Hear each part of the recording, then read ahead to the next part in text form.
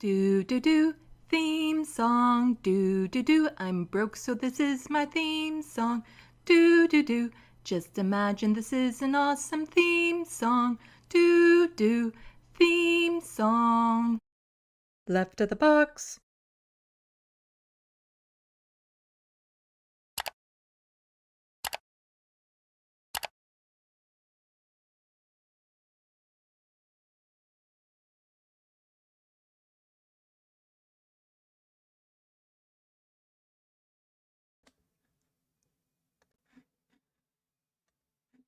Stupid updates on this, not switching over my mic. Hello, welcome to Left of the Box. Bonjour, bienvenue. I'm Sandy. Yeah, every time there's well, not every time, that's the problem. There's updates on my computer, and it will put the mic to default, which is a non-existent mic. This mic here should be the default, but it's not. It's not. Hello, everyone. Welcome to this Sunday afternoon, evening. So far, in the sandbox, we have Quaximus, 56 Nick Rich, John Lithen, Atticus Among Us, Woo Farted. I see what you did there. Yeah, welcome to the sandbox. Not sure I've seen you before. And Jet, welcome, welcome, welcome, everyone. Yeah. Oh, Quaximus, it's still your birthday for one more hour. Well, happy birthday. Non-belated birthday. We're going to switch out of your birthday day during this because I am fairly certain this live stream will go longer than an hour. Let's see. So 56 Nick Rich, I've been absent for months due to scheduling, whatever. I'm here for a bit to end this evening, and I hope I contribute something useful to the chat. G'day, y'all. Well, you've already contributed useful stuff because, just participating in the chat, in the sandbox, helps it in the algorithm, because then YouTube is like, ooh, there's people interacting with this, potentially people who will watch ads and give us money. we'll make note of this and send this video into recommends. Yeah. Okay. Yeah, I know. It's always interesting when there's a delay, because it's like sometimes I fix things before I'm even screamed at. It happens from time to time. Frontier Magnolia Studies. Welcome to the sandbox. Not sure I've seen you before. Totally did not say that name right. I'm fairly certain about that. Well, it has been a week. That is true of every time I do this, that it has been a week. Yeah, in Canadian news in particular, there was a massive incident that I will be talking about. A mass shooting that happened here in Canada, for those of you who aren't in Canada and don't know. Because I was quite surprised to find out that days after the event, there were Americans who did not know, because it wasn't making the news there. But it was making the news in other places around the world, which is interesting, sort of, but not surprising, if that makes any sense. Because they don't cover all of their mass shootings. Why would they cover one that happens in another country? But the right wing, the right wing, though, is covering it. I'll just say the right wing is definitely covering it in all the wrong ways, which we will be getting to in this live stream. So let's see what people are saying in the sandbox. Okay. We should be kind to our web-footed friend, Quaximus. Yes, because it's his birthday. So everyone should be kind to Quaximus for the next hour and only the next hour. Hello, Grand Theft Autobot. Oh, good, you're home from the hospital. That's good news. Hopefully you're getting rested and well healing. Healed? Hopefully you're healing fine.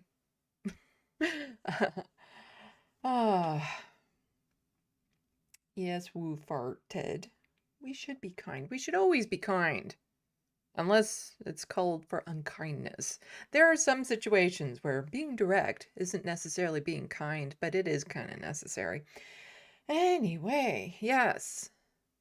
I am now up to 60 subscribers on my other YouTube channel, Sandy Lovis. Getting up close to that 100 mark.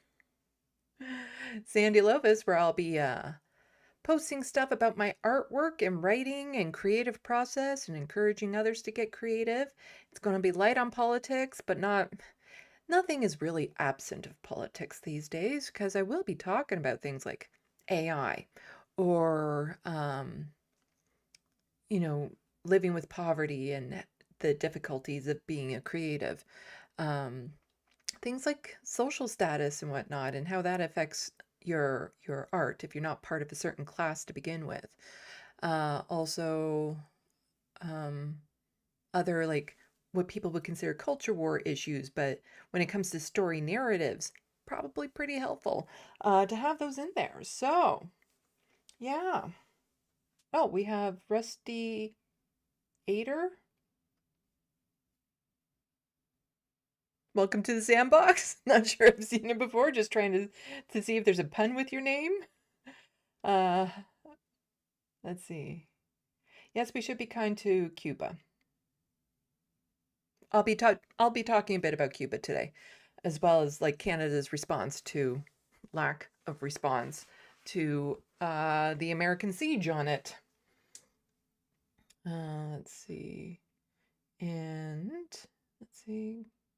Grand Theft Auto. Also, from what I saw, the BC mass shooting doesn't come close to the number of mass shootings in the U.S. No, it doesn't.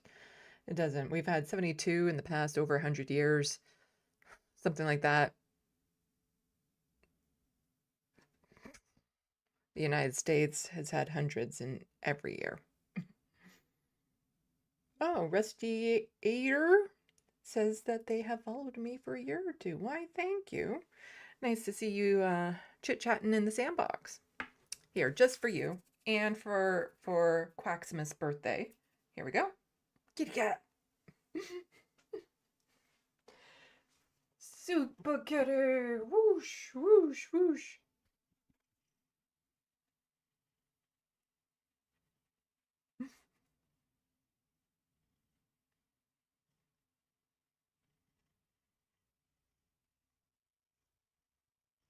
Don't know if you can hear him purring.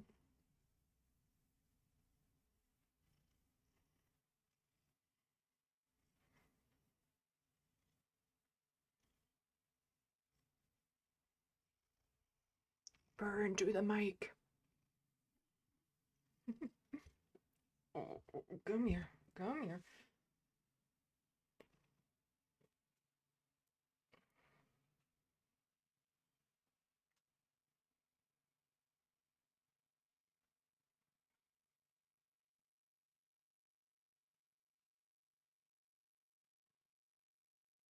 He loves coming onto my lap and needing attention right when I'm starting a stream. That's also right when I've just applied my makeup.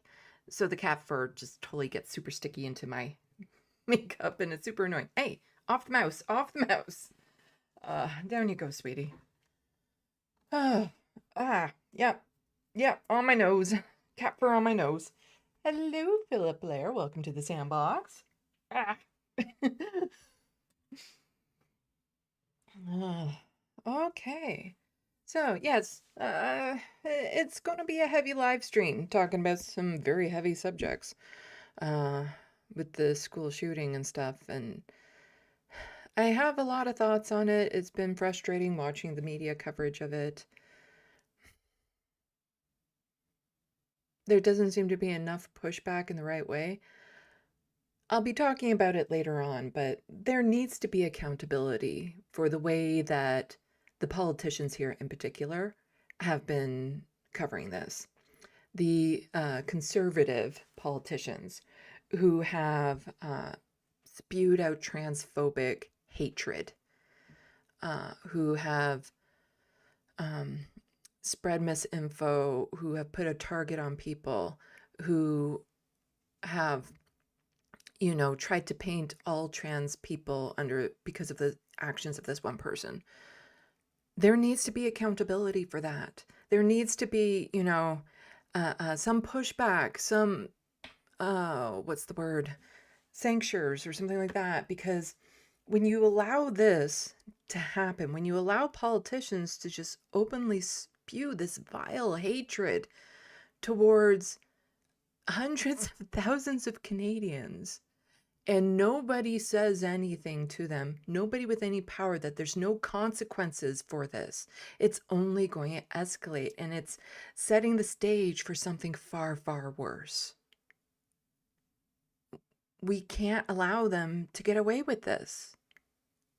We shouldn't allow the elected officials we have to be able to, spew any sort of hatred, Islamophobia, anti-Semitism, residential school denialism, also transphobic garbage. They should not be allowed to do this because it puts people's lives in jeopardy. It adds to the stochastic terrorism. It adds legitimacy to these right-wing monsters who are just looking for a reason to harm us, to lash out, to justify their hatred for us. And I'm very worried that we're not going to see that accountability. That, the party leaders, they're not going to look at their MPs and be like, okay, so who spread this transphobic stuff, and ask them to leave, to kick them out of caucus. Yet, with Sarah Jama in Ontario, when she spoke out on behalf of Palestinians, she got kicked out of caucus for that. But you can have federal MPs spreading misinformation and hatred about trans folks. Not a single word is said to them from their leaders. It legitimizes it, and it just adds to the fear that a lot of people in the queer community are feeling.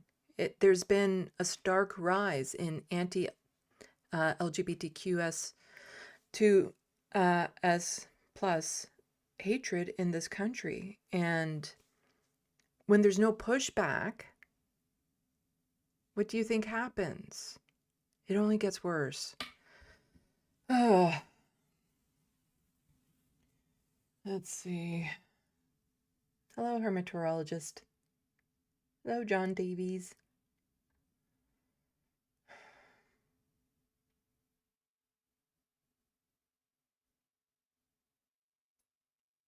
There were more fatalities than that Grand Theft Autobahn.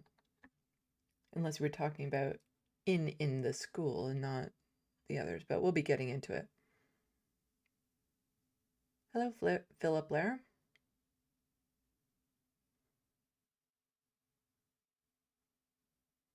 Saying, the child who is not embraced by the village will burn it down to feel its warmth, an African proverb.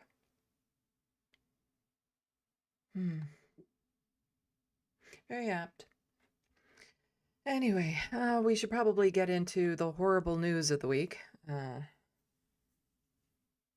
There's not that much positive stuff to cover, unfortunately. We have Cialis X7F in the SandBox. Welcome. Not sure I've seen you before. Everyone, make sure to hit the like and subscribe, and don't forget to turn it to live chat instead of top chat in the SandBox. You see much more of the conversation that way. And if you haven't checked in a while, please check out my new YouTube channel. Let me just pull it up, actually. There we go. And which one do I want? This one? There we go. New YouTube channel. Sandy Lovis. I have a whole 2 videos on there so far. I'm working on it. Yeah, it's going to be art, writing, and all things creative. A break from politics, as much as it can be broken from politics anyway. No live streams in the perceived future for it, just posting videos that range from, how I do my drawings to things like how to stop a picture from shifting in a frame to having interviews with people in their creative endeavors. And yeah, lots of fun stuff. Lots of fun stuff. Talking about story narratives and whatnot. Good times. Good times. Ah.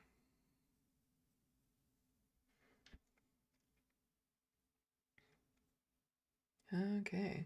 Sorry.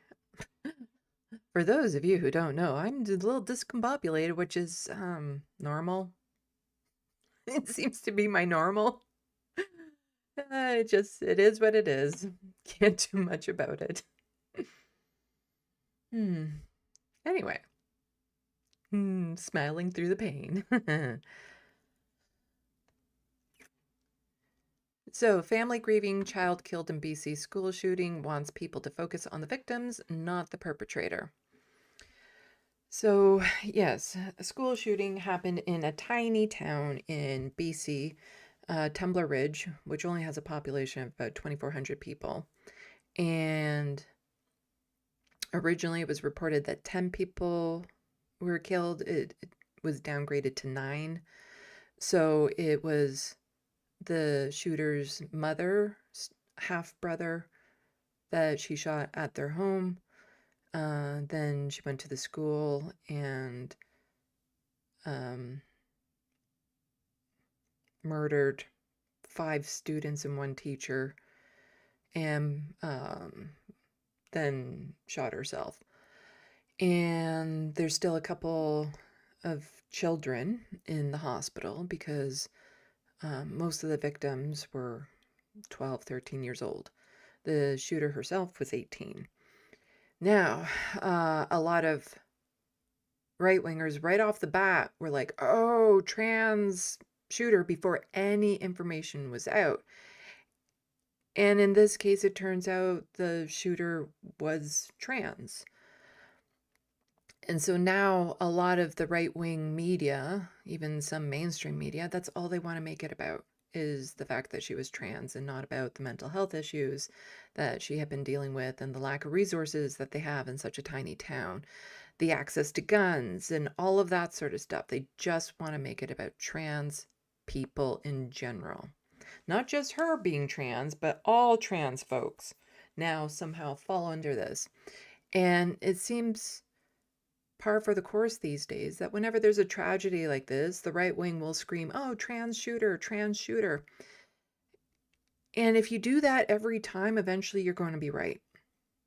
It's kind of like, you have 10 dice and you can keep on rolling them saying, I'm going to get ones in all of them this next roll. And then you do it again and you do it again and it's not landing. And then suddenly you get ones when you roll 10 and see, I told you that this happens. It happens all the time. And so basically if you say it after every tragedy, eventually it's going to be right. And unfortunately, it has taken away the focus from the victims, the focus from the whys and hows this happened.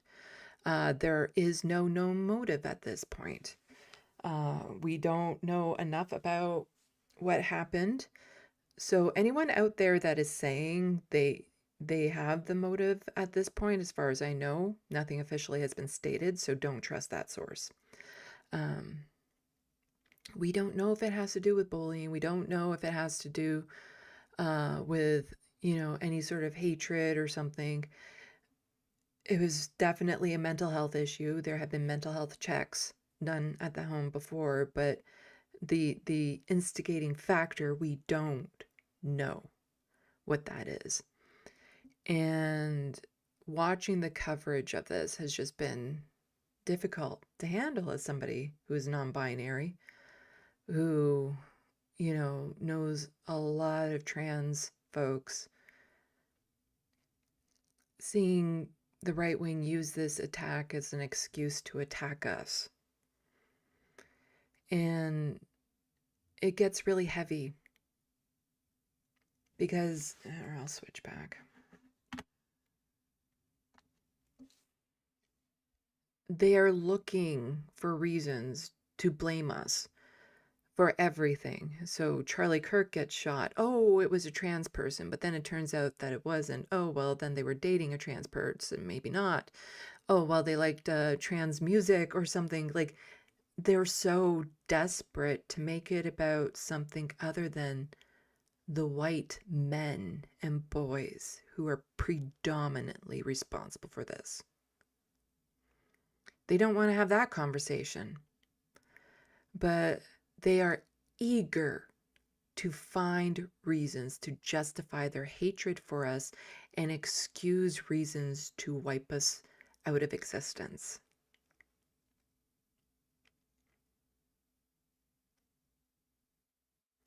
And when the attacks on our community happen,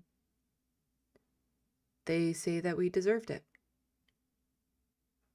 for being groomers, which of course we're not.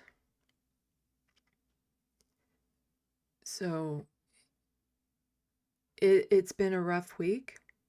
You know, I've tried tweeting about it. The only 2 likes on that tweet were mine. I get no engagement on social media. My videos, you know, I'm being honest, they don't exactly rake in the views. So it's hard when there is actually somebody who is Canadian, non-binary, you know, part of the queer community, who has had a hate incident happen in my community targeting people like me, that my voice never gets heard when it comes to incidences like this. But the right wing, their voices get heard by millions and millions.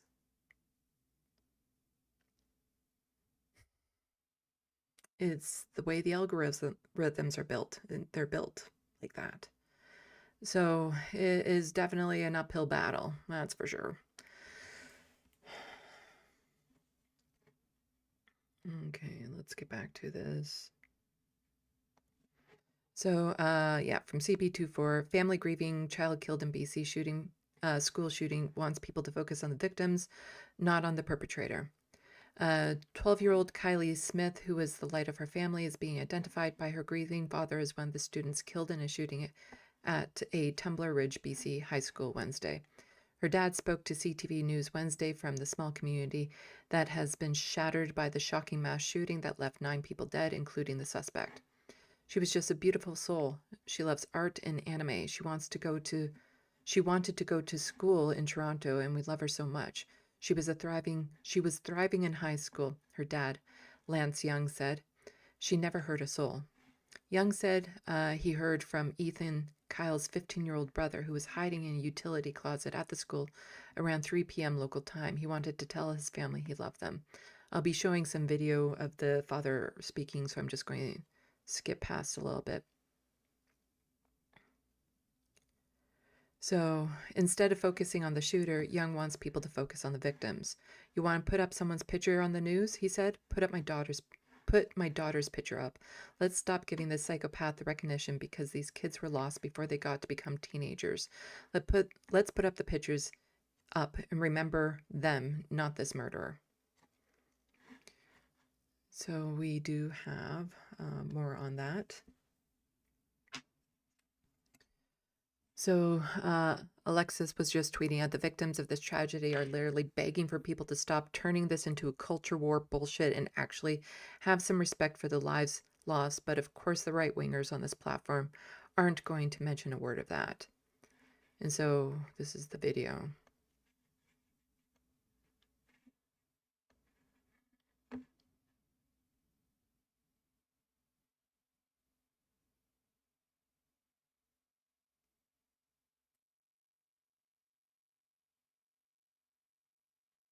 Oh, there's no audio.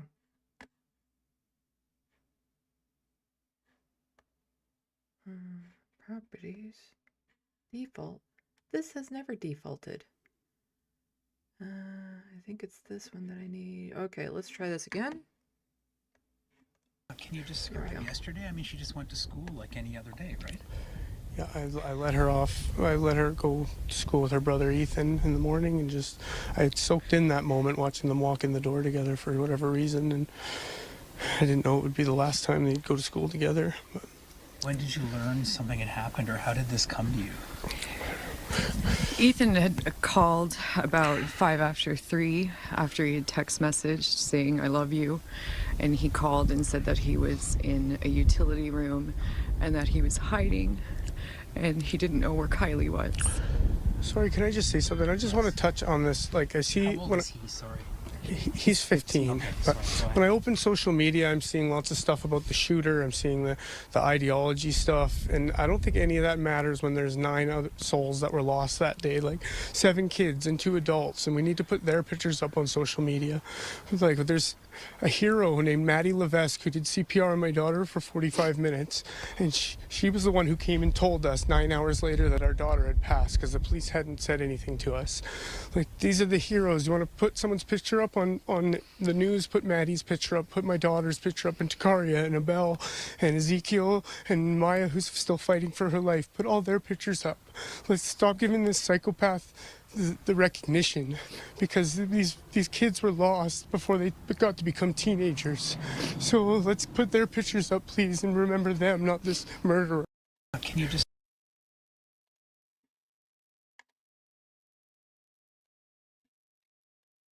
And a little bit more from that father.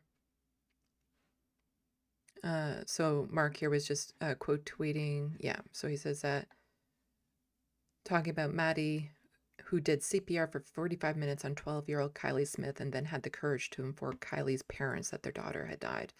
Like, that is just, it is devastating that this child had to be the one to inform the parents, because the parents, they were already doing the math, as, you know, this article says. Or this video. I let her off. I let her go to school with her brother Ethan in the morning, and just I had soaked in that moment watching them walk in the door together for whatever reason, and I didn't know it would be the last time they'd go to school together. The police didn't tell us anything. We had to find out through the community and through kids and rumors in the stands. We had to count, because we were watching the news put up body counts, and we weren't being told anything. And so we were doing numbers and math and figuring out, is our kid in a helicopter or is our kid dead? Like, it was so much confusing. No one told us anything all day. Hold your kids tight. Tell them you love them every day. You never know.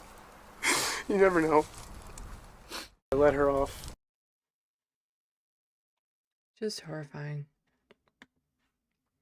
So there is a child who is in critical condition still in the hospital. So mother, and this is from CPC News, mother of critically injured Tumbler Ridge victim says she feels compassion for the shooter's mother. 12-year-old Maya Gabala remains in BC Children's Hospital fighting for her life.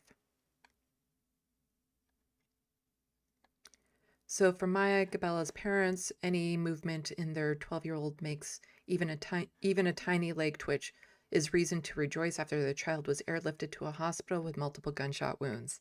The grade 7 student was shot at Tumbler Ridge Secondary School on Tuesday in an attack that left 8 people dead, including students, an educator, and the shooter's mother and half-brother. Maya was airlifted to BC Children's Hospital in Vancouver and has been fighting for her life since. Her parents, Sia Edmonds and David Gabela, say Maya suffered at least 3 gunshot wounds to her head and neck on Thursday. She made her first movement since undergoing emergency surgery, moving her left hand and leg and coughing. Her parents say the doctor stopped sedating her, using only painkillers to see how she would react. Edmonds, 40, says she feels blessed her daughter survived and is urging Canadians to support all the families whose children or loved ones were killed or critically injured. Social media posts documenting Maya's progress have received thousands of comments. People have been moved by the image of the tween grinning in her hockey helmet, juxtaposed with the devastating reality of her bruised and bandaged face. A GoFundMe campaign has raised thousands of dollars for her care. It's a hard picture to see. It is painful for Maya's parents to see this tenacious hockey player who taught herself how to walk on stilts now motionless. She's way too stubborn to let this, David Gabella said, his voice trailing off as he sobbed. She'll pull through this. I believe that she will. He says that thousands of well-wishers from around the world have helped, but Maya's parents are also troubled by social media posts that politicize this tragedy. Gabella and Edmonds, his former partner, says that they are frustrated that some of the posts have attracted angry comments directed at the mother of the shooter, Jennifer Strang, who was also killed in the massacre. Edmonds says she was friends with Strang and used to babysit the shooter as a child. Edmonds, who was 18 when, so the shooter was 18 when they did this. Edmonds told CBC News that she weeps for all the people affected by the tragedy that unfolded in Tumbler Ridge, including Strang.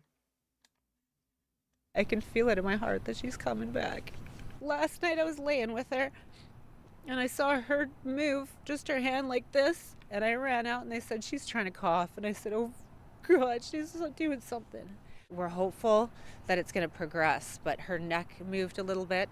Her arm is moving just on the one side so far, but it's a little bit of progress. It's almost been 48 hours and she's still fighting. She's so strong. She is the most compassionate and loving person, and she is tenacious. She wanted to walk on stilts and she learned it in 15 minutes. She runs down the street in stilts. People tell me that they see her bobbing past their second story windows because that's what she wanted to do. She's not going to give up. Maya's the most charismatic, energetic person that you would ever meet. She's smart, she's funny, she's talented. Everything that she wants to do, she makes sure that she can do it, and she will try anything and everything.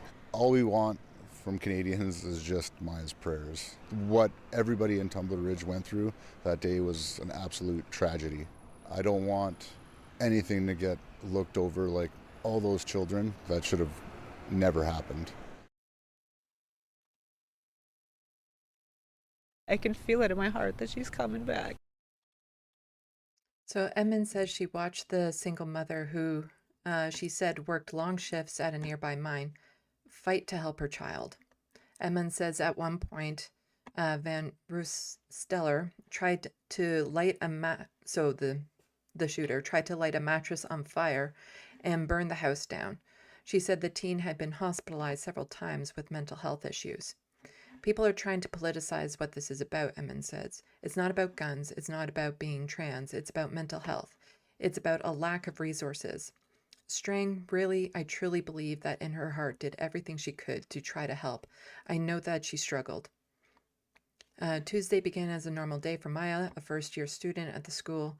The 12-year-old was excited to get to class to work on catapult project and planned to drop by her mom's tattoo and clothing shop at lunch, but she didn't show up.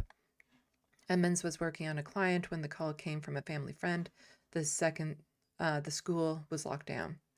At first, Edmonds said she didn't panic, but then she said another friend snuck past the roadblocks and saw 2 armed police officers run into the school building, so Edmonds rushed over. She found a group of parents parked in the recreation center parking lot.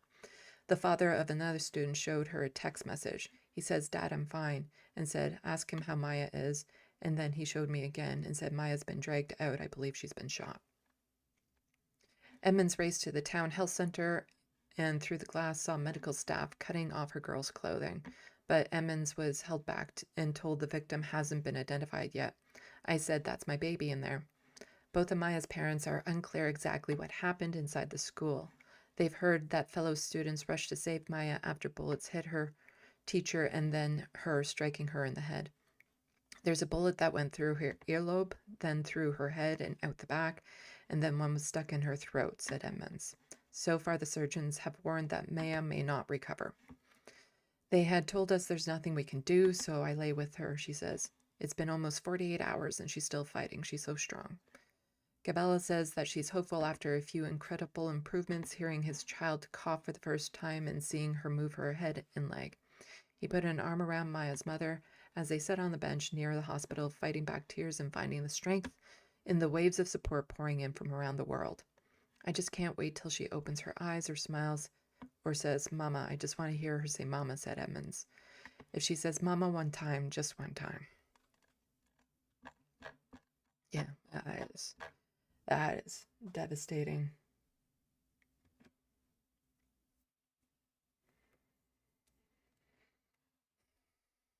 So there are GoFundMes that are set up to help the families of the children that had to be airlifted to the hospital, because that's, the children's hospitals in Vancouver, that's quite the distance from Tumbler Ridge, like very extremely far. So to stay with their child, they needed transportation down there. They need accommodations while they're there, food, money to cover the time off work, all that sort of stuff. I haven't come across any that I know are legitimate. So when I do, I will let you all know about it. I get the feeling lots of support is coming in for them. So this is from the Calgary Herald, an article about this. You can't blame people for mental health. Neighbors don't see Tumbler Ridge shooter as a criminal, but as a victim. You can feel very bad about what they did, but they didn't get up in the morning thinking with a sane mind they were going to do this. So Tumbler Ridge, BC, 13-year-old Maya Lecroc was in her art class Tuesday afternoon in Tumbler Ridge Secondary School. Then the warning came for the students to take cover, and she hid with classmates in the closet as 18-year-old shooter went on a rampage, killing 5 students and a teacher in the school. The shooter wasn't just known to the other student. She lived just 3 doors down from La Roque and in a coal mining town, a town of 2,400 in northeastern British Columbia. On Thursday, standing alongside her grandparents and legal guardians, David and Linda, she tearfully recounted the terrifying hours spent in the school. We heard big bangs. Maya, LaRoque said, and because her cell phone was in a bin, she had no way to contact her family. When the all clear was given, the students had to leave the school hand on head, where they were gathered in a staging area. She had no way of telling her grandparents that she was safe. It was upsetting and scary and shocking, she said.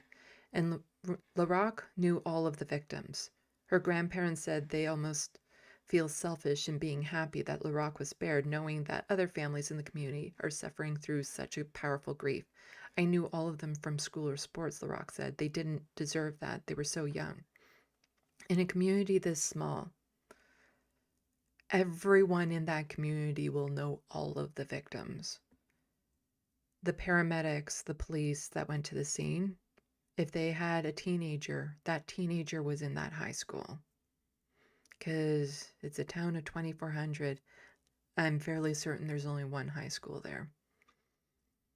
And to have to go and deal with that fear, that trauma, that, that feeling of being selfish, seeing your child okay, it's unimaginable. So mental health system failed the shooter. That's what the neighbors are saying. But despite the terror that Maya and their schoolmates faced that day, the LaRoque said that they feel sympathy for the mother the shooter who killed her mother, Jennifer Strang, and her stepbrother, Emmett Jacobs, in the home before heading to the school. The shooter committed suicide after the rampage, and the worry for the 3 other children who lived in the Strang and they worry for the 3 other children who lived in the shooter's home. So, yeah, it's just been 48 hours after the shots rang out in the school. This is so fresh and awful in this community. Driving through town, a woman is seen walking her dog with a group when she doubled over and began weeping as an ambulance drove by. Residents laying flowers, stuffed animals at the makeshift memorial downtown not only refuse to speak to the many media crew who have stationed themselves there, they don't spare them the dirty looks or shakes of the head. British Columbia Premier David Eby and Public Safety Minister Nina Krieger visited the memorial Thursday morning, quietly leaving bouquets behind. But despite all the pall that hangs over Tumbler Ridge, the LaRoques have found the capacity to forgive. They're going to need love and support in this community, just as much as the families who lost their children, said Linda LaRoque. You can't blame people for mental health. You can feel very bad about what they did, but they didn't get up in the morning thinking with a sane mind they were going to do this. It's very, very sad. As neighbors, they were aware that there were mental health issues and calls for help from the house 3 doors down the street.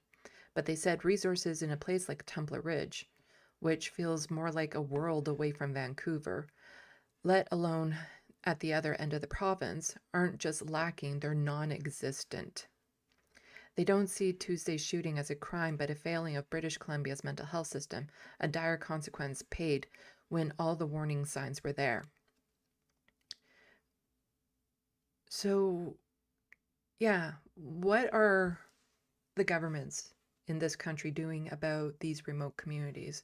Because there are so many communities like this across the country that don't have access to the mental health care that they need, to physical health care that they need sometimes, to just resources in general.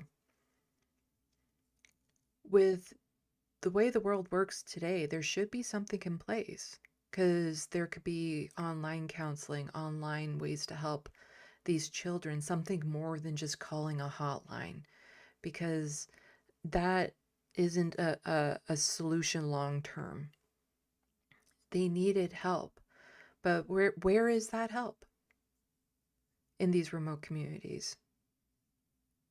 Because as they're saying, it's not like they didn't know there were issues. They knew there were issues, but they can't just keep on traveling to a larger city to seek proper counseling and stuff when they might not have the transportation or the money to do that. And mental health care is not covered under the Canada Healthcare Act.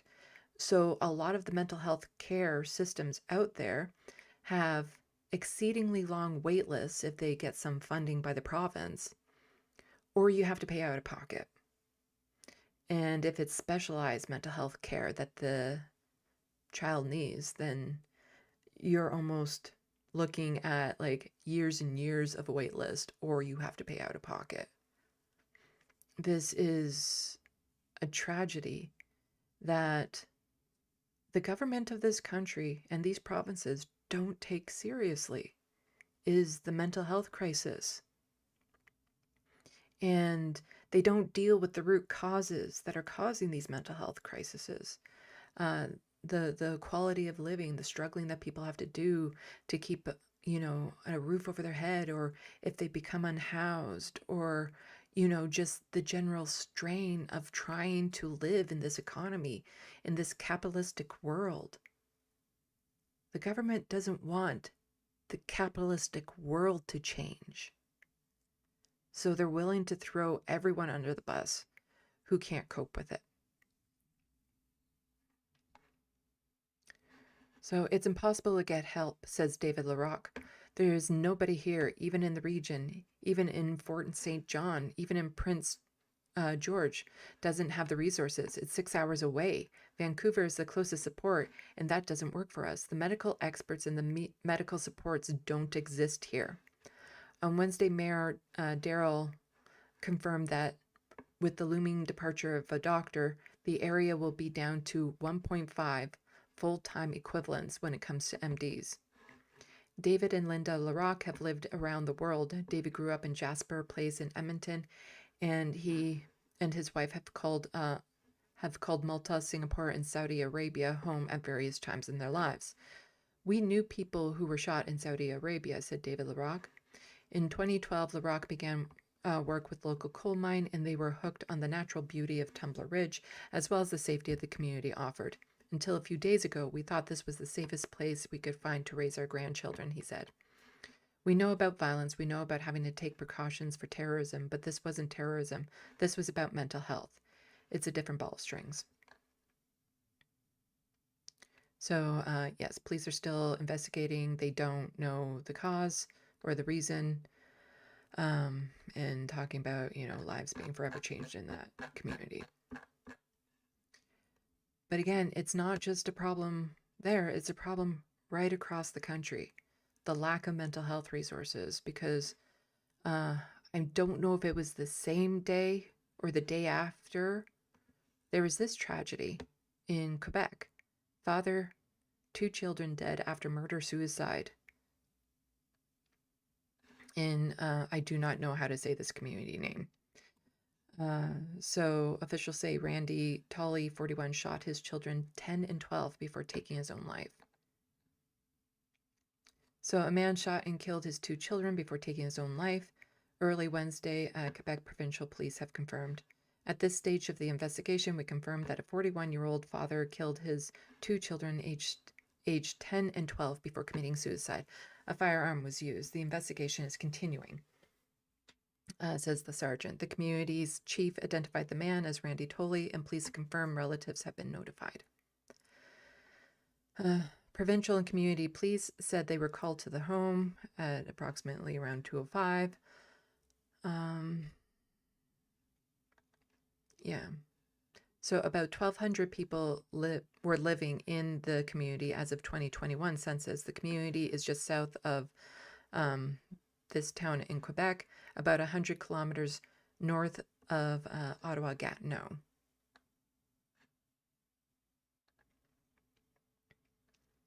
So First Nations in particular have severe mental health like crises across the board.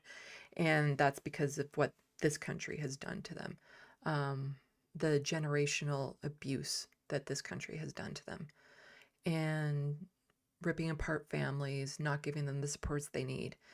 There are so many tragic stories that come out of First Nation communities that never get covered and never get addressed. Again, this is a countrywide issue, this dealing with mental health. And there's different causes in different areas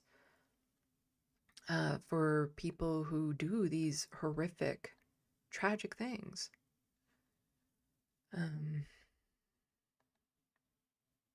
Yeah. And Leah Gazan was just tweeting out about that incident. The loss of 2 innocent children in that community leaves me without words. This news is devastating for all community members, and my heart goes out to everyone who has been impacted. Today is a dark day for folks across Canada who grieve the loss of so many young lives that were taken far too soon. Today we remember the immeasurable value of every child and young person, the responsibility of everyone to uphold their safety and well-being. So more about Tumblr Ridge. Misinformation about trans people floods social media. So we're going to move into that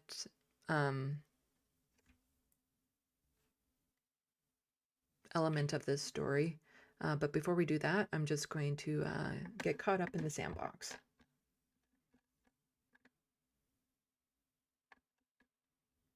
So welcome everyone who has jumped into the SandBox.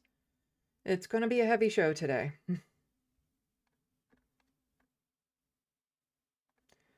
So, hello, reference frame. Philip Blair, sometimes bullying victim snap. And we don't know if she was like if she was being bullied or not. Yeah, but that is also a true statement. Because there was another incident that I wanted to maybe cover with this, but I didn't want to connect necessarily because, again, we don't know the motives of the shooter in this case. We don't know why she did what she did.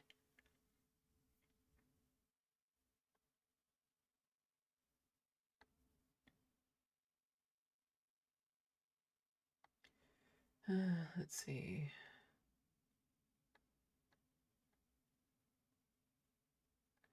Yep, people caught that I was muted. I didn't mute me. The system update did. I caught it, though, pretty quickly. Rustiator, we need to know what drove the shooter to this action. Yeah. Knowing the reason never justifies it, and that's what a lot of people will mix up when they're doing this, like we're trying to justify why the shooter did what they did, when that's never the case. But we have to understand the reasoning behind it so that we can prevent that sort of thing in the future, so we can address the root causes of this sort of behavior before it leads to tragedies like this. You know, diving into the whys isn't the same as trying to say, well, therefore the shooter was justified in what they did, because they never are. There's never There's no justification for this.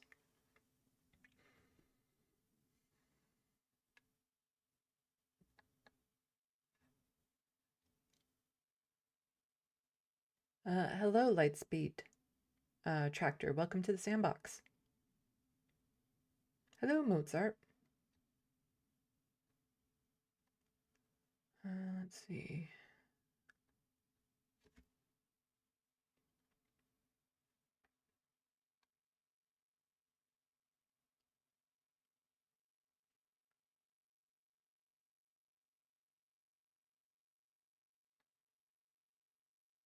Let's see.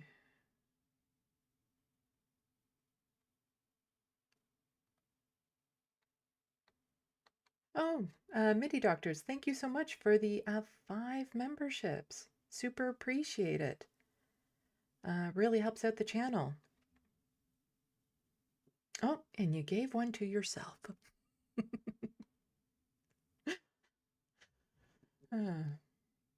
Yeah, super appreciate that. That really helps out the channel. Let's see. So everyone can thank MIDI Doctors for that. And if people are wondering what you get for being a member, I still have the video pinned to the top of my YouTube page that explains it. But I want this to be an inclusive place for everyone, regardless of finances. So nothing's going to be behind a paywall because I want everyone to be able to participate fully, to have access to the same knowledge as everyone else, to not feel like an other because they can't afford to join for whatever reason. Let's see. The Wild West is just saying 988 is mental health crisis number in Canada if you need help.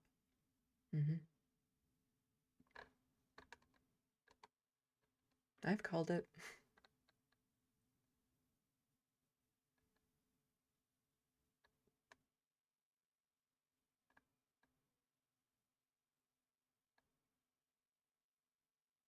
The reference frame saying that they come from a small village close to where that family was in Quebec. My family over there is shocked.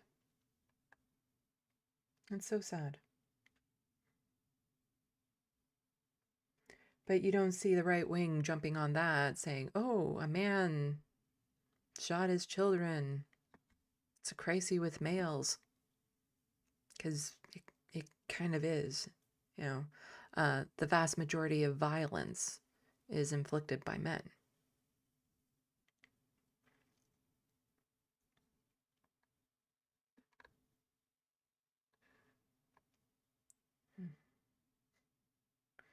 MIDI Doctors, do a quiz, lighten the mood.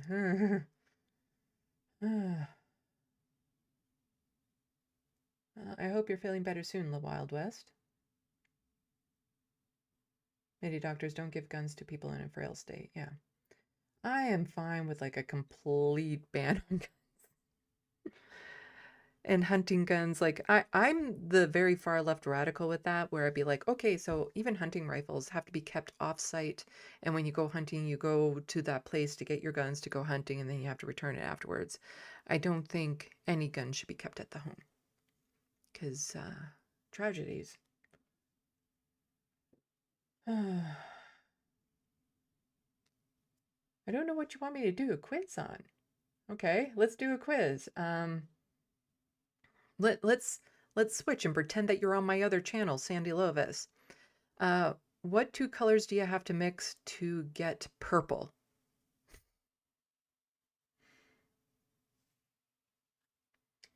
Let's see who gets that first.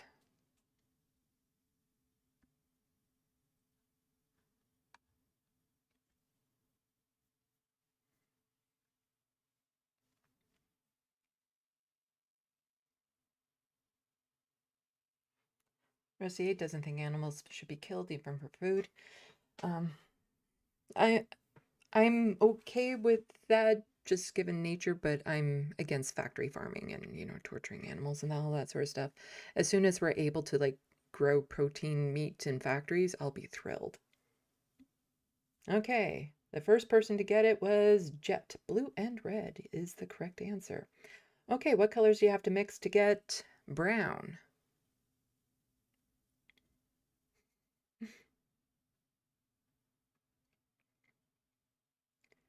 Oh, is quiz and test not the same thing?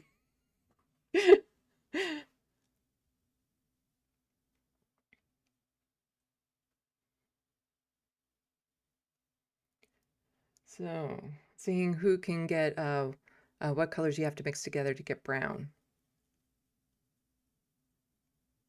The reference frame, are we talking pigments or light? We're talking pigments, like paint. Paint. What paints do you have to mix? Jet, you're on to something. The Wild West has no idea.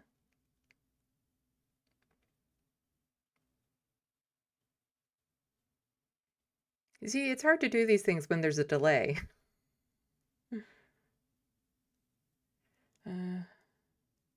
Jet, no, just yellow and red. That makes orange.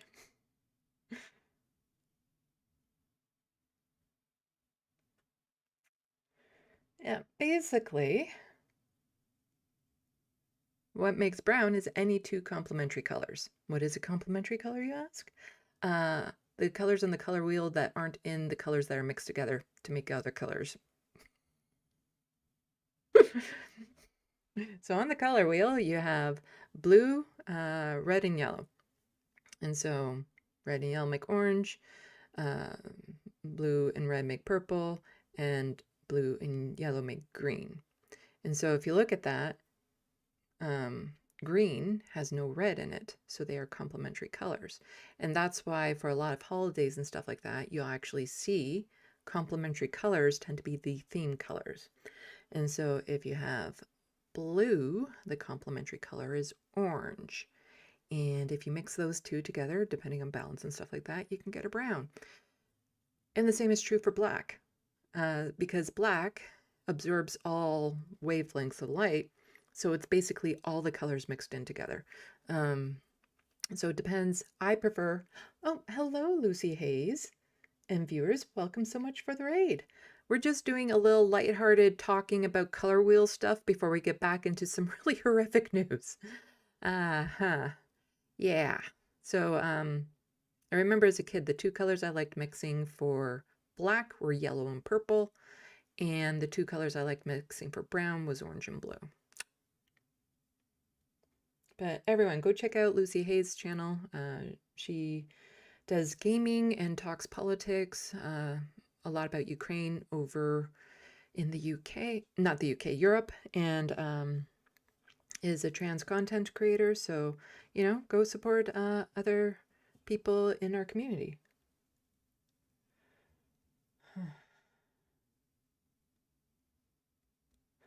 The Wild West, all those years of watching Art Attack have failed me.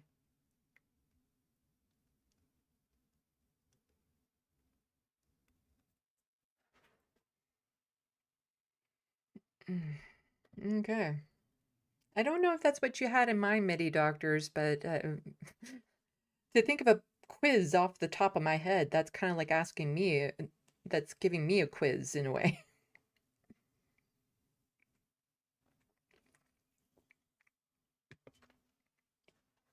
So I'll just default to art. Something I know a lot about. Hello, Emily. Oh, yep, you got a membership. That wasn't a quiz? What's a quiz? Isn't a quiz a test? Or do you mean it has to be like a multiple choice thing?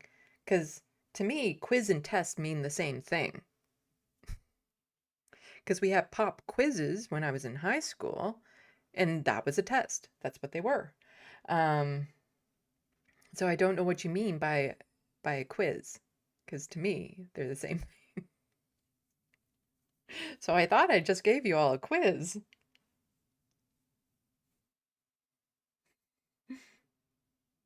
So no quiz? It's a good question.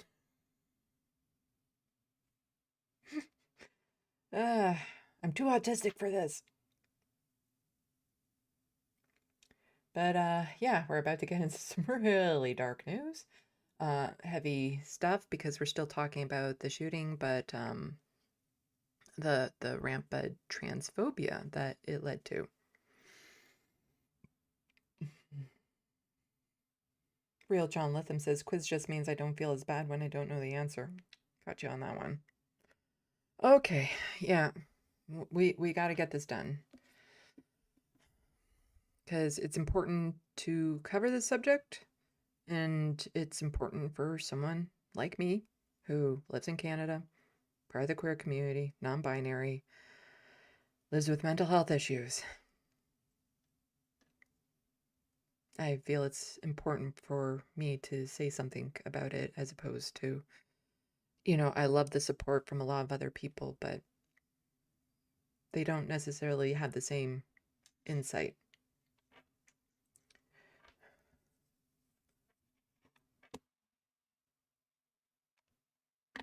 So this is from CTV News. Misinformation about trans people floods social media in wake of BC mass shooting.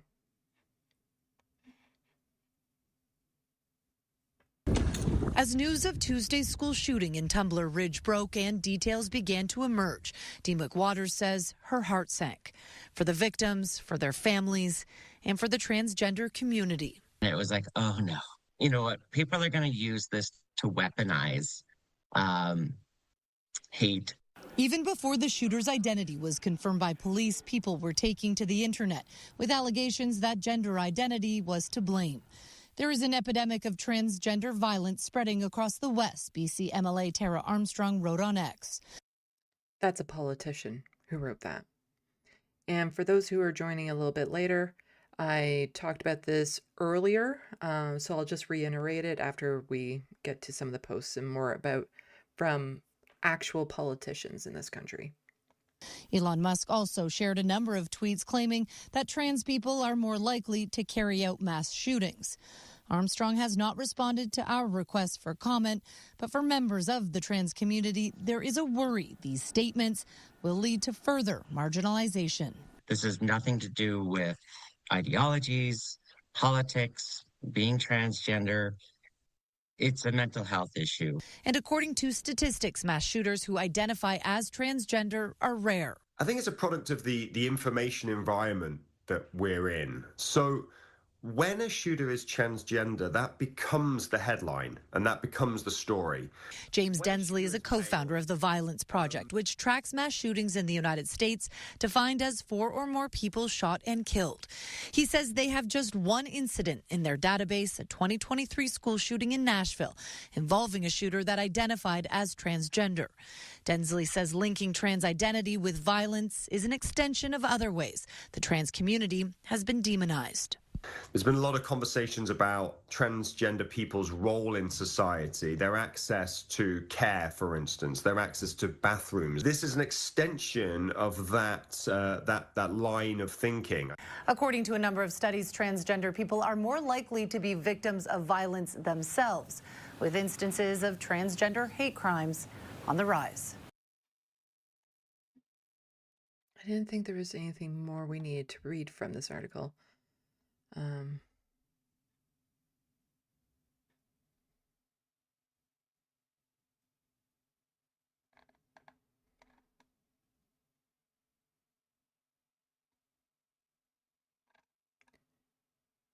Maybe. Okay. So I'll just go through the article a bit. So we'll get to Tara's tweets in just a moment. So many groups have come out against the MLA's comments, including the Kelowna Pride Society. Let us be clear, violence is not caused by gender identity or trans identities. The group wrote in a statement, attempts to weaponize tragedy to target trans, non-binary, and two-spirit people are harmful, inaccurate, and unacceptable. Elon Musk also shared a number of tweets to his 234 million followers on X, claiming that trans people are more likely to carry out mass violence. Like many members of the trans community, McWaters worries that these comments will lead to even further stigmatization and marginalization. This is a mental health issue. It has nothing to do with gender, she said.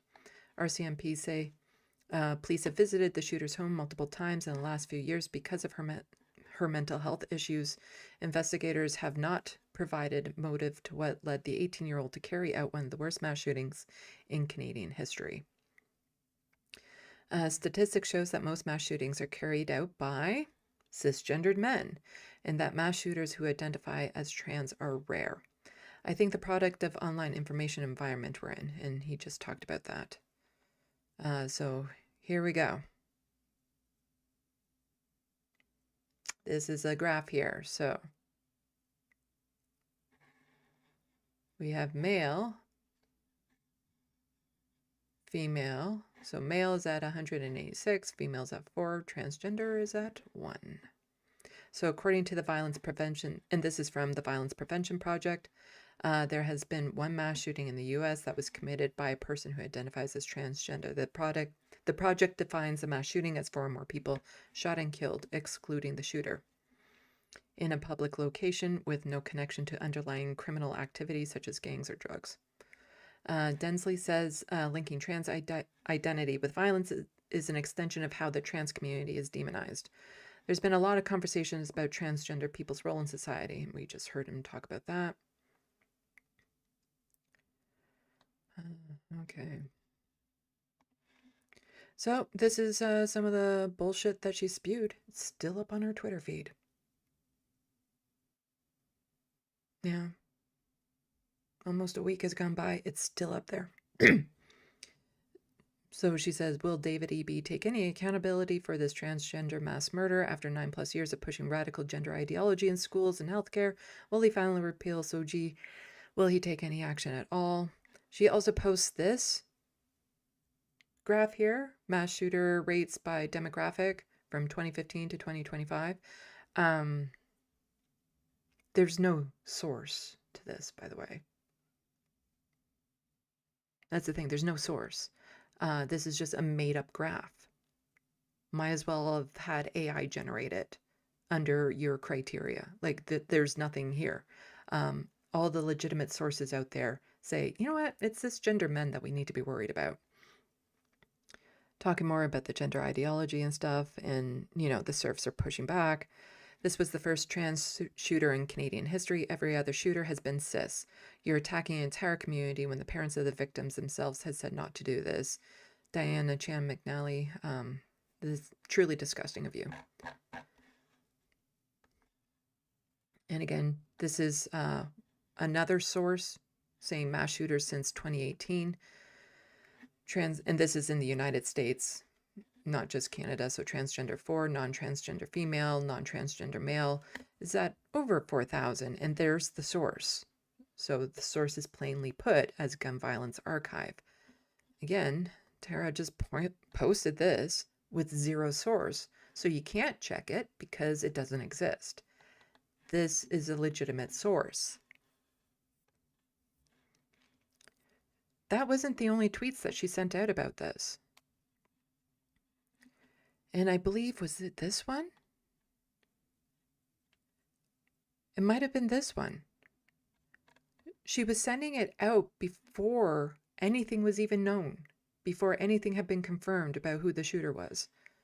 Saying there's an epidemic of transgender violence spreading across the West. Today, a transgender school shooter murdered 9 innocent victims and 25 more in Tumbler Ridge. My heart breaks. And then she says, look at the pattern.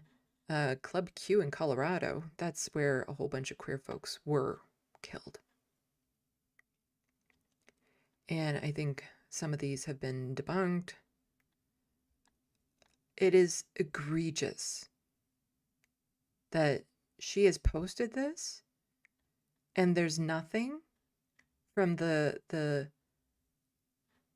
leader of the BC Conservatives to say, you know what, you should be taking this down, to censure her at all, when they're allowed to let this go, when we allow politicians to post things like this without any consequences, it's going to lead to escalation.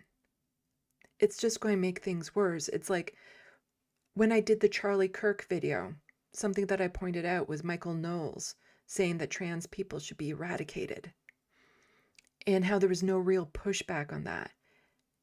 And then that leads to today, where whenever there's a tragedy, trans people are blamed before any information or facts are out there. And again, they're blaming trans people. They're not blaming a trans person. They're blaming everyone and claiming it's an ideology. But cis men, white men who do this, not a peep from them. She wasn't the only one. Also, somebody had quote tweeted Tara saying, "Shut up, you bigoted troglodyte. The people doing the most harm in North America and this entire planet are cis white men trying to smother this planet with carbon emissions from their jets, AI data centers, and endless wars and treating children like prey." Yeah, Epstein files. There were no trans folks going to that island. There was no trans folks in the good graces of Epstein. So Ton Jackman is also pointing out some others.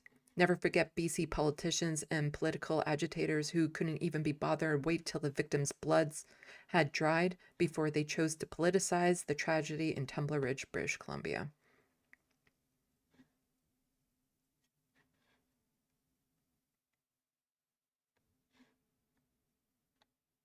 This is another former politician. So he was the Canada opposition leader on federal level at one point. Also just spewing horrible, horrible stuff. Saying we are at a tragic and historic turning point. As we all grieve the pain of these families, we now have a choice. Are we going to choose shameful ignorance and downplay what the RCMP and non-government paid media have said? The killer is, and they keep on referring to, biologically male, which is an outdated term to begin with. We must join other jurisdictions and nations in the international medical and scientific bodies and at least put a temporary hold on the life-threatening practice of allowing children to be subjected to, there is no surgical. Again, this is just, and also saying that SSRI had something to do with that. That's a type of medication to help with some people with mental health issues. And it does help some people with mental health issues. Like, this is just, again, where is the pushback? Where is people asking for these monsters to resign, for demonizing all trans people, for putting trans people's lives in danger after this tragedy, instead of focusing on the victims and focusing on how they can help, on focusing on the mental health issues and how they can help make sure that every Canadian gets the mental health care that they need. They instantly launch an attack on an entire group of people.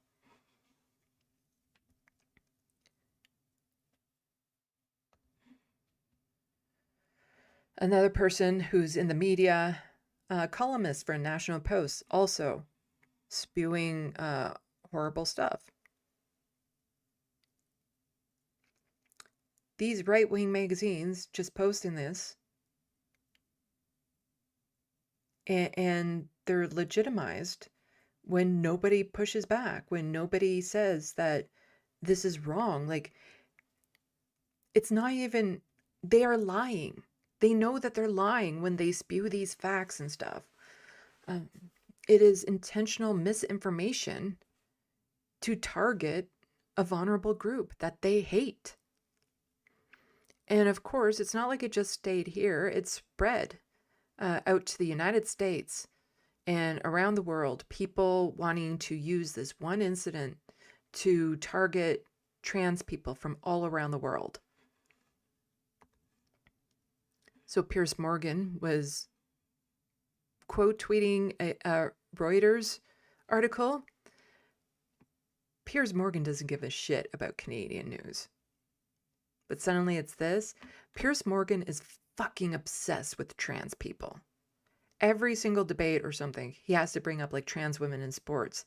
He is so obsessed with trans women to the point that there must be something clinically wrong with him, because it is just absolutely disgusting that somebody with him somebody like Elon Musk with their platforms are able to do this, and where's the pushback? You know, we have like Joy Henderson here just saying, keep your rabid trans hate to your country, please. Because this never happens when it's a cis man. And in fact, when it's a cis man, they still try to say that somehow that cis man was trans or trans adjacent. And Glenn Beck, he's also covering it. I think another... I don't want to actually listen to this horseshit that he spews. Well, I did listen to it, to this horseshit that he spews. But there's Canadian, so he's interviewing somebody from Juno News. It's in their right-wing rag. Like, it's just right-wing nonsense. And again, I'm just pointing this out because of a certain network that I used to be part of once upon a time that likes to play nice with him. Go on his show to talk, to find where they find common ground. And that common ground is usually on top of trans folks.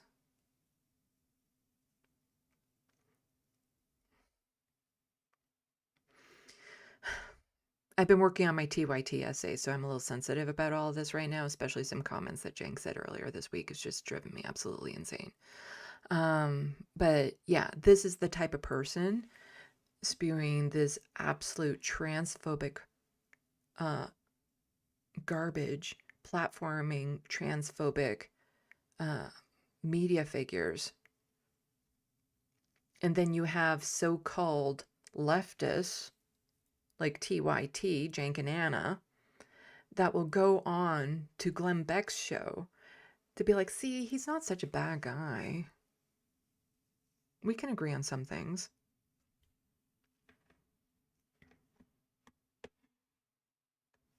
But again, for people who are just showing up late, I just really want to reiterate, there has to be consequences for this.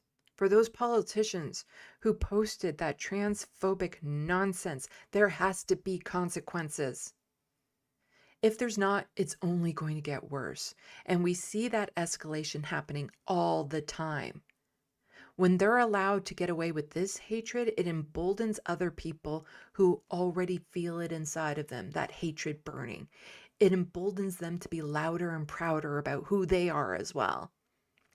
These are supposed to be the role models of society, these leaders of ours. They're the ones that are supposed to, you know, set the etiquette, set the precedent, set what the norms in society should be. And when they start just allowing transphobia as, it's just their opinion, it puts people's lives in danger.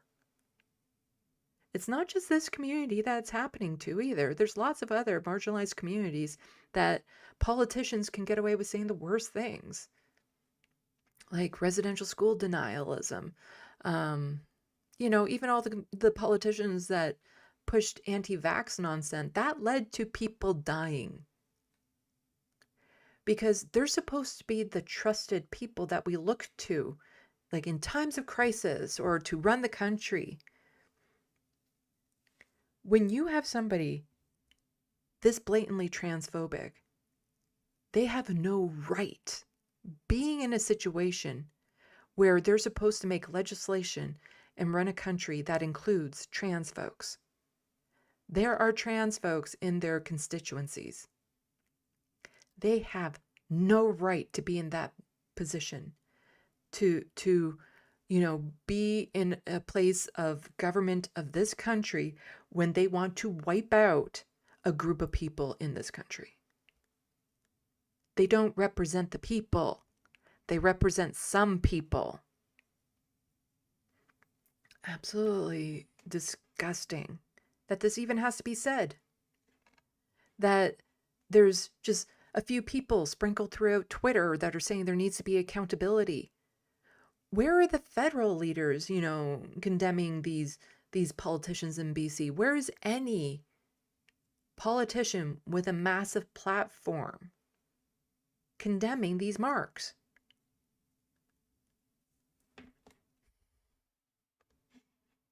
remarks. GLAAD had sent this out back in September, fact sheet debunking trans terrorism and other false claims in high-profile crimes. Note the date, September 15th, few days after Charlie Kirk was murdered. That's because, again, when he was murdered, people were trying to make it about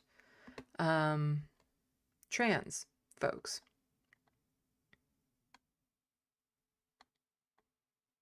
So they're just pointing out there is no evidence of escalating violence committed by LGBTQ people. Extremism and domestic terrorism experts tell PolitiFact there are no widespread threats of growing radicalization or violence from the transgender population. Social media accounts with a history of anti-transgender rhetoric frequently and falsely accuse transgender people of crimes, particularly during mass shooting events before facts are known. And some of those politicians in Canada were just blaming trans folks before they even knew. And again, they're not blaming a person. They're blaming all trans people. According to the Gun Violence Archive, there were, and I showed you that graph earlier. So that means that transgender individuals were responsible for less than 0.1% of incidents over that period of time.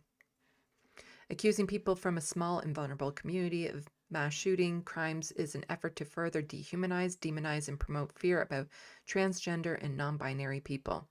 Despite being less than 2% of the U.S. adult population, transgender people are 4 times as likely to be victims of crime. GLAAD Alert Desk has tracked more than 2,100 anti-LGBTQ incidences from June 2022 to December 2024, including 750 plus incidents specifically targeting transgender and non-binary people. Baseless claims about suspects' gender identity circulate while there's national attention on the event, but before there are confirmed key details. When evidence is released showing the suspect was cisgendered, inaccurate posts about the suspect's transgender identity often remain up and continue spreading unverified dangerous tropes. Far-right extremism is increasing and surpassing terrorism committed by others, PolitiFact reports. These groups tend to engage in violence that often targets LGBTQ people and promote anti-LGBTQ views. A 2023 Reuters fact check confirms that mass shootings, for example, are overwhelmingly carried out by cisgender men in the United States. Terms to avoid trans terrorism. There's no evidence that one's transgender or non-binary identity fuels extremist attacks or leads to violence. See also and avoid trans terror, trans violence, trans extremism, Trantifa.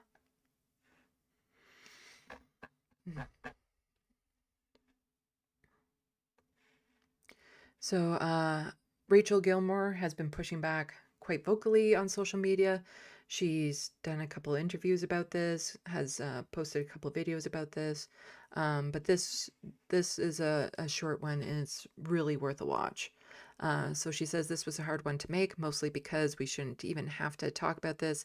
We should be focusing on the victims, the families, the community, but some selfish, awful people are using this moment for their own political agendas. We can't let them do that. I don't really know how to begin talking about this because I am so angry and disgusted that it's happening. And we shouldn't be having to talk about it right now. We should be talking about the families that have been ripped apart. I want to tell you about Abel, about Ezekiel, about Takaria and Shonda, Zoe and Kylie, about Emmett and Jennifer. That is who we should be focusing on right now. But there are people out here who saw the news of the mass shooting in Tumbler Ridge, a horrific, awful event that tore those families apart, and they are trying to use it, trying to use the murder of children for their own selfish, hateful political agendas. They are layering hate on top of devastation for their own political purposes. As I'm sure you've heard by now, the suspected shooter has turned out to be trans, which actually doesn't fucking matter. Parents who have lost their kids have asked people to stop talking about this. Little Kylie here, this is her dad. She just loved her so much. She was thriving in high school. She never hurt a soul. She was a supporter, LGBTQ supporter, and she was the last person who ever deserved this. When I open social media, I'm seeing lots of stuff about the shooter. I'm seeing the ideology stuff, and I don't think any of that matters when there's 9 other souls that were lost that day, like 7 kids and 2 adults, and we need to put their pictures up on social media. If that's all you need to hear, stop watching my video and go and support him, support the families, support the community. But to be clear, the RCMP has said that it has no idea what the motive is yet. So anyone pretending to know why this happened is full of shit. Yet far-right and even regular right-wing actors, including Canadian politicians and media outlets, are emphasizing this aspect of the mass shooting, using this moment to vilify trans people, try to take away their healthcare and supports, and paint them as dangerous. We have elected politicians claiming that there is an epidemic of transgender violence. There isn't. Almost all mass shootings are committed by men. About 98%, according to the Violence Prevention Project, which has documented US mass shootings. So I guess when the next mass shooting is inevitably committed by a straight, cis man, we do what? Spend the next day advocating for shitty beer and podcasts to be banned? Instead of focusing on the victims? Do you see how stupid and frankly psychopathically unempathetic that is? But this I just want to quickly say hello to No Justice viewers. Thank you so much for the raid. You've come in during a particularly heavy episode of my show. I'm talking about a mass shooting at a school that happened here in Canada. And it turns out the shooter was a trans woman, girl. She was only 18. And the right-wing media here, of course, has just been absolutely rabid about it. And so Rachel Gilmore here is an independent journalist who's been pushing back against this horrific right-wing nonsense that has happened. But you can scroll back in my video feed to learn more about this. I also covered more of this when I was on a channel on YouTube called This Space. The day after the shooting, I was covering it at 4 p.m. Eastern, so you can go back to that day and watch more of it. The Serfs have also covered it. Rachel Gilmore, has also covered it on her channel. Just horrific stuff. And for people like me, who's non-binary, part of the queer community, we're just feeling it even more, feeling under attack. Even though what the person being trans has nothing to do with the actions she took. It was a mental health issue as far as we know, but no clear motive has been stated at this point. So anyone claiming that they know why she did it, they don't know. And of course, a lot of the right-wing monsters are out there misgendering her and doing lots of horrific stuff. So yeah, it's a heavy show to come into, but welcome. I do appreciate it. And everyone also go check out No Justice, her channel covering British politics. is the thing. Why the fuck are we even talking about this? Why are we letting people who are blatantly lying flood the zone with shit so that people internalize awful things about trans people? No, we're not doing this. I'm not going to fact check every ridiculous claim they throw at the wall because I am not playing their game. What we can and should do is consider what this moment showed us about certain people in this country who have huge platforms. In their rush to vilify trans people, influencers hurt innocent people. For example, the pleb. One of the influencers the Conservative Party invited to their recent convention posted an image of an innocent random trans woman from Ontario, misidentifying her as the shooter. And even though that idiot deleted his post, the image was plastered all over the internet. And then Radio-Canada, the French language arm of Canada's public broadcaster, put that innocent woman's image on national television off the top of their 6 p.m. newscast, misidentifying her as the shooter. They didn't issue a correction until after 2 p.m. the next day, even though I alerted them to their mistake just 20 minutes after it aired on 3 separate social media platforms. And as a result of all of the hacks, grifters, and hateful people posting her image online and associating it with this horrific incident, the innocent woman's mother told AFP she's afraid to go outside. None of this is how you act when you care about the victims or even when you care about other people. And none of us should ever listen to people who put their sick addiction to attention and vilification of the vulnerable over the victims, even when the families who lost loved ones begged them to stop. You guys disgust me. And if you had a conscience, you would disgust yourself. Now, please, can we focus on the victims, on their families, and on the community? Thanks. So,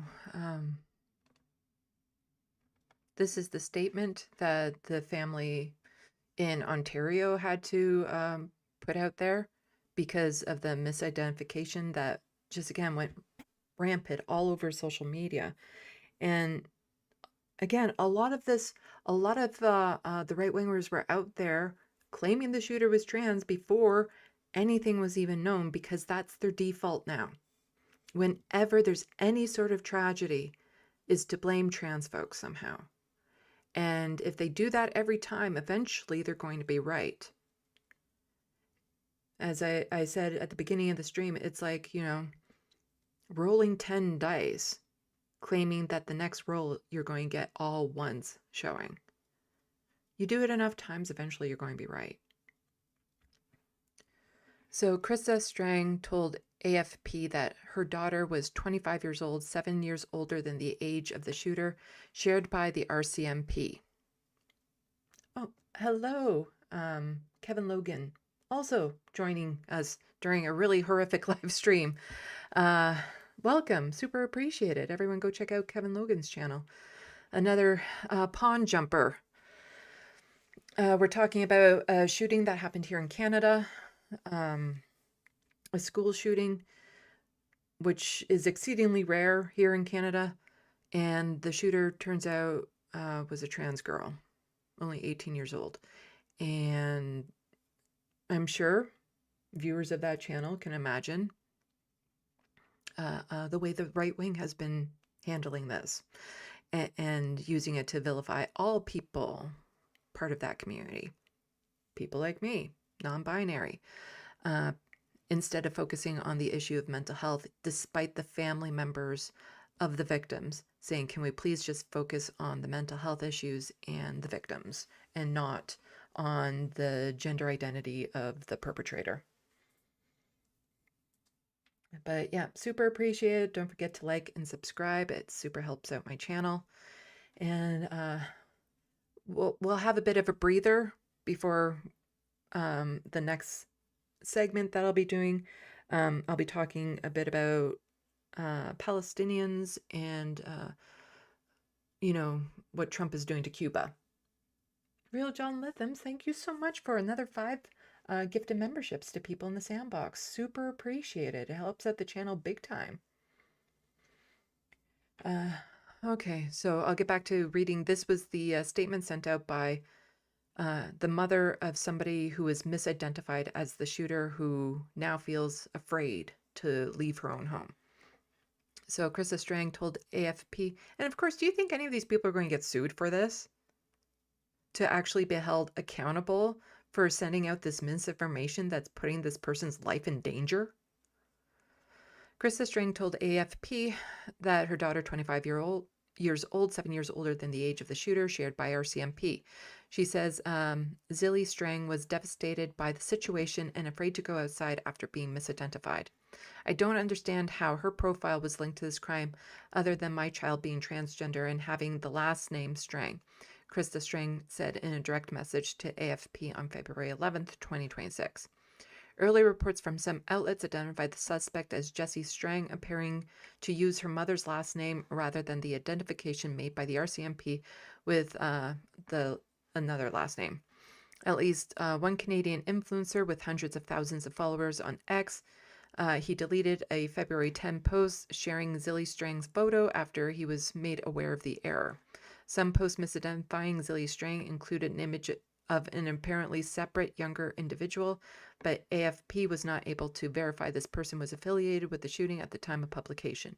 The RCMP has not released any official photos of the suspect and declined to respond to requests to confirm the identities of any of the photos circulating on social media. AFP has debunked numerous misidentifications related to the shooting suspect in the past. Transgender people, no matter the identity of the shooter, are often falsely implicated. Read more of AFP's reporting. Just it's so infuriating that the right is so eager to jump on this, so eager for the clicks and anxious and in a way thrilled and happy about this, that they'll put somebody's life in danger just so that they can get the clicks. Because by the time that one right-winger maybe took down the post, how many people saw that? How many people are going to notice that he took down that post? Whenever it comes to this sort of thing, especially if it happens days afterwards, only a fraction of the people who saw the original post will see the correction. But speaking of the victims, as Rachel Gilmore was suggesting that we focus on the victims, this is from CTV News, what we know about the victims of the mass shooting in Tumbler Ridge, BC. Year-old students Abel Mwansa, Kylie Smith, Zoe Benoit, and Takaria Lampert, 13-year-old Ezekiel Schofield, and 39-year-old teacher Shanda Aviogana Durand. 2 other victims were also killed at their home. The suspected shooter's sibling, 11-year-old Emmett Jacobs, and their mother, 39-year-old Jennifer Jacobs. Tomorrow, the Prime Minister will be here to stand with the community as it deals with its grief, as will the leader of the opposition and other political leaders. Today, the BC government threw out its traditional throne speech to open a new session of the legislature to focus instead on this community in need. Today, the people of Tumbler Ridge are wrapped in the care and compassion of an entire province and a country that mourns alongside them. We have extensive coverage of this story tonight, and we begin with our BC Bureau Chief, Andrew Johnson, with a closer look at those victims we showed you just moments ago and how those lives are being remembered tonight. It's really hard to breathe right now. Sarah Lampert pushed back tears as she shared the story of her one-of-a-kind daughter, Takara, who Mom called her tiki torch. She's always been a blazing light in the darkness.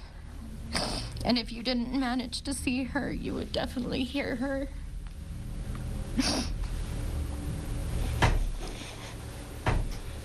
She was a tiki torch powered by love. Takara was killed just 2 months shy of her 13th birthday. Police say the suspect, 18-year-old Jessie Van Rooselaar, killed 5 others at the school before the RCMP say she turned the gun on herself. Among those victims, 13-year-old Ezekiel Schofield, 12-year-old Abul Mwansa, whose family online called him a brave kid with a bright future. 12-year-old Zoe Benoit is being remembered as a resilient, vibrant, and caring little girl. 12-year-old Kylie Smith is described as the light of her family's life. Police say Van Rooselaar also murdered 1 educator, 39-year-old Shanda Aviogana Durand. 27 others were injured. Police say before going to the school, Van Rooselaar killed her 39-year-old mother, Jennifer Jacobs, and 11-year-old stepbrother Emmett Jacobs at their family home. Community members say the love from all across the country is helping them feel less alone during these dark days. Thank you, Canada. Thank you, the world. I know that we can all relate to this. For the families of the victims, healing will take time. Our family is shattered, and it is going to take immense amounts of time to get through this. Simple things like going and getting in the van and turning around and not having a full head count is going to be hard. And sometimes the burden of that grief is heaviest in those everyday moments. Andrew Johnson joins me now. We heard from that lady who talked. And just scrolling down, this lists the children that were unfortunately killed in this. We saw a story earlier in the stream about one girl who's still fighting for her life in hospital. But there's also Paige here, the 19-year-old woman who was airlifted to hospital in serious condition following the shooting, is officially out of danger and in recovery, according to her family. Paige was shot once in the chest in Tumbler Ridge Secondary School and airlifted to a hospital in Vancouver. Her sister said on social media Thursday that Paige had undergone undergone successful surgery to assess and repair her wounds. Her whole family is here to support her through her recovery and get her back to the Paige we all know and love. Her sister wrote, "We are deeply comforted by the outstanding support displayed by our friends, family, and community, and we would like to thank everybody for all the support, prayers, and well wishes."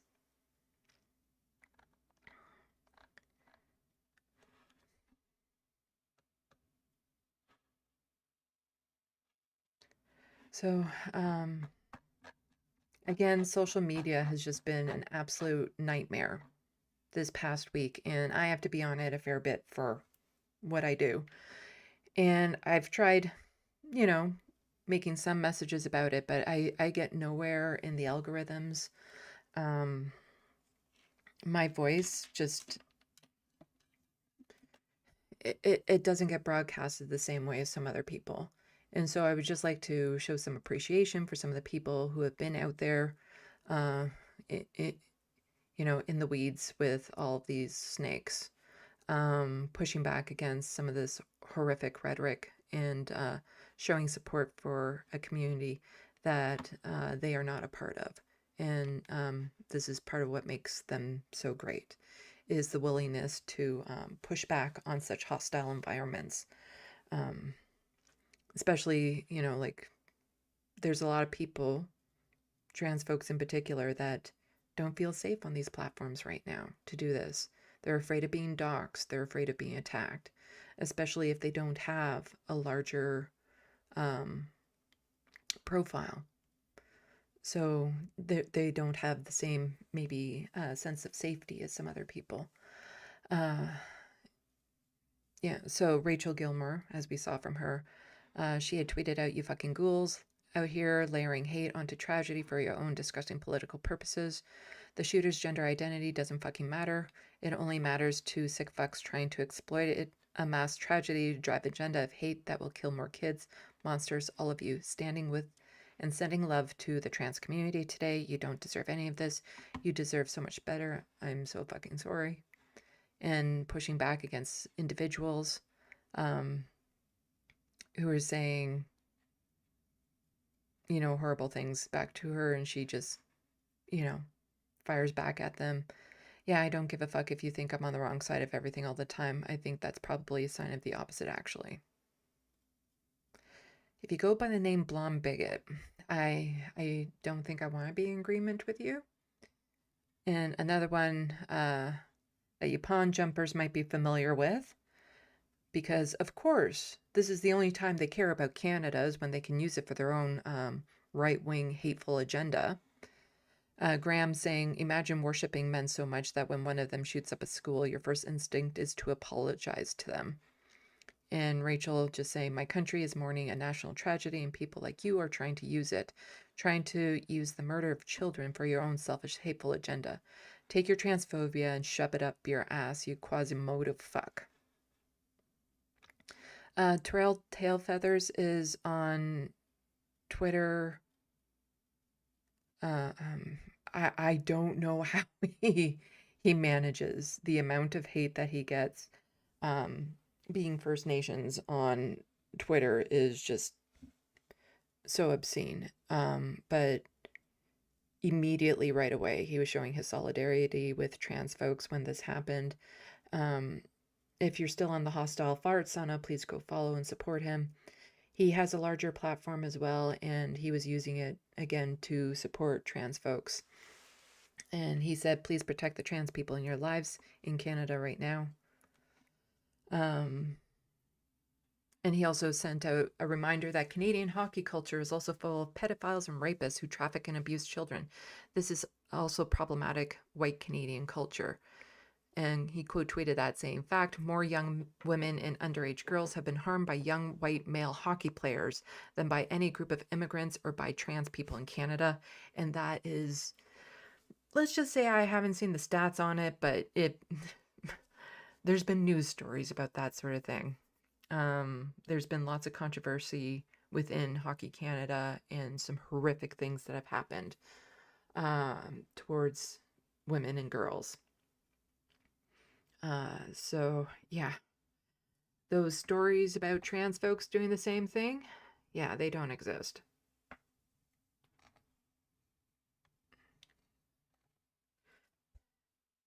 And he also said that trans people are a problem in Canada, racists are. And the Serfs also covered this on their live stream. Lance lives in Vancouver, British Columbia, but is nowhere near the town that this happened in. You might as well be asking me if I knew someone in the UK in this type of situation. It's just because something happens in somebody's province, unless you're in PEI, because that is just tiny.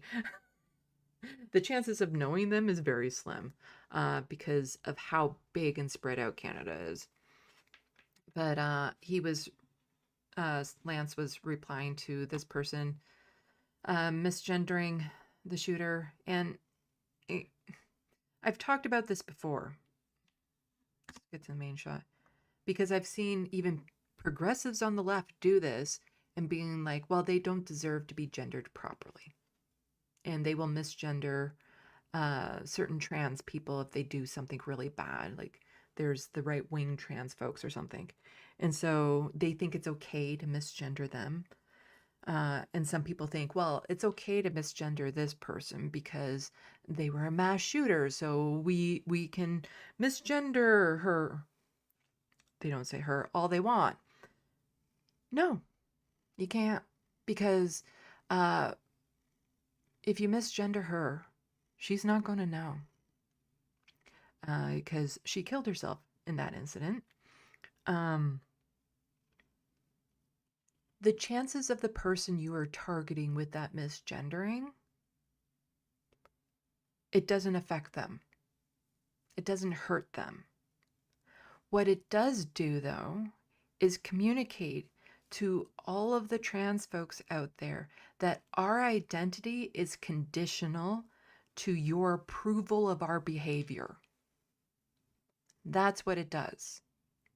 That you will only respect us and our identity if we meet your criteria. So, no, it is not okay to misgender someone because they are being a bad person. Because it doesn't affect them, it affects everyone else in the community. And it lets everyone else in the community know that when it really comes down to it, we're not safe with that particular leftist saying that sort of thing. We're not safe in that community because it is only ever a conditional acceptance.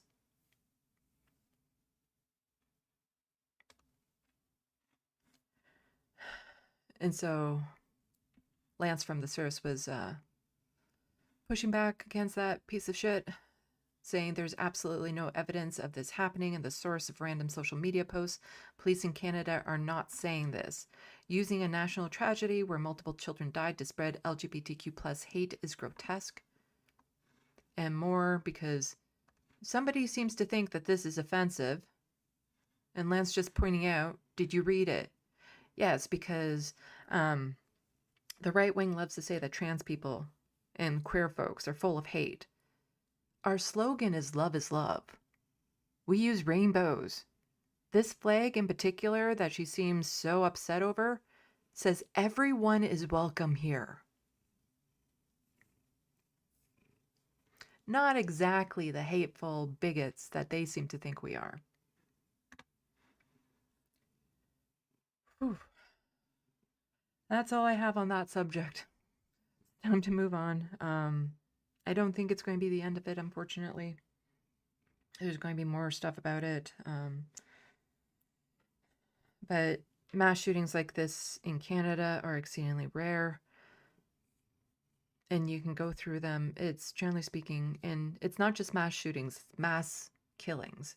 Because, again, we don't have the same issue as guns. We do have issues with guns in this country, not to the same extent, but a lot of the mass killings in this country don't use guns, they use vehicles. So that's been an issue. Men. They're all men. Cisgendered men who are doing these things in this country. Okay, I'm going to go to the SandBox. And again, thank you, Pawn Jumpers, for coming over. I know it gets really late over there for you watching my stream, considering my stream usually goes to about 10 or 11 p.m. Eastern.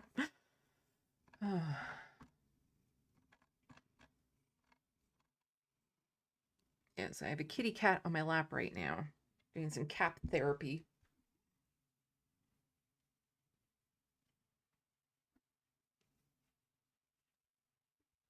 Don't worry, he actually seems to like this for the most part. He purrs when I do that. But he's super, super heavy, so I can't keep him on my lap. And he's shedding like crazy, and it gets stuck in my makeup. You get stuck in my makeup. You get stuck in my makeup.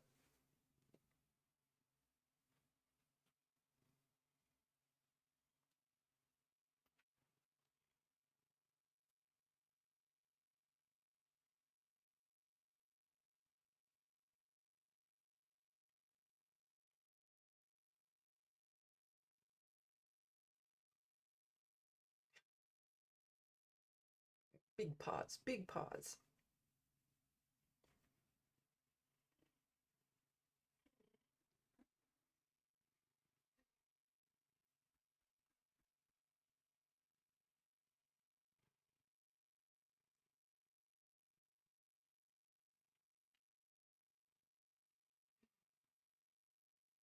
I don't know if you can hear him purring.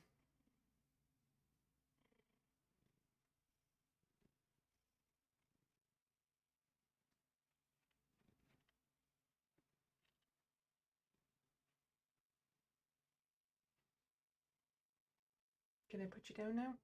I need to get back to work. You're distracting me. You're a great distraction.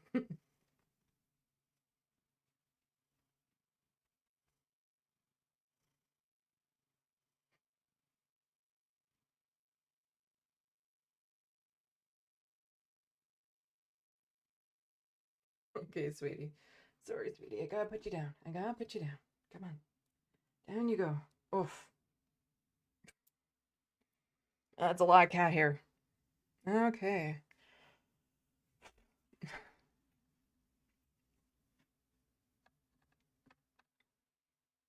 Checking the SandBox.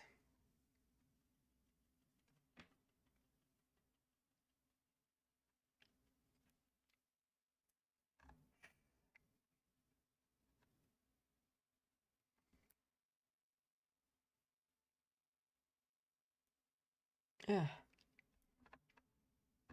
Yeah, I'm up as high as I can go. Oh, it looks like people have been active in the SandBox, which is good. Oh, wait a sec. I did see that. Okay. All over the mic, too. Ah. Oh. Oh, okay. We got to doing the quiz part. So I can skip past that. Hello, Soul Life.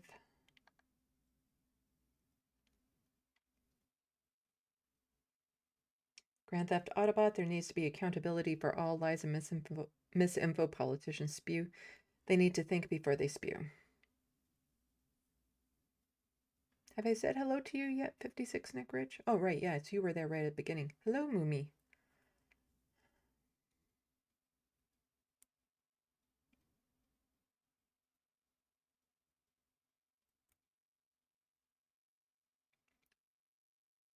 Cialis X7F says 100. Great questions, Andy. I'm sure. I don't know what that's in reference to.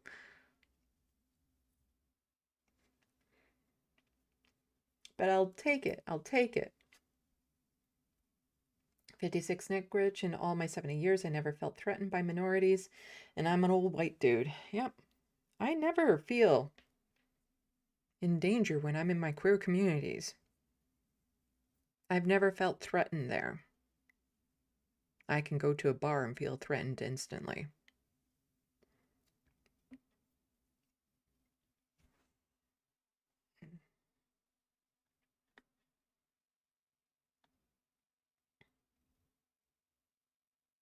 Grand Theft Autobot Trantifa. Did I hear that right? Trans who are anti-fascist.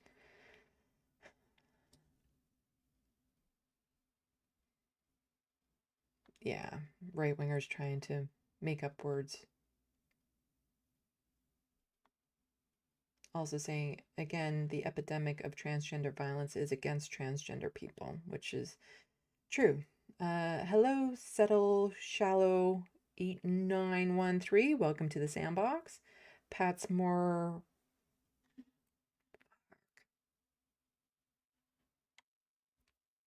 Read the sign.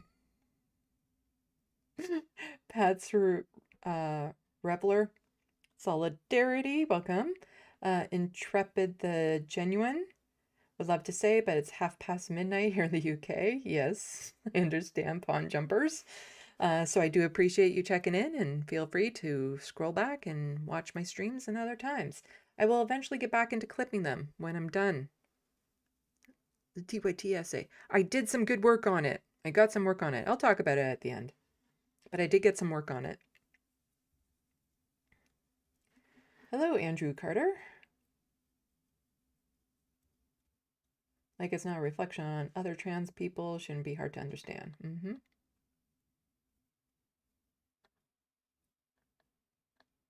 Real John Litham, thank you for the super chats, right? Or super chats.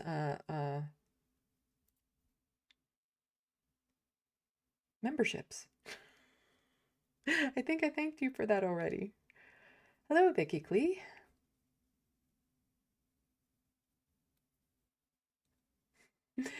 Saying, to be frank, it was supposed to be a dual raid, but it accidentally kept being live. Hello, Big Jerry.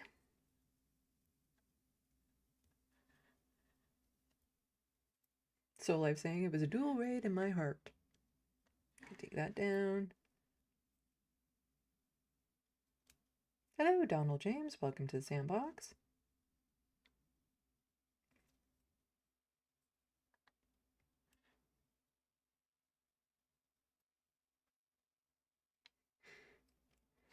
Ugh. Cat hair. Oh. So Life, party in Sandy's chat. Yes, everyone party in the SandBox.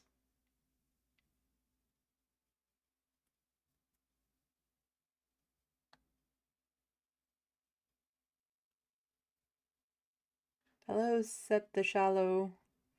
Yeah, that's most disgusting part of it. They were happy that it was finally a trans person that they could demonize as much as they wanted.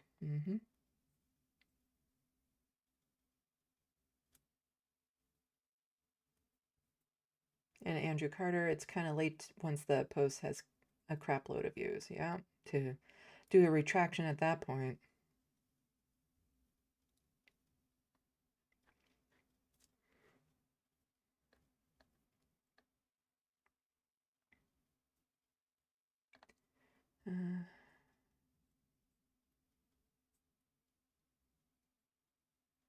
Pat's more Reveler. There's so much hate on social media. I can't deal with it. Yeah, I kind of have to be on there. That's where I get a lot of my sources. It's harder on Twitter, just given the general nonsense, but I follow reliable sources, so like when I'm showing you a tweet, it's from someone that I know is a journalist or someone who I know that I have fact checked in the past to know is like a reliable source and stuff, or if they post things with sources that I can check, like all that sort of stuff. Because that is still the place to go to where you'll find a lot of the politicians. And a lot of the journalists and stuff are still on social media. A lot of news networks still post clips of their programs on Twitter and stuff. So I have to be on there for what I do.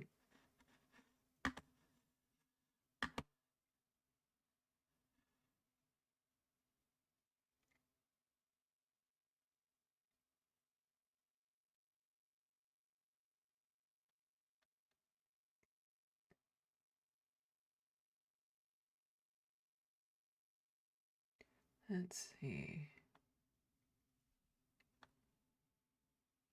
Oh. It jumped. Where was I?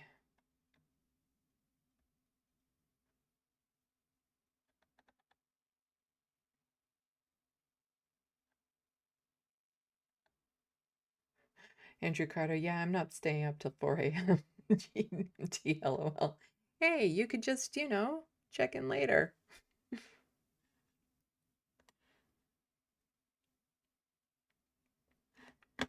Need to do this, and then this, and then this. And then you'll understand what I'm saying this and this and this about in just a second. And then that, and then this, there, and this. Thank you so much, 56 Nitrich, for the $2 super chat for treats with kitty cats. Thank you. Really appreciate it. See, I get a bit old school with this. I have to make do with the sources I have. Grand Theft Auto about Super Kitty. Jet. He's like, I don't know, make this up is human. I just want rubs. Yeah. Vicky Clee, that cat can successfully mate with a lion. He's a big kitty.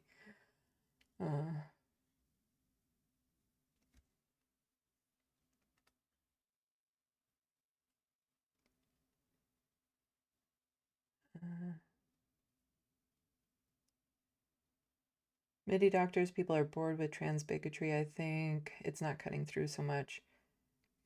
It's not about a lot of bringing in new people. It's about the people who are already transphobic and then becoming a lot worse is what's happening. So a lot of people who are just kind of indifferent, they're tuning all of this out. They're not paying attention. They might have before, but they're not now. But what it's doing is just making the people who already fed into this a lot worse. Horrible people. And that's the primary thing that they're doing with that.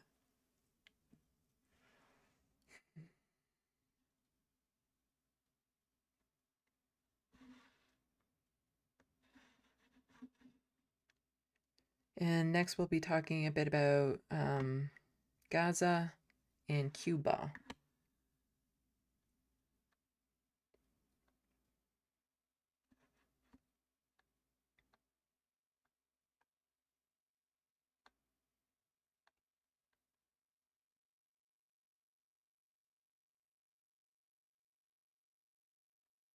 Let's see.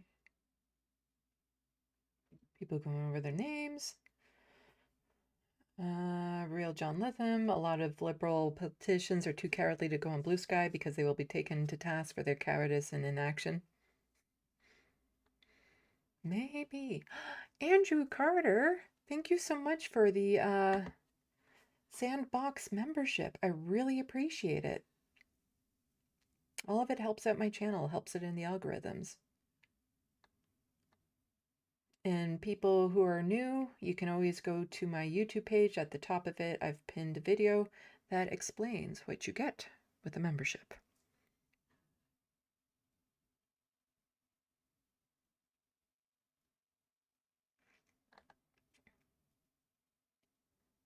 Okay, I think I'm all caught up in the SandBox. Okay. Well, have a good night, MIDI doctors.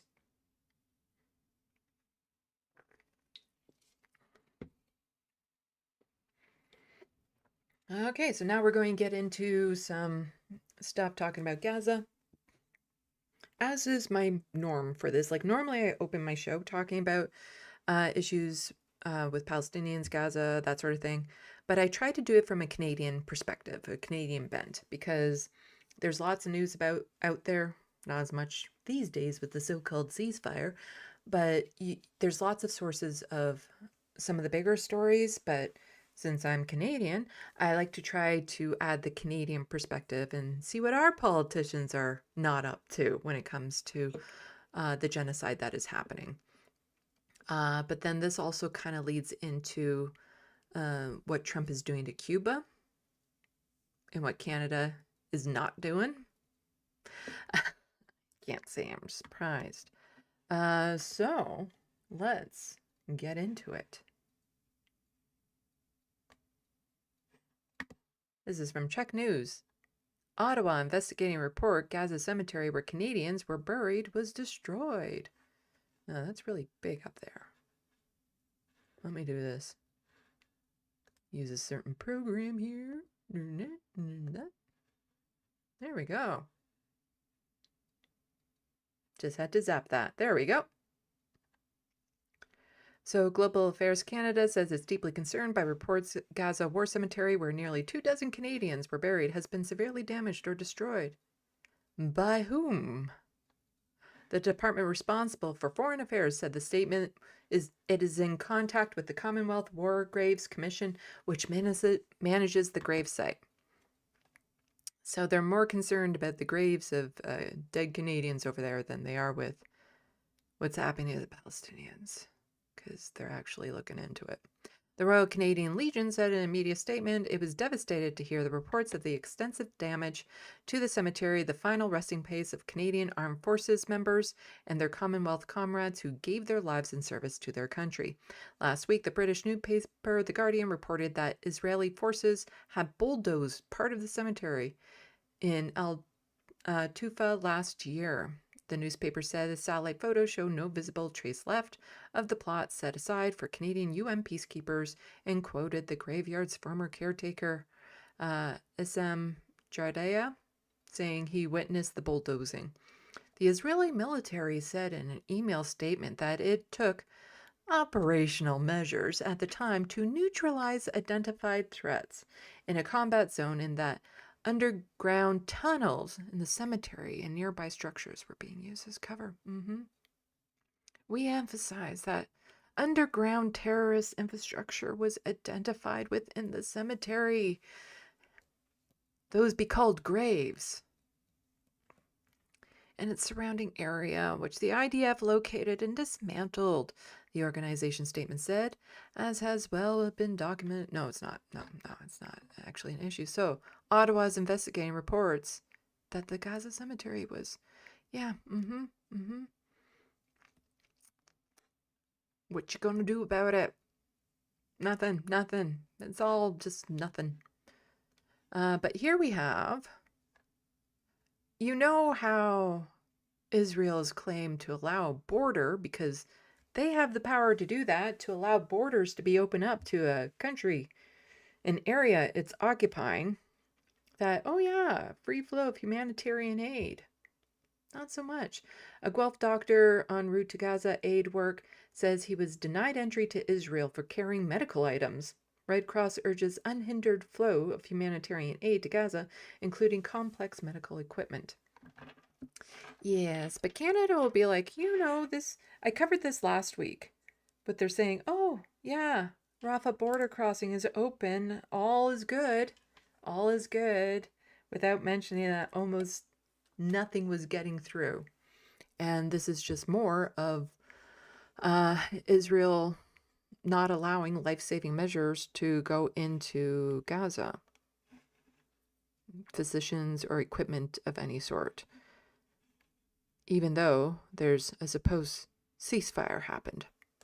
When we watch, movies and TV, when we watch Hunger Games or Lord of the Rings or Marvel or Star Wars, it's easy to recognize, what's right and what's wrong. And I think it's easy, when we see what's happening in the world, as the Prime Minister said, we can stop pretending, we can recognize what's right, what's wrong, and we can call it out. And so I think, for all these reasons, it's important to allow people the space to stop pretending, as our Prime Minister said, to take the sign at the window, to be brave and to try to do what's right and to embody Canadian values. Mm-hmm. And can you explain a little bit to me about, I guess, what reason you were given when you were turned away? Like, why were you turned away? The ostensible reason the first time I got to the border was that we were bringing in medical supplies. And we were told we weren't allowed to bring medical supplies in for distribution. Those are supposed to come in on the aid convoys, which of course aren't getting in either. So we didn't bring any medical supplies in for distribution. But the UN told us as emergency medical teams to bring in supplies that we need to do our own work. But, at the border, they used our so-called medical supplies, like my stethoscope and my temperature probe, as an excuse to turn us away. And of course, this is occurring in a larger. Hypothetically speaking, How do you hack a stethoscope into a weapon? What threat does that pose? What villain out there could do anything with that to make it so dangerous it can't be allowed in an area? This is just blatant. This is Israel denying the Palestinians in Gaza any sort of aid because they want them to die. They're doing the genocide. They just slowed down a little bit because of the, again, so-called ceasefire. They've just slowed down their operation. They haven't stopped it. Context, a lot of political pressure. Our Prime Minister who said he'd arrest Netanyahu for war crimes, 6 Canadian MPs being turned away, 37 aid organizations banned at the end of. Yeah, our Prime Minister did say that, didn't he? That he would arrest Netanyahu. He would do that. Huh. See, I'm making a point of this for a reason, pointing out that Mark Carney said that he would actually arrest Netanyahu. I seem to remember at the time saying something along the lines, I'll believe it when it happens. December. So, what happened to us was very small compared to the larger context. It's nothing compared to what's happening to the Palestinians themselves. Do not autoplay. When we watch. There we go. Huh. So what was I just saying about Mark Carney saying he would do what the ICC says and arrest Netanyahu? Well, Netanyahu again flies through Canadian airspace en route to Washington. Carney has said he would enforce ICC warrant if Israeli PM came to Canada. Oh, so what? He has to disembark his plane in Canada, but you're not going to serve the warrant? You're just going to allow him to go through Canadian airspace. Is that the little loophole you're looking for?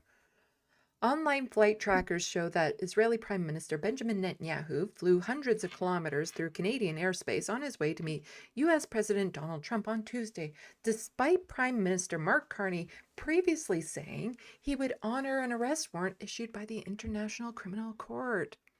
Yeah, Mark Carney said words. That's the old Star Trek adage I live by. Do not judge a person on what they say or think. Judge them on what they do.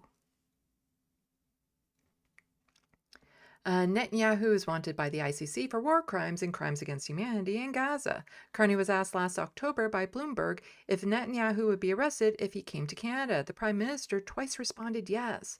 So I think, again, the loophole that Mark Carney is looking for is, well, he wasn't coming to Canada. He went to the United States. He just happened to pass through our yard.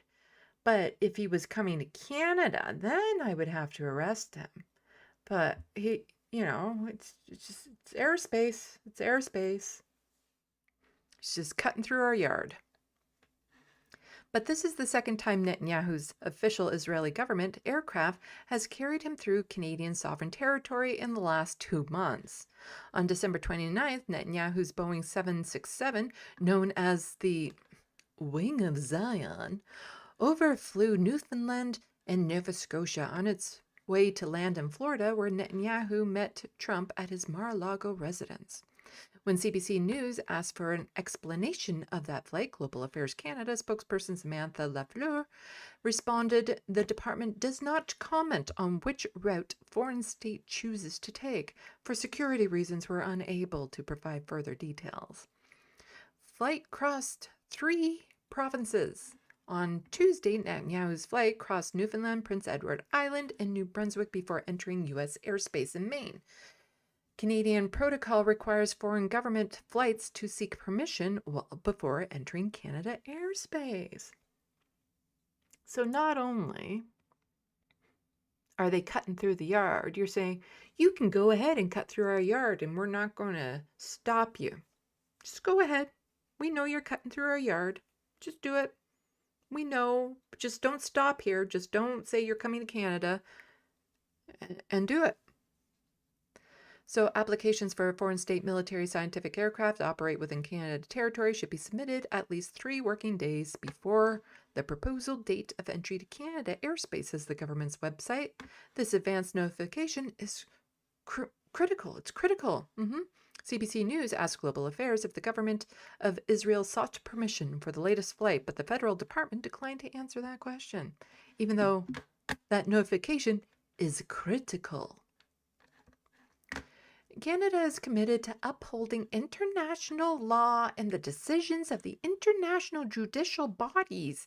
Canada's position remains that, as a state party to the Rome Statute of the International Criminal Court, it must comply with its obligations under the statute under international law, Global Affairs said in a written statement to CBC News. I'm pretty sure that's how they were saying it too. Global Affairs Canada does not comment on which route a foreign state chooses to take. For security reasons, we're unable to provide further details. Netanyahu has flown to the U.S. several times since Trump's second inauguration. During that time, his flying pattern has shifted in a way that suggests he is increasingly less worried about the risk of arrest. When the Israeli Prime Minister traveled to the U.S. on September 25th, 2025, Wing of Zion took a number of detours as it crossed the Mediterranean in order to stay mostly over water and entered the Atlantic through the Strait of Gibraltar. The itinerary added about 400 kilometers to the normal length of the flight from Tel Aviv to New York. Since then, Netanyahu has begun to fly a more direct route over the European continent. His flight paths have continued to avoid Spain and avoid Slovenia when departing Hungary. The Spanish government of Prime Minister Pedro Sanchez has been one of the most critical of Israel's war in Gaza and has said it will enforce ICC warrants. Slovenia has been strongly supportive of the ICC and banned Netanyahu from its territory the day after one of his cross-European flights. But Netanyahu has flown across several European countries that are signatories to the Rome Statute, the treaty that establishes the ICC, including France, Italy, and Greece. Only France has publicly said it gave permission for the flights.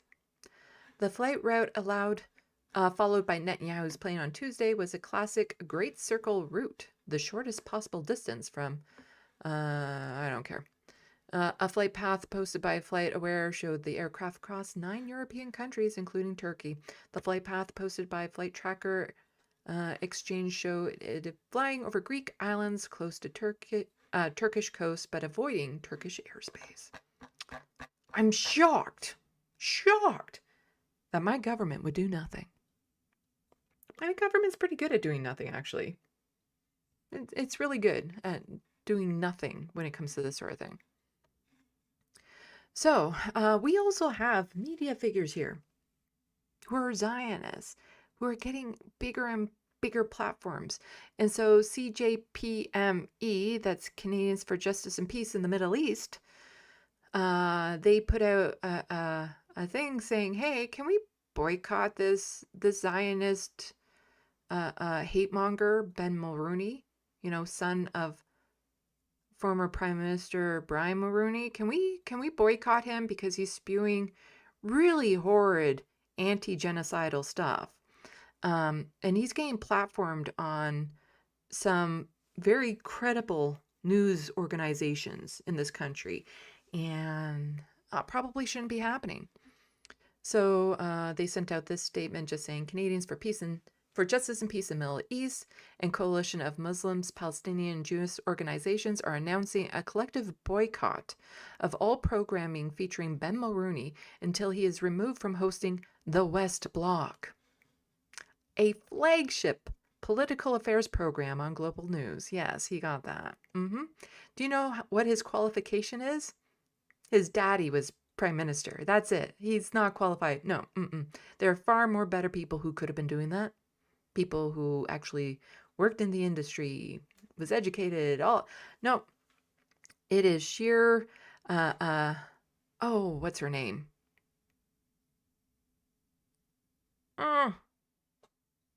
The woman that keeps on saying who her daddy is. And I can't even remember her daddy's name. The American who was on The View. Oh, somebody in the SandBox, help me out. This totally ruined my group.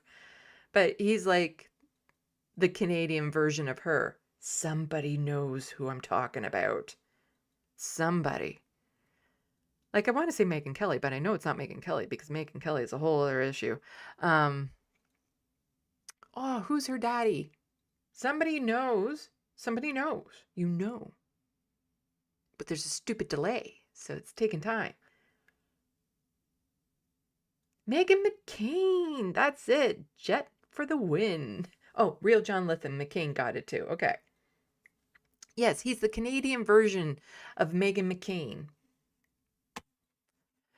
So the boycott follows a pattern of Mulroney's genocidal denial, promotion of Islamophobic conspiracy theories, and conflicts of interest both on the West Block and the Ben Mulroney Show that compromise the integrity of public discourse in Canada. CJPME has demanded accountability from Global News for months over these violations of journalistic ethics to no avail. Read the full boycott statement here. And I'm just going to pop this on, like, you guys can pause it here if you want to read the whole thing. But I just wanted to say, you know, there are people wanting some accountability in the media. And it's good to point that out because Rachel Gilmore also does a good job of pointing that out. So Steve, I don't know how to say his name, Pakin, received a briefing from the Israeli government on a trip to Israel, a trip that we know others in attendance took on Israel's dime. Now this interview, I'm so appalled by the ethics of some prominent men in our industry, because he was on this podcast here. And so this is Canada Land, I believe. Well, he was talking to the person in Canada Land, who is also a raging Zionist, Jesse Brown. Editor and publisher of Canada Land, raging Zionist, genocide denier. And so full pod with Jesse Brown on the rise of anti-Semitism in Canada and his Canada Land series, What is Happening Here, drops tomorrow.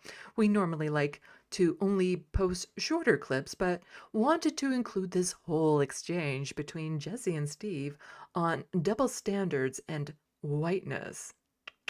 Yeah, you can pretty much figure out through like my sarcasm and stuff that their idea of anti-Semitism is anyone criticizing Israel for the genocide that they're committing. Anyone that says, you know, from the river to the sea, Palestine will be free, that sort of thing, apparently to them is anti-Semitic. And I totally agree with Rachel that, you know, the ethics of the men in the industry that do this, like Brian Mulroney and Steve here, and, you know, anyone with any decency would never go on Steve's show because, you know, it's obvious here. There he is. That he is a shill for Israel. It's obvious. This was back when he did that trip. Samira, independent journalist, does great work. For decades, Steve Pakin hosted The Agenda on TVO. Today, he goes on an all-expenses-paid trip to Israel when beckoned by Israel's foreign ministry. This is Canada's Zionist and political media landscape. Yep, there he is. And there's the that whoever she is there, Deputy Minister of Foreign Affairs of the State of Israel. All expenses paid trip. And I covered this at the time too. Other people were covering it, you know, pointing out the prominent figures like Steve. Oh, I believe that's the former leader of the Green Party. You know, Rachel is pointing out something very good. And I'm going back to Rachel on this one because this is just one of the rare times where it's like, I don't know how I feel about this, Rachel. Because for those of you who don't know, there's a leadership race going on in the NDP right now. And I desperately want to interview all of the candidates. I've interviewed 2 of the 5. The 2 most likely not to win. Just being honest. But you should go check out their interviews so that you can learn more about them. Because I would far prefer either of them to be prime minister than what our other options are. And so she has interviewed all the candidates, all of them, including Heather McPherson, who just happened to go on the Steve Bacon podcast. Oh, and then there's Rob Ashton, who also happened to go on the Steve Bacon podcast. And that was just 6 days ago. Heather was on February 2nd. This all expenses paid trip was November 25th of 2025. They know he's an Israeli shill, and they went on his show anyway. And these are the leaders for the NDP. And apparently Steve has a hard time with titling his podcast, because why Heather McPherson thinks she can save the NDP is pretty much why A.V. Lewis thinks he can save the NDP. Now, to be a little bit fair to A.V. Lewis, he went on a couple weeks before Steve went to Israel on the all expenses paid trip. I'm fairly certain he still knew what kind of person Steve was. So the three most likely to become leaders of the federal NDP have all been on this Douche Canoe show. I'm fairly certain, I'm letting Rachel off the hook, I think she interviewed them before they went on these podcasts. Wait a sec, February 2nd. I'm just going to do something. I'm going to do this live. I'm live right now. I'm live. Being shot here.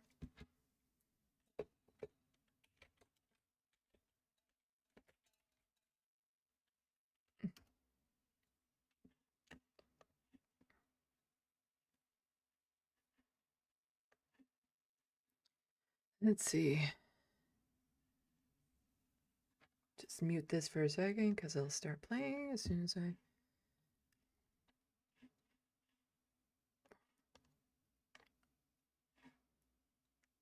Okay, yeah. She interviewed Heather before Heather went on to Steve's podcast.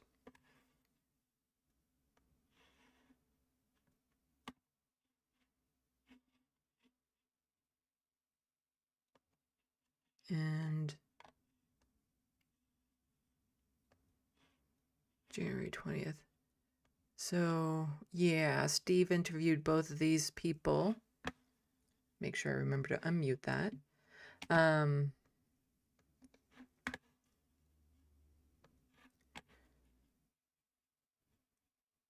Yeah, so Steve interviewed both of these people after Rachel had interviewed them. So there's that, but you could say something about it. Just saying. Why the three prominent leaders, most likely to become leaders of the NDP, all went on to his podcast. Yet, do you think I can get them on mine? Of course, they don't want to come on mine because they'll only get like 100 views. And I'd ask them challenging questions and they have no clue who I am. Although I have emailed all of them and I will continue to email all of them because I do want to interview all of them. They have nothing to be afraid of.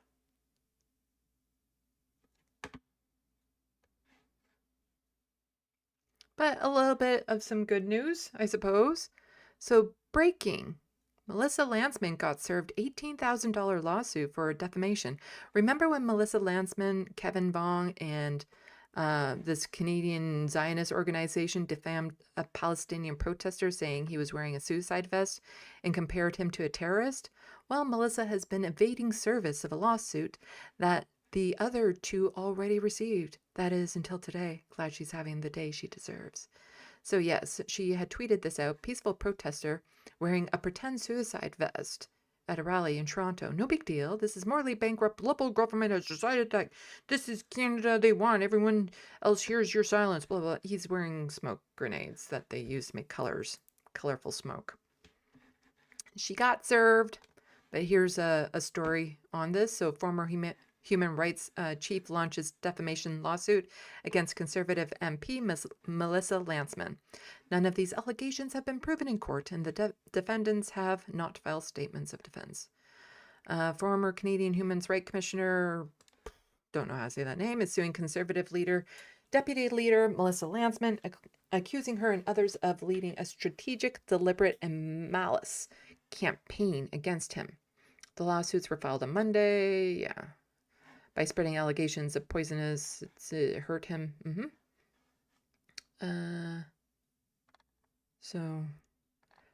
He goes on, I read the article, it just says that the person, has lost job opportunities and stuff because people will Google him and they'll see that he was tied to some sort of terrorist network when he wasn't. And yeah, so hopefully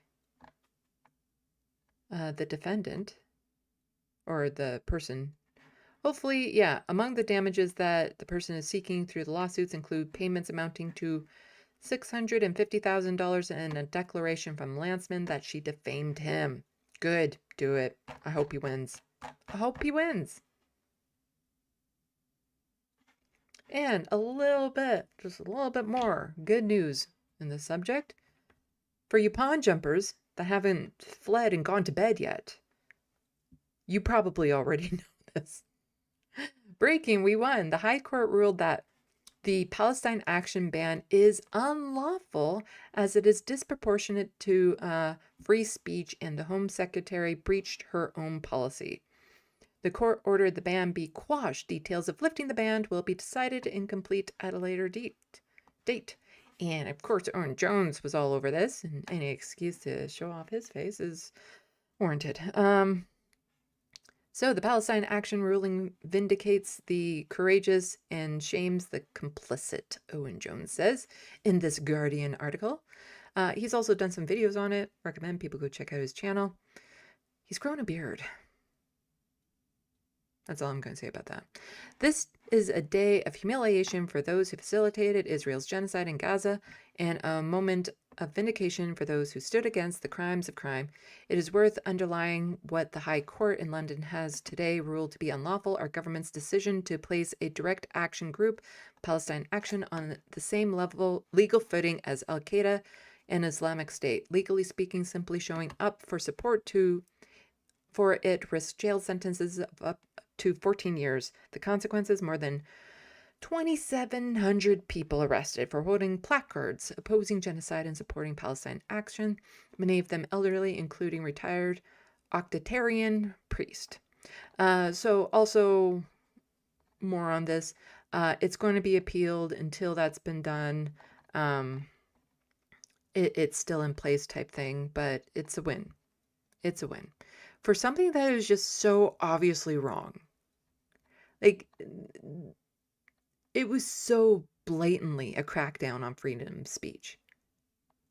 And even prescribing Palestine Action as a terrorist organization was a blatant crackdown on people who are anti-genocide, because they were nowhere near in the same leagues of like Al-Qaeda. Did they commit some crimes? Yeah, sure. Convict them for the crimes that they did, but to put this terrorist label on them, absolutely ridiculous overreach of the government. Okay, so next we're going to be getting into some stuff on Cuba, but before we do that, go and check the SandBox. And I'm closing tabs as I'm going along because my computer gets really mad at me when I have like a bazillion tabs open for some reason. Okay.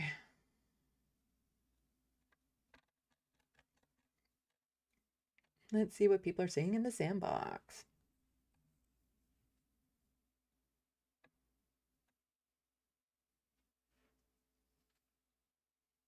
The Wild West. I wish Canada would stand up more. It's so humiliating. Oh, you're not going to like this next story.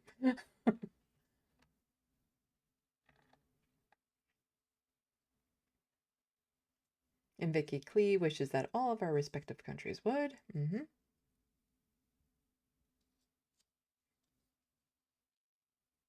Vicky Clee, wow, there's an underground structure in a cemetery. Who'da think? And Andrew Carter also saying, that's a new excuse. Tunnels. Never heard it before. Yeah.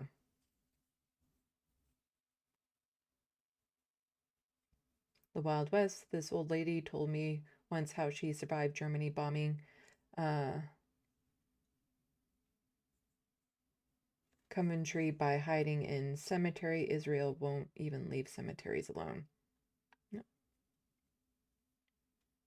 Andrew Carter. I mean, a temperature probe sounds kind of, well, dangerous, I suppose. I suppose if you're Bullseye, if you're into watching Daredevil, you would know what I mean. Then that could be very dangerous. 56 Nick Rich. Heart and lung monitors are weapons? Well, you see, it would detect that the Zionists have no heart.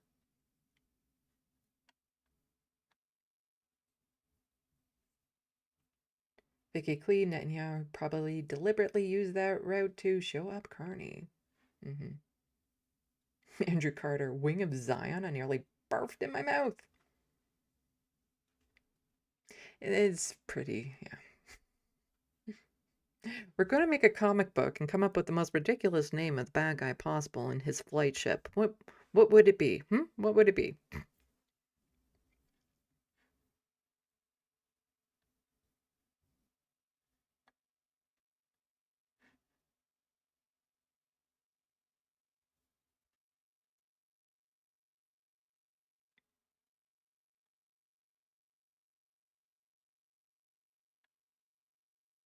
Vicky Clee is wondering if I just tried to say a word. Probably.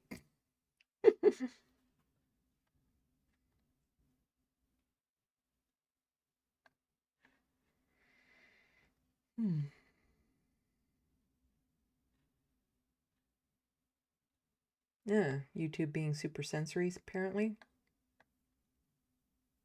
It's very annoying. It's very annoying that my job relies on my access to YouTube, and I have no control over what YouTube does.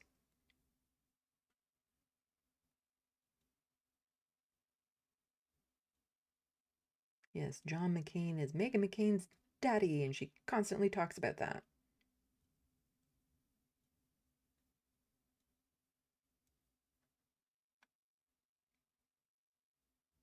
I'm actually getting hungry.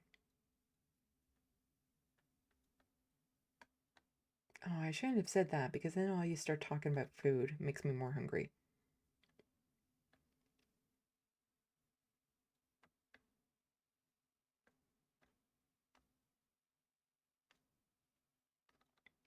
I don't know why you're saying that. Vicky Clee is saying to the Wild West, Sandy doesn't speak cat, so it'd be fine. Don't know what you mean by that. I have 2 cats, so I speak cat, but I speak Ontarian cat.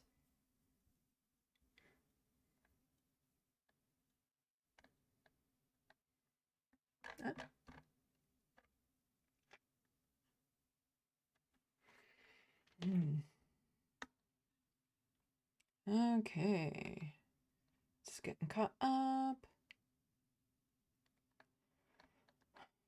Yes, it's very entertaining watching you watch me look away from the chat so that I can respond to it.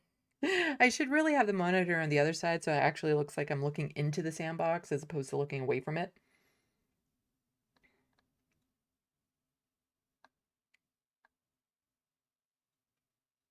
Rusty Ader, is Sandbox a cat reference? No. My name is Sandy. The channel's called Left of the Box. Cut part of that word, cut part of that word, slammed in together, you get the Sandbox.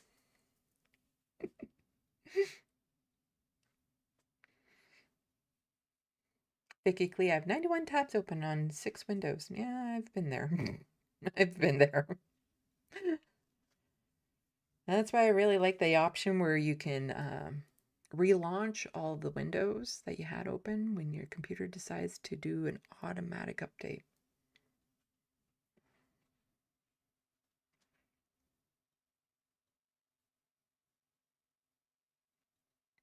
Hello, Big Jeremy Framework. Saying LMAO, but I don't know what to.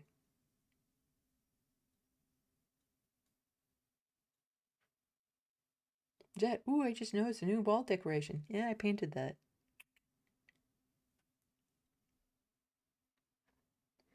Anyway, we should probably get back into it, because I've already been at this for almost 3 hours, and I still have Cuba to go over, some federal news, and provincial news that is important. It's important.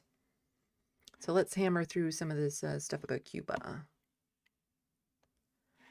So, somebody saying that Canada should do the same. Yeah, it'd be nice if Canada actually did something for a change when it comes to this sort of thing. Talking about the blockade of Cuba from the United States, which is killing people. You know, there was this other area called Gaza that was also an open-air prison for decades that a lot of governments didn't seem to care about.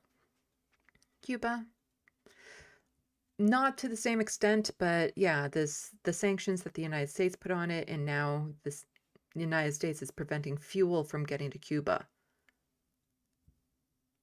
They want people to die. That's an intentional way of making people die. So I will have to unfortunately read the subtitles to this because she is not speaking in English. So bear with me. Yes, it's late, so I'm also, my reading comprehension is declining as we go along.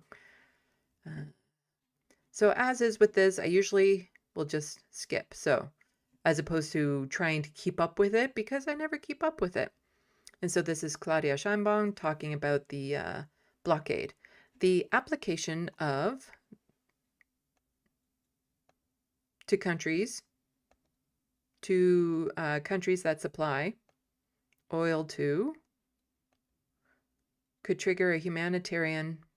Okay, I think I'm missing words here. Dos, la aplicación de aranceles a países que suministran petróleo a Cuba podría desencadenar una crisis humanitaria de gran could trigger a crisis of great alcance, reach, afectando directamente hospitales, alimentación y otros servicios básicos del pueblo cubano.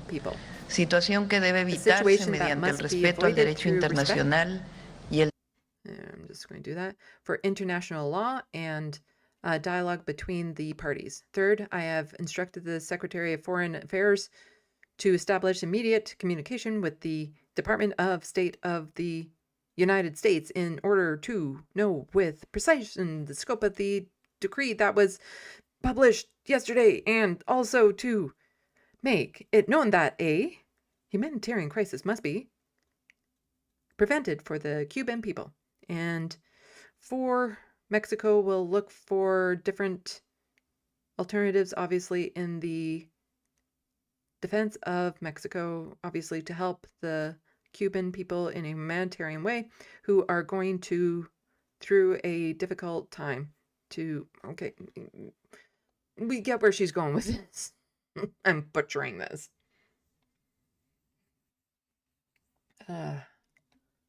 But Ryan Grimm also, quote, tweeted Dropsite News, who had said this. So Mexico has dispatched 2 Navy logistics ships from Veracruz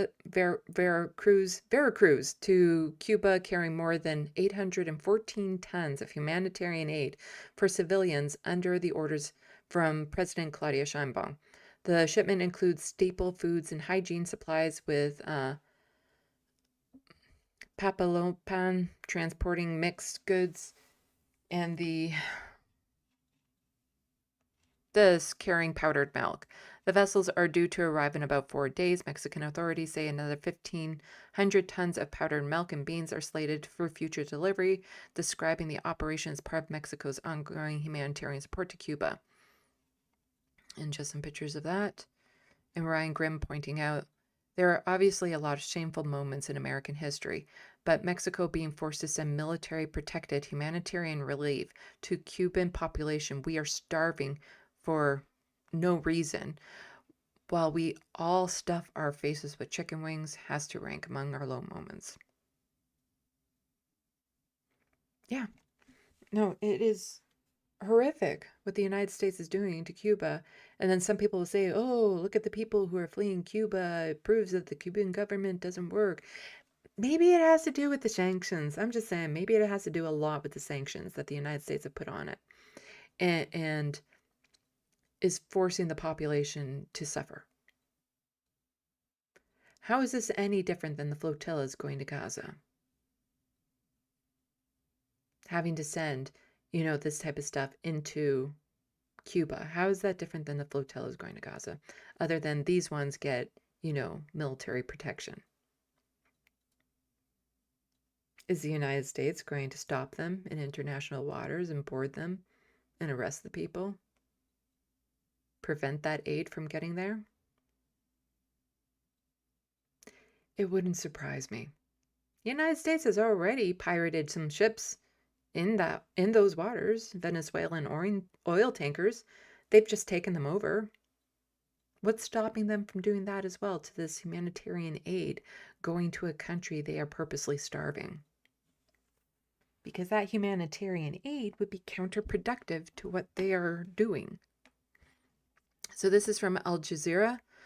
From blackouts to food shortages, how U.S. blockade is crippling life in Cuba. This is a fairly long article. I'm not going to go over all of it because, it comes to a certain point in live streams where I'm like, oh, I can't read.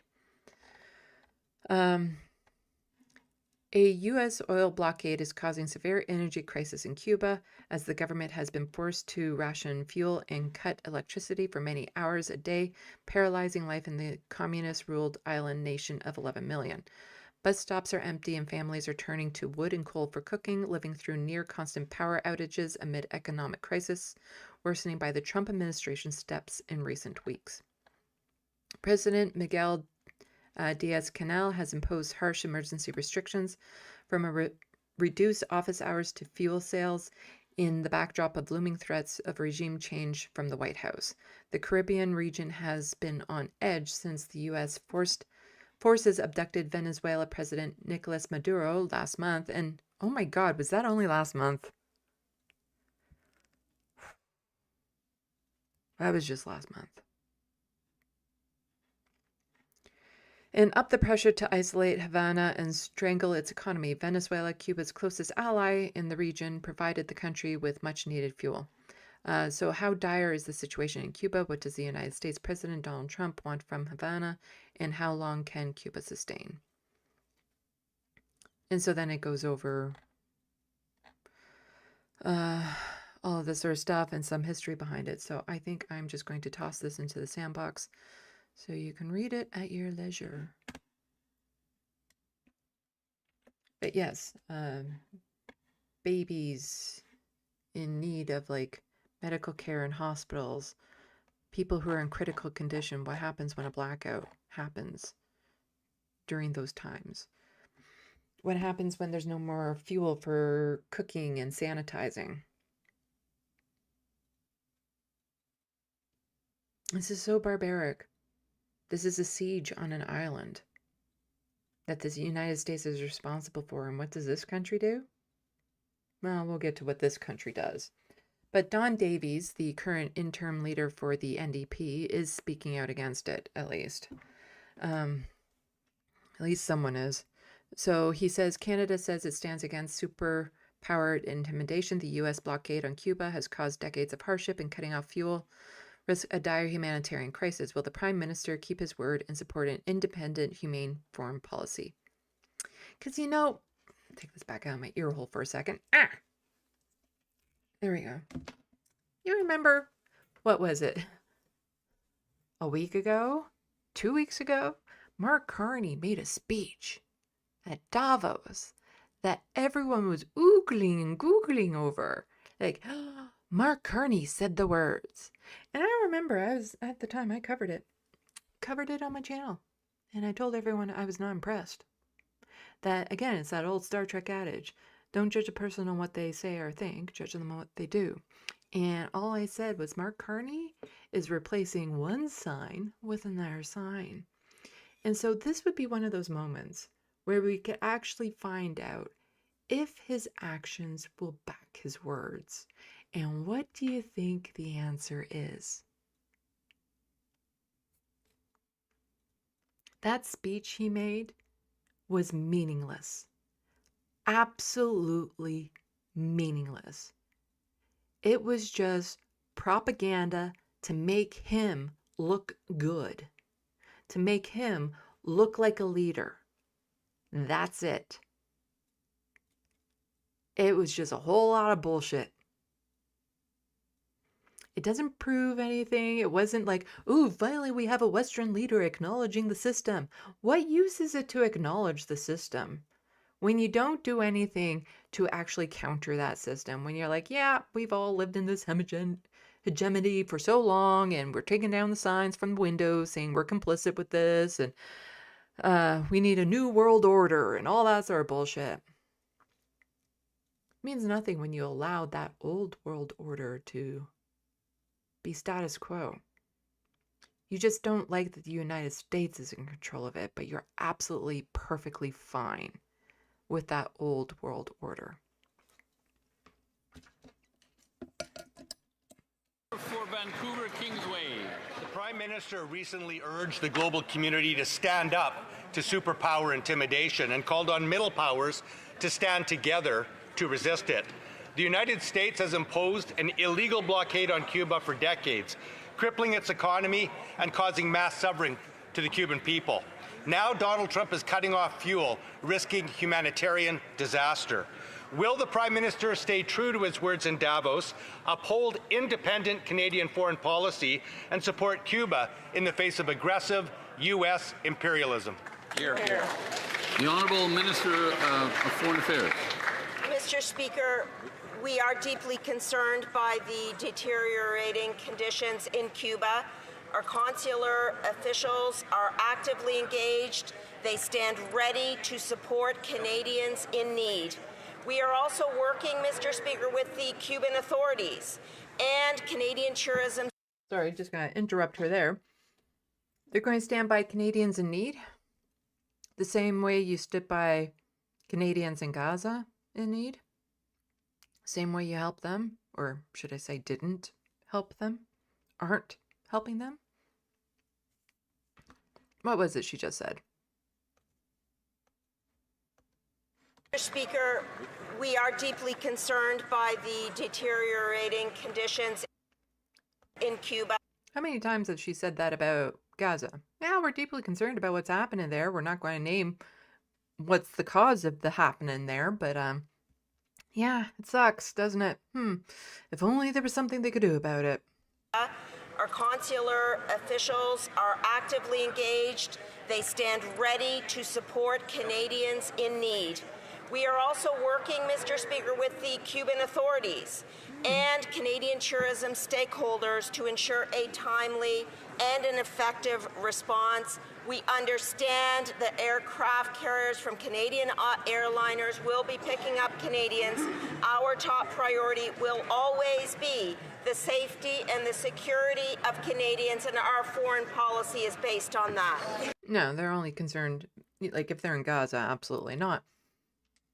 But the idea is like, oh yeah, we'll send planes to go and evacuate Canadians who might be there on vacation, but we're going to do dick all for the people there that the Americans are purposely starving. We're not going to say anything about that. We're not going to put a name to the monster that is crushing Cuba.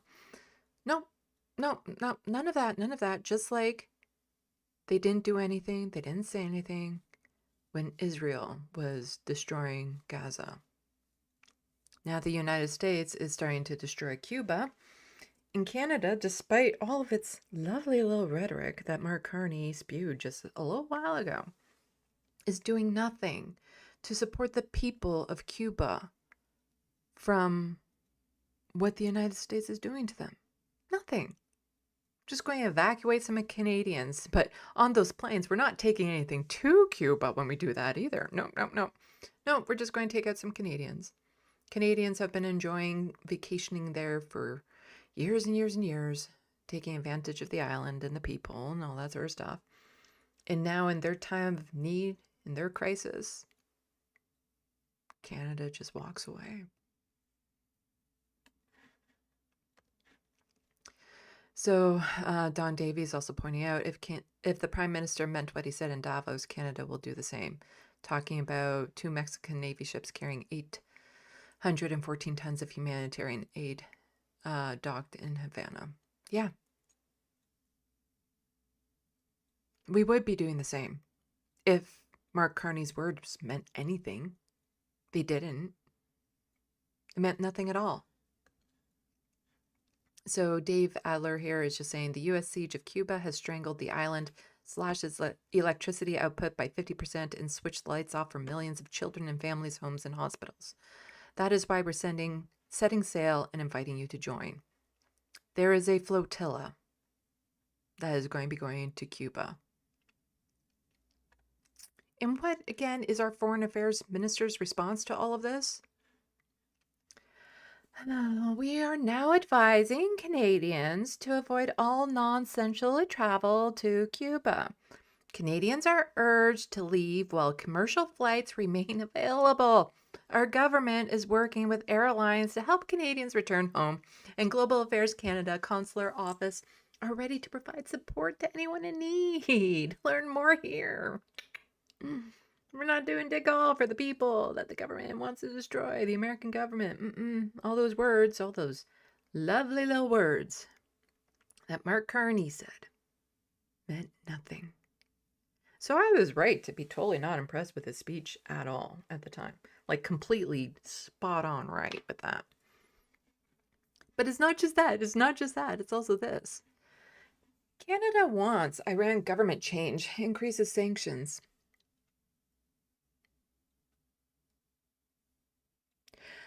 I will admit, the people who are running Iran right now, really bad. It's not on us. It's not, we should have no say in it, no interference, because if we scroll down, Canadian Foreign Affairs Minister Anita Anand said Canada wants change of government in Iran, but would not say whether it would support a U.S. military strike, the Globe and Mail reported on Sunday. We will not open diplomatic relations with Iran unless there is regime change, period, Anand told the Globe and Mail in an interview in Germany, where she is attending the Munich Security Conference. So let me say this again. She would not say whether it would support a U.S. military strike. It really, really feels like the only time Canada takes issue with the imperialistic impulses of the United States is when it targets us or Greenland. But if the country is full of brown people, well, the U.S. is going to do what the U.S. does. Nothing we can do about it.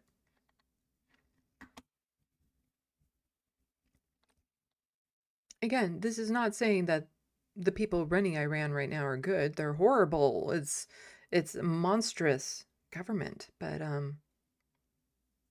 the United States, Canada, England, we don't get to dictate the regime changes of other countries. We can support a regime change, but it has to be done from within. It can't be us interfering with it. Part of the reason why Cuba's in the situation it is in is because of American interference with their leadership. Same with Venezuela. Everything Mark Carney said was bullshit.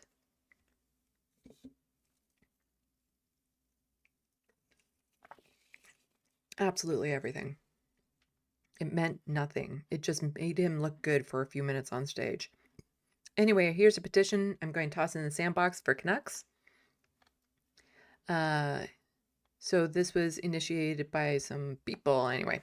So petition to the Government of Canada, whereas Canada is signatory to the United Nations Charter and to the international conventions upholding international law, peaceful coexistence, and sovereign equality of states.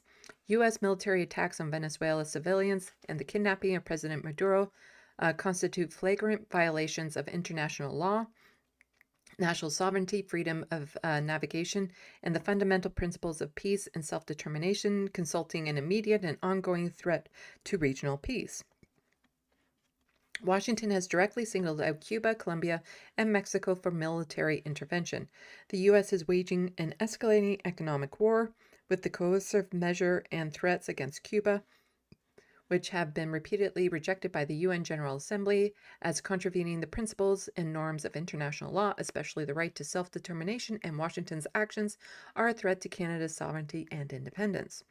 We, the undersigned, citizens and residents of Canada, call upon the government of Canada to publicly condemn U.S. aggression as violations of international law, refuse to participate in, support, or legitimize military, economic, or political aggression against Venezuela and other countries, reaffirm, actively support the Caribbean a zone of peace free from external military intervention, actively reject any interventions and military aggression against Cuba, Colombia, and Mexico, firmly oppose U.S. economic and coercive measures against Cuba, and vigorously advocate for their removal, deepen economic ties, trade, and assistance to Cuba, and unequivocally uphold and promote right to self-determination of the peoples and countries of Latin America and the Caribbean.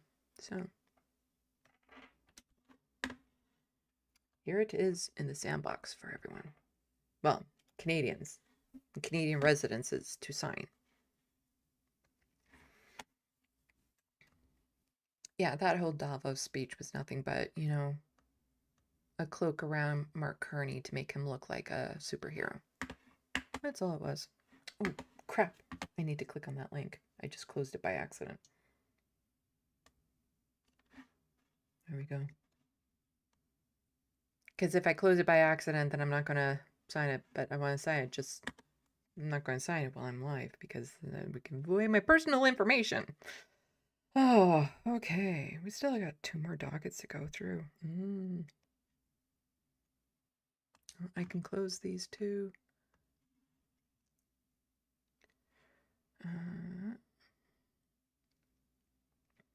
Okay, well, federal stuff is pretty quick, so we'll get to that. So that's federal stuff. That hasn't been related to what we've talked about so far. Anyway, checking the SandBox. I might need to get in there a drink. My throat is getting kind of dry. And I'm just about out. So I will need to get a drink.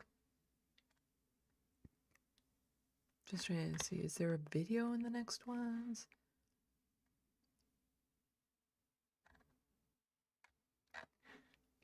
Might have to go get one. Anyway, checking the SandBox.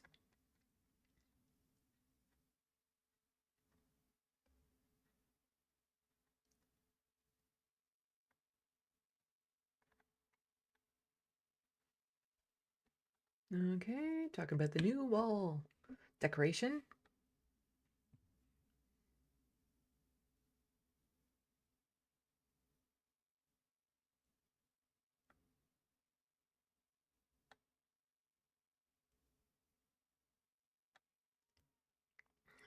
Let's see.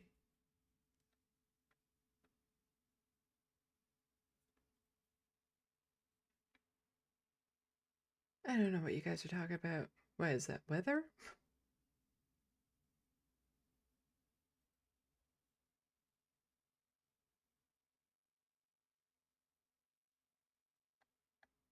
I don't know what you guys are talking about, but it's great that you're talking in the SandBox. Really helps. The algorithms.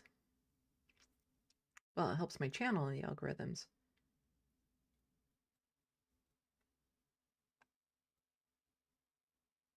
Oh, hello, John Martinez. Welcome to the SandBox. Saying we don't give a rat's ass about the people of Gaza. We'll just continue fronting over billions to their tormentors while saying we're doing anything. Yeah. All the Western countries are complicit in what's happening.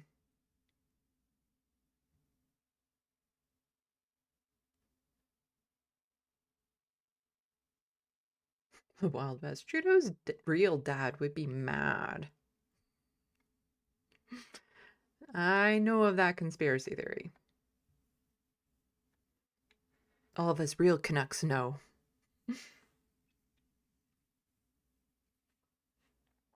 John Martinez, which means they will support a strike on Iran. Shake my head. Pierre Poilievre has said that it would be a gift to the world if Israel were to hit the nuclear sites in Iran. That's basically the quote. I covered it way back when. Justin Trudeau was in power at the time, but I don't think much has changed. I don't think Mark Carney will do anything. Won't even say, huh. He'll do the same that he said when oh, what was it? Well, I think with Venezuela, where it's like, well, Venezuela, it is good that it's getting a regime change. Like, that's pretty much what it was. It's like, well, you know, it's probably for the best that the Americans did what they did.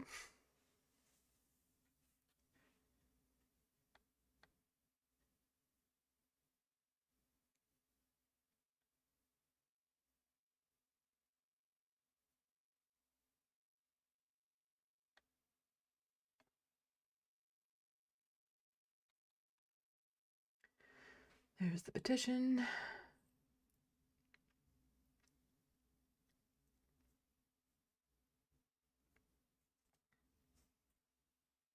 Vicky Clee, unless countries send oil to Cuba with military escort, I don't believe they care at all. No. Canada has absolutely the power to do a lot to help the people in Cuba and help the people in Gaza. But they choose not to. The only time that Canada seems to care is, and vaguely, like not even push back all that hard when Trump threatens Canada. Like there's, like I was saying like earlier in the year, that this was the first time that I really felt like truly afraid of what the United States would do to Canada back when Trump was talking about Greenland and Canada recently. Because I don't believe Mark Carney will keep us safe from him. I just don't. John Davis Carney, superhero? Now I'm depressed. Oh, that's why he wore the cloak. To look like one doesn't mean he is one. Ressier, do you do your work on oils or pastel? Right now, I'm working with acrylic. I do most of my work with pencil. That's a pencil drawing. You can check out my website, sandylovis.com, to see more of my artwork. But I'm exploring with acrylics right now, and I was doing a whole bunch of little pride flags and stuff for a vending market I went to. I didn't sell them that well there, though. So yeah, check out my artwork. If you go to my other YouTube channel, Sandy Lovis, you'll learn more about it then when I get around to posting. But yeah, I do lots of pencil portraits. Pencil is my forte. As you can see by that. Also, I wrote a book. Necroplasm. It's a vampire horror. Everyone read it. I can't start talking about it right now or I'll never shut up because I love it so much. I love it. I love it. I love it. I love this book. I can't wait to get back to it. Stupid TYT. Anyway, don't want to get too distracted. I want to get done all of the work. And then can shoot the shit. I do think I need another drink though, because I'm all out of this one and my throat is really dry. So I'll be right back. Look at my beautiful artwork while I'm doing that.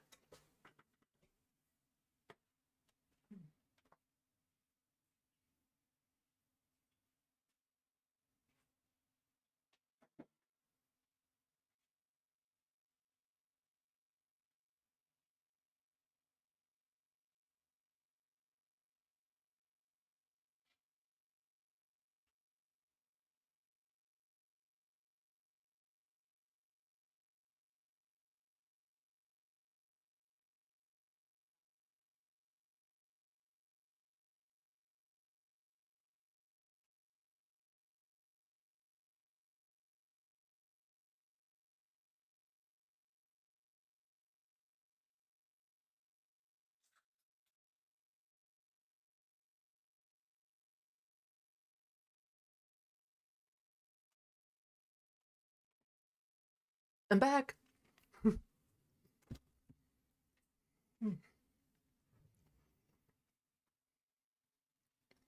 Okay. Mark Carnage Carney. I got what you did there, Grand Theft Autobot.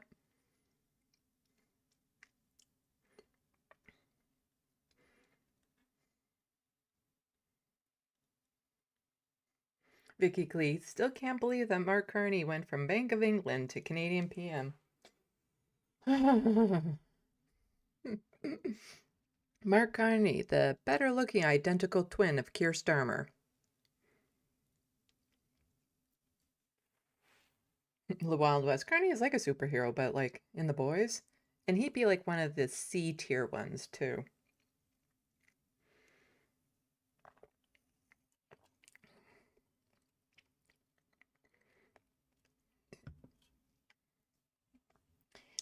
Yeah, Carney just presents better, Andrew. But he's pretty much doing all the same stuff. All of it. He's just working towards it a little bit slower. You know, whole frog and boiling water thing. But anything Keir Starmer does, Mark Carney looks at it, it's like, I gotcha. Just give us a little bit more time.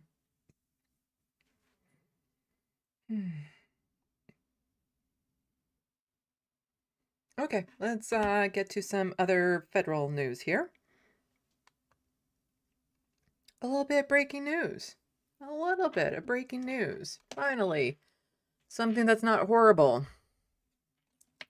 Colin DeMilla from Global News says, 6 House Republicans break with the Trump administration and vote to rescind tariffs on Canadian exports to the U.S. It will need Senate agreement to get to the White House. And this douche canoe wasn't happy about that, but here we go. Either they will pass the House version of the bill, or they're going to miss the other two and we'll vote on Friday. That's my expectation. How upset will the president will be if the Republicans buck him on tariffs right now? He's not upset. I just left the White House. He understands what's going on. It's not going to Trump's not upset. No. affect or change his policy. He can veto these things if they come to him. He's not going to back off at all? The president's trade policies are working. Look at the economic data. Look at the stock market above 50. The president's trade policies are not working in the United States. Just so not working. He's just lying. That's all this is lies. Now look at the reduction in the trade deficit by 78%. The number just came out. There's no reason to reverse course right now. We'll see you later. Thank you. So here we have U.S.-backed resolution to end Trump's tariffs on Canada.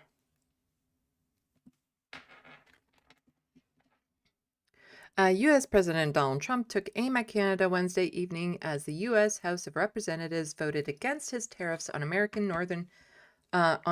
northern neighbor, a largely symbolic move that shows some wavering Republican support for the president's massive trade agenda. Canada has taken advantage of the United States on trade for many years. Sorry, that is like not a Trump impression, but whatever. They are among the worst in the world to deal with, especially as it relates to our northern border. Tariffs make a win for easy. Oh, make a win for us. Easy. Republicans must keep it that way. President Donald J. Trump. I'm sorry. I'm tired. I had a long day yesterday. Good day. I had a good day. But it was long. So I overslept this morning too, and it just, my brain cooked. So 6 Republicans joined Democrats in a bipartisan push against Trump's so-called fentanyl emergency at a U.S.-Canada border, which the president used as justification for economy tariffs against American northern neighbor last year. I think we all kind of know the history of that. So, just, so it's not official yet, but at least it's a step in the right direction. And at least some Republicans are like, so my donors are getting really mad at this, and so we need to maybe do something. It's all about the money. Speaking of money, from CBC News, Canada discreetly puts money down on 14 additional F-35s. Despite an ongoing review, Ottawa made payments related to the acquisition of more U.S.-built fighter jets.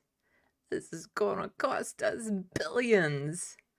Ottawa has started to make payments for a key component in 17 additional U.S.-built F-35s, even as the Carney government has been reviewing future fighter jet purchases in the context of trade tensions with Washington, sources have told CBC News. Elbows down. Now available in Canada, knee pads for elbows. The money for these 14 aircrafts is in addition to the contract for the first order of 16 F-37s, which will start being delivered to the Canadian Armed Forces at the end of the year. I would not trust any military equipment coming from the U.S. right now. Just saying. Not worth it.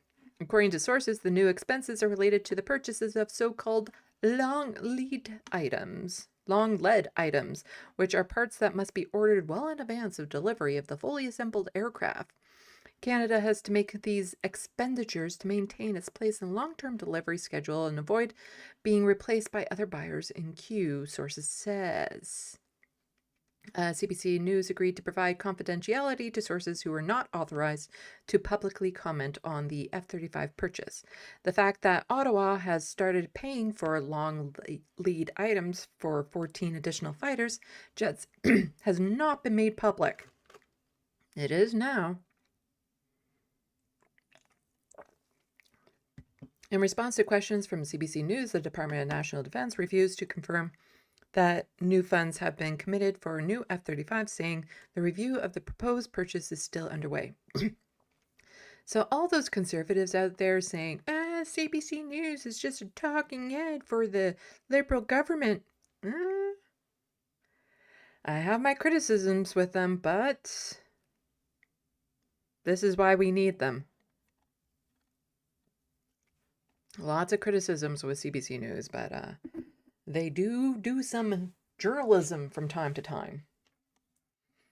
So the review was initiated by the Carney government last year in response to annexation threats and tariffs imposed by Trump administration against the Canadian steel and aluminum and automotive industries. At the end of January, Defense Minister David McGuinty also used the review to avoid questions on Ottawa's plans to replace the CF-18 fleet. Oh, okay, wait, I don't think we need to get into the history of this. We got it. We know what's happening. People can look up the article if you're really dying to read up more on it. So, remember who the other alternative is. Pierre Poilievre.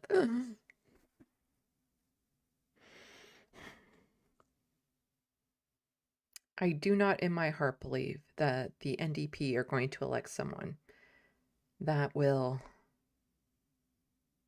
push back again, that will be any threat to the liberal conservative dominance in our government.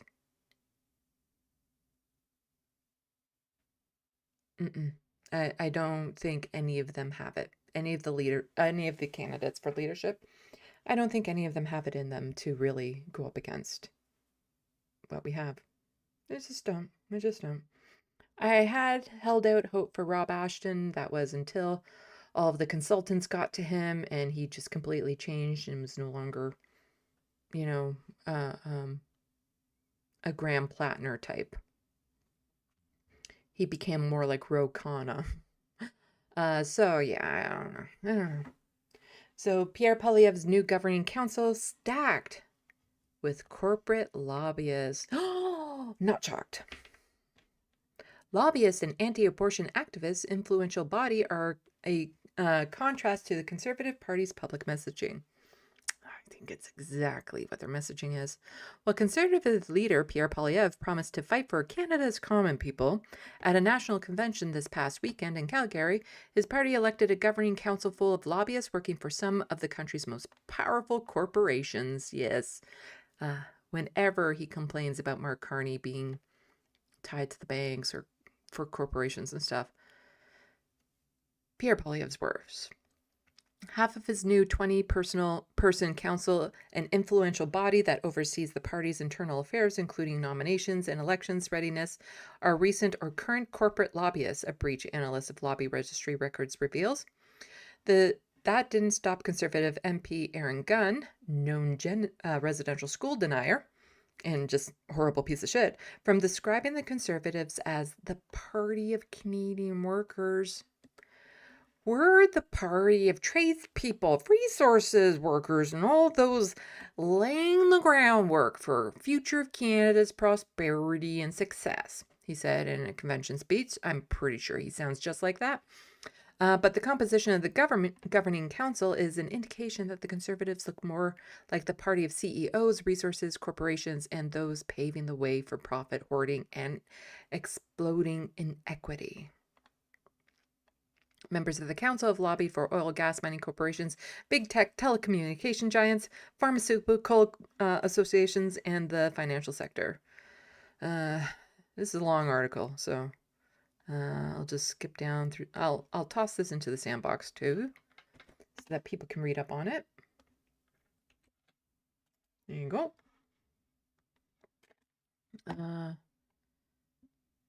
So we have General Dynamic lobbyer. So Wes McLean, another company consultant, continues to lobby federally and provincially. After a stint as a New Brunswick MLA, he was stripped of his duties following an impaired driving charge in 2013. Yeah, nobody else was more qualified for this. Anti-abortion activists increase influence. Alongside corporate lobbyists, a second bloc became more visible after Calgary's convention. Socially conservative activists, particularly those aligned with Christian fundamentalists and anti-abortion movement. Everything you see down in the States is coming up here.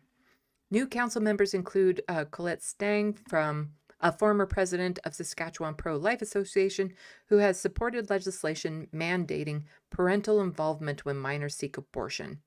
Stang also been endorsed by Right Now, an anti-abortion organization that has advocated for its supporters to ensure that pro-lifers sit on national councils because of their incredible influence over a party functionality.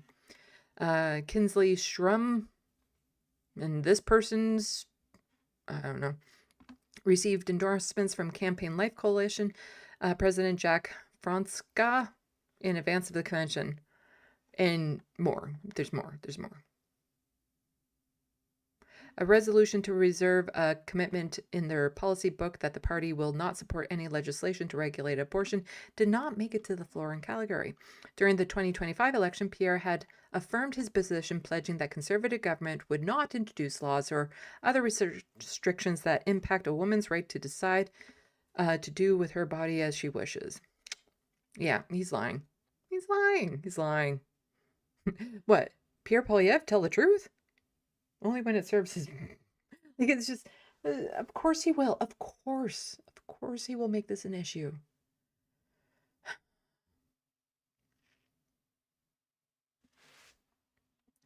Anyway, here's another petition for people to sign. This one is about ICE, and just saying that Canada shouldn't have anything to do with ICE. United States Immigration Custom Enforcement, ICE agency at the blah blah. Here. So, we, the undersized citizens of Canada, cancel federal subsidy grants and public funding to Canadian companies that would contract with United States Immigration Custom Enforcement in the U.S. Department of Homeland Security. Cancel federal government contracts with companies that provide goods or services to ICE or the U.S. Department of Homeland Security. Deny or revoke export permits for armored vehicle surveillance technology and other controlled goods destined for ICE. Revoke permission for ICE to operate offices on Canadian soil. Terminate the Safe Third Country Agreement pursuant to Article 10 and take necessary steps to ensure that Canada does not support, enable, or legitimize human rights abuses committed by United States Immigration and Custom Enforcement. So, another petition for us Canucks to sign. There you go. And I will remember to not close this window. Oh yeah, I was going to talk about that, but I've run out of steam.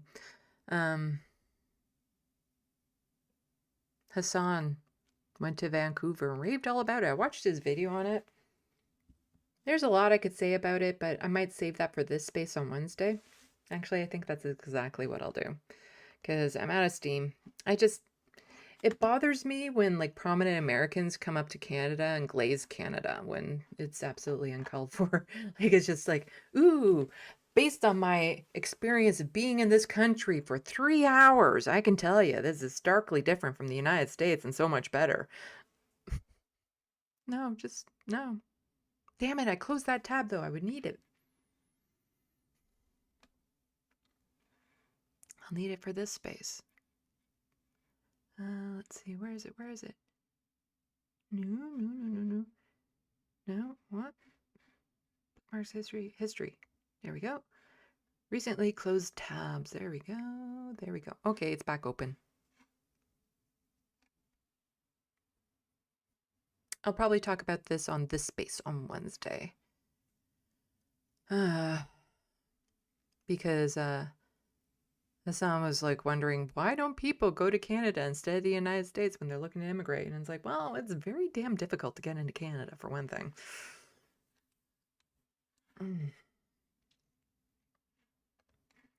Okay, so one more docket about provincial stuff, Doug Ford primarily. And I'll try to scooch through that quickly. But before we do that, SandBox.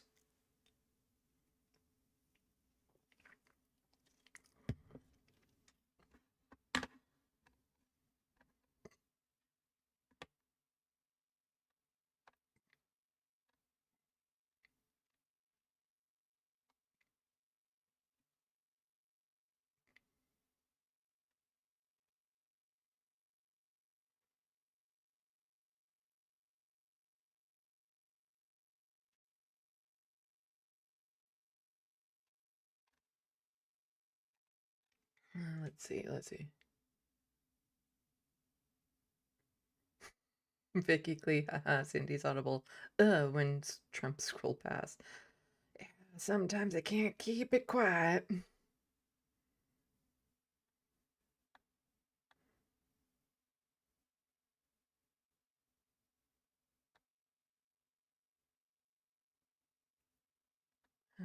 Talking about TV shows.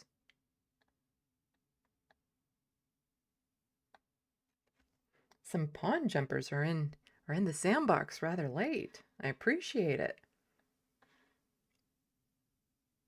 Andrew Carter says woke ice cream. Is there such a thing as woke ice cream? Tastes like socialism.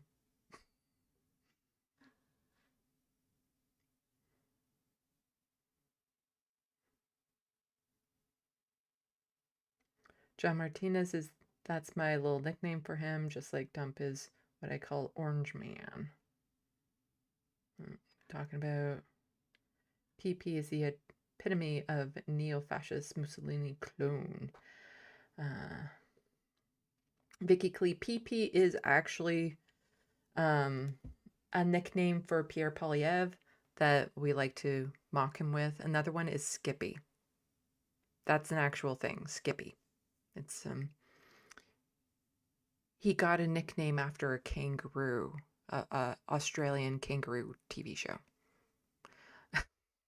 I did a video on it a long time ago. Actually, I think I clipped it, so you can go back in my video history and type in Skippy, and you'll probably find the history of how he got his nickname of Skippy, but also we just refer to him as PP for short sometimes because it makes him sound as pathetic as he is.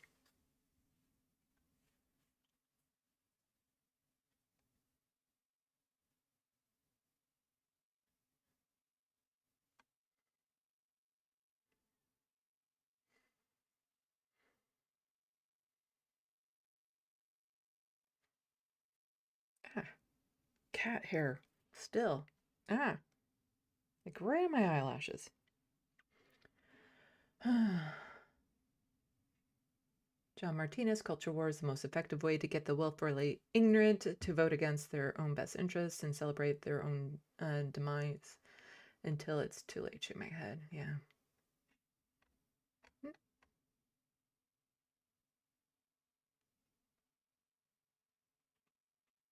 So Life, there's a meme rumor that Hassan is going to Cuba on flotilla. I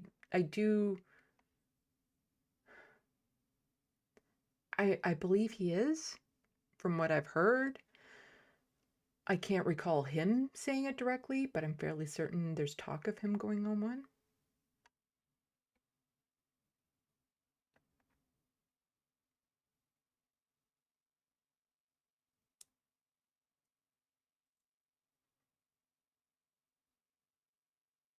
Oh, did Mobius jump in? Hello. Oh, there you are. Morbius, welcome. Mobius, sorry.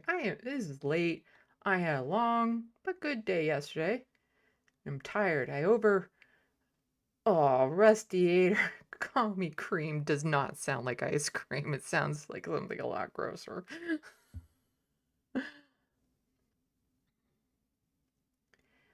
Vicky Clee, it's half term for me, LeftoftheBox, which is why I'm still up. What was I saying? Oh, right. I had a long day yesterday. I had some good times in it. And then I overslept today, so my brain is just like totally fucking fried.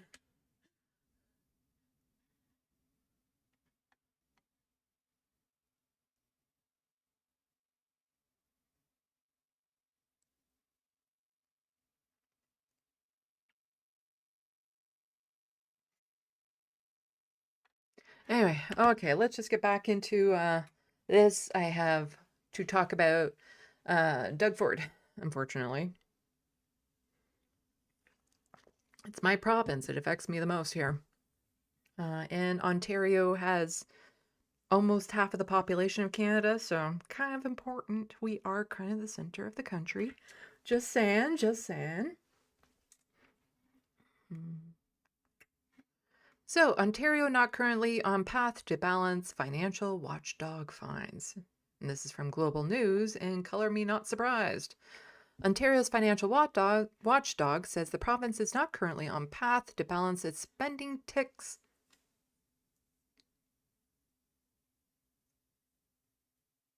Oh, as spending ticks up. That one little word made a big difference in that sentence. So, Ontario's financial watchdog says the province is not currently on path to balance as spending ticks up and revenue from taxation begins to fall in the face of cost of living crisis. So, a little while ago, covered it at the time, Doug Ford did a whole bunch of stupid things, spending billions of dollars on projects that weren't needed, getting alcohol into convenience stores earlier than that was planned. He also then got rid of things like the license plate renewal fee, which, granted, as somebody who lives with poverty, was a pain in the ass, but it brought millions and millions and millions into the coffers. Cut taxes, which again, millions and millions and millions no longer going into those coffers, while also getting rid of the LCBO, which was government-run liquor store. He privatized that, so all the revenue from that is also no longer going in the coffers, and then spending billions on vanity projects and things that aren't needed and don't improve the quality of life. So now he's cutting services in hospitals and education and everything else that we need. And people would still vote for him? You know, the unhoused population has just absolutely skyrocketed to over 80,000. He shut down supervised consumption sites that has already cost lives. Well, the people living in the tent encampments are losing their lives too. People not getting the health care they need, they're losing their lives. The amount of social murder Doug Ford is responsible for is ridiculous, but people would still vote him. Anyway, the Financial Accountability Officer of Ontario found that the provincial government's budget deficit will increase to $11.1 billion in the 25-26 year, an increase from the previous year. The annual deficit will improve to $11.18 billion and slowly improve. It's not really much of an improvement, if you ask me. While the picture will get better, the FAO found there will still be a deficit of $6.3 billion for the 29-30 year, of which Doug Ford might still be in power.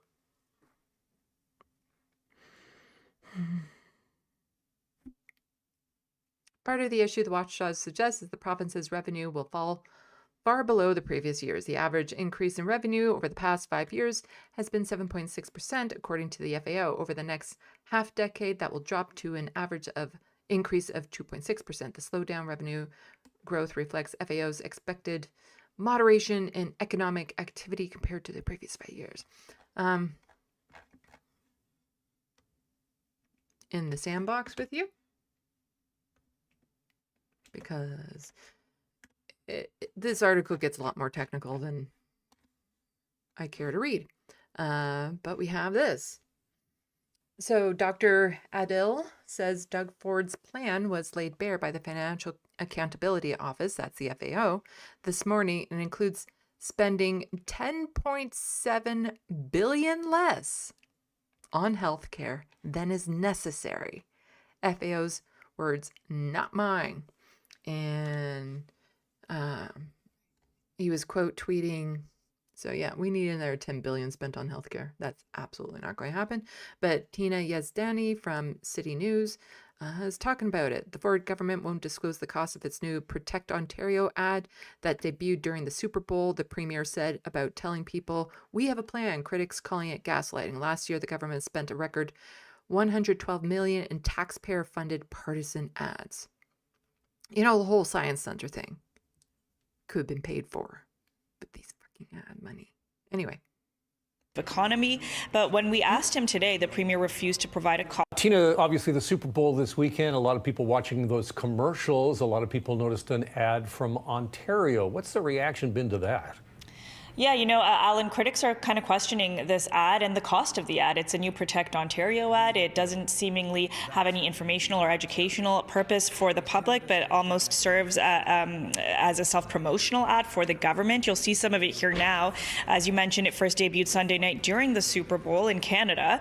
The Premier's office says it highlights some of the ways they are building a more competitive economy. But when we asked him today, the Premier refused to provide a cost. Take a listen. This is about telling the people that we have a plan. The plan is working. We're moving forward.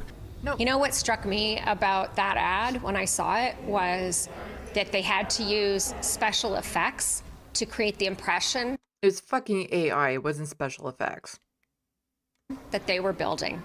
Because none of that is real. Because Ontario is not building anything. So, you know, once again, they're just gaslighting Ontarians with this notion that, you know, this is a premier who gets things done. The Premier did say we will see all the numbers eventually in an Auditor General's report later this year. We know from last year's Auditor General report that the government spent a record $112 million taxpayer dollars on government ads in the last fiscal year. That's more than any other Ontario government in the province's history. Alan? Thank you, Tina. Yeah. And he took over school boards because he said they weren't spending their money properly. He wants to take over hospitals and shut them down because they aren't spending their money properly. But no accountability for him. So here we have from CTV News, NDP slams Ontario government over hospital funding, hallway medicine data. Two NDP MPPs held a press conference at Queen's Park today. They were addressing the worsening hospital crisis, including hallway healthcare, mounting hospital debt, and plans to stop publicly reporting key patient safety data. CTV. Don't you just love it when the government stop reporting data? Like it suddenly somehow fixes it. Like I know you Americans are used to this right now with what your government is doing, but so is ours. Just saying. Doug Ford government is like, oh, these numbers aren't going to look good, so let's just not look into them. Lindsay Alick reports. One of the key performance indicators being retired from Ontario Health's annual reports is the number of patients being treated in unconventional spaces. The government has to be honest, keep track of those. We are talking like close to 2,000 Ontarians that are sick enough to be admitted into a hospital that will end up in a hallway, in a TV room, in a bathroom, in anywhere but a hospital room. Officials with the Ministry of Health sent CTV News a statement which says in part, in place of these indicators, Ontario Health has introduced 21 newer, more targeted indicators that will continue to produce the same and in fact more granular information to the ministry. We identify those on a day-to-day basis still within all of our bed reports and in our internal reports. We have probably about 70 patients on a day-to-day basis that are what we would classify in unconventional bed spaces. That's why we've been working with the Ministry of Health in terms of And just like, again, people don't realize like the absolute lack of dignity there is when you don't have a proper hospital area to be in, when you're in a hall exposed to everyone walking by. You're in a very vulnerable state. You know, you could be in a very embarrassing, it can be embarrassing. And you're just on some stretcher as people walk by. Like, I don't think people really understand how dehumanizing that experience would be. Because I've been in hospitals where I've been pushed past other people on hospital beds that were just in the hall and crowded around. You get, you know, you don't get any reprieve from the noise or the sounds or anything. And all these strangers around you at any given time. It's gross. Getting our capital project to move forward. Helena adds that the government does not pay for those beds or the staff that care for those patients, which is leaving 50% of Ontario hospitals facing a deficit budget. They have to balance their budget, even if that means cutting programs, laying off staff when you have a full house. So they have started to turn to bank loan. I covered the hospitals having to go to bank loans earlier, or not earlier in this stream, but last week or the week before, I read an article on that one.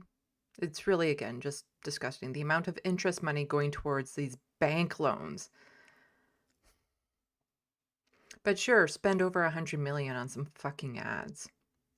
And now we're finding out that it is millions of dollars that hospitals are paying in interest charges to the bank just in order to make payrolls. She says hospitals are looking for a 4% budget increase, but that the government is offering 0.7%. All of this could be acted upon right here, right now. I mean, we give the example, $2.2 billion for a spa at Ontario Place that nobody wants. That $2.2 billion instantly the crisis would go away. McNeil adds there isn't a simple solution to end hallway healthcare.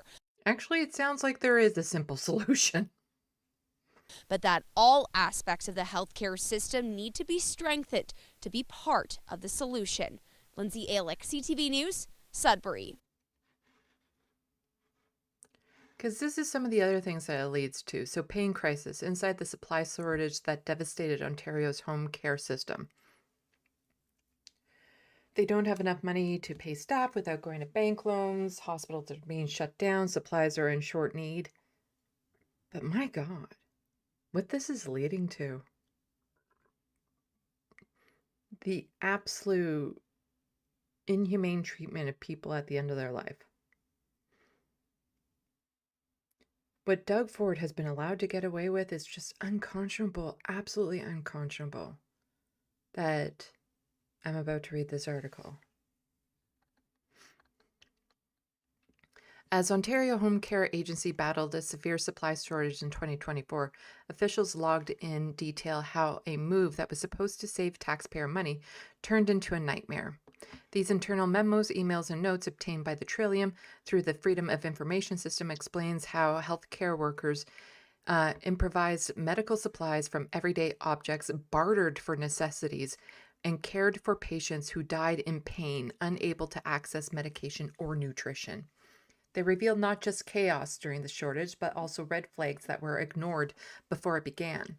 Created by the Ford government in June 2024, Healthcare at Home, OHAH, managed a long-term care placement and home support from bathing to end-of-life palliative care. The agency also runs over 135 community nursing clinics. It talks a bit about the merger and stuff. Just scooch past that.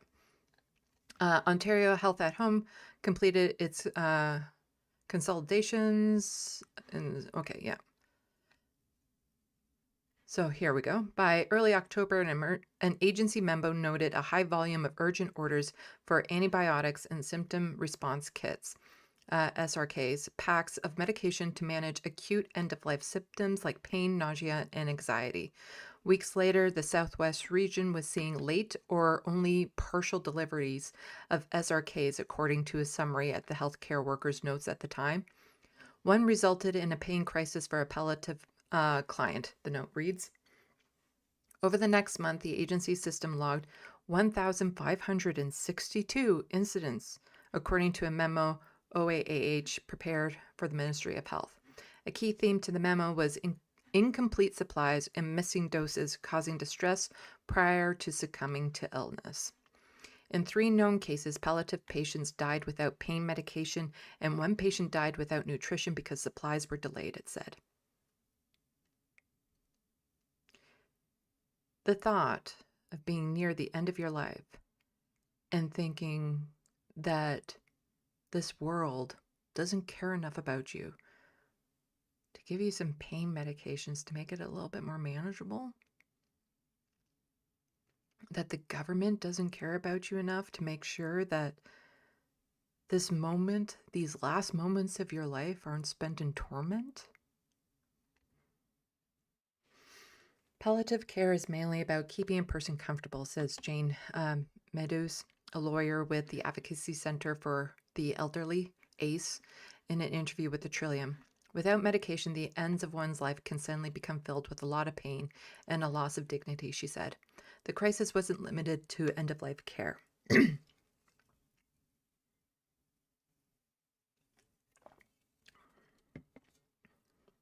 As a supply chain fractured, standard medical equipment became scarce, then disappeared, driving nurses and patients to desperate measures detailed in notes from healthcare workers in every part of the province.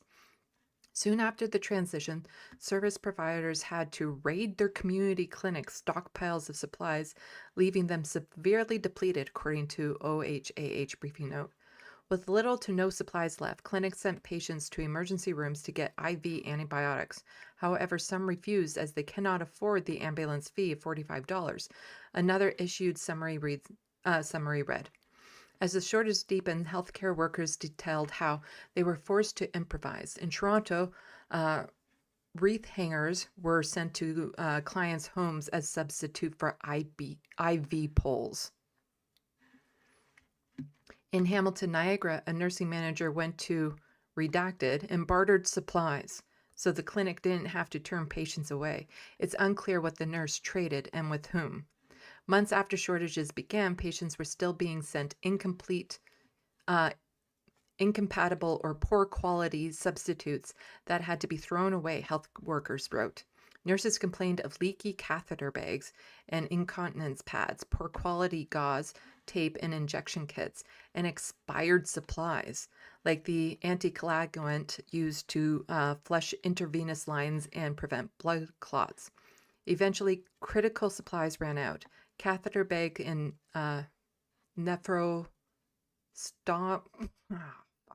bags, which hold urine drained from the kidneys, were back-ordered, and no amount of bartering or creativity could help. Some patients were left with only one choice, clients having to reuse supplies, as there's not enough appropriate bags available, read the note from early December 2024. Healthcare workers' notes different parts of the province also revealed a lack of coordination. In the Southwest, patients' orders for the bag supplies were changed to catheter supplies, while at the same time in Hamilton, Niagara, orders for catheter supplies saw those other bag supplies delivered instead, according to healthcare notes. Multiple patients received orders meant for others, which then cannot be returned, according to several healthcare worker notes. Sometimes clients received what they thought were supplies, but turned out to be IOUs.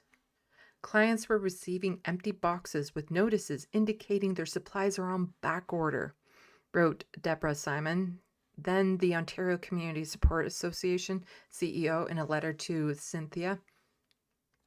Other supplies were marked as delivered but never showed up, Simon wrote, an issue noted multiple times by health workers. One delivery arrived at 2 a.m., causing a patient to think he was being robbed, according to a healthcare worker in Hamilton, Niagara. One regional summary describes the bureaucratic hell health workers had been wading through for weeks. Nurses had no visibility into what was in stock, read the November 2024 notes. If supplies are ordered by a nurse, and they are out of stock, OHAH will just remove them from the nurse's orders with no notification to the nurse or client. The supplies are just not delivered and no substitutes provided, the note reads. The ordering system caused false hope for some patients as supplies were sent to clinics with patients' names on them when they were meant for the clinic itself, the summary reads.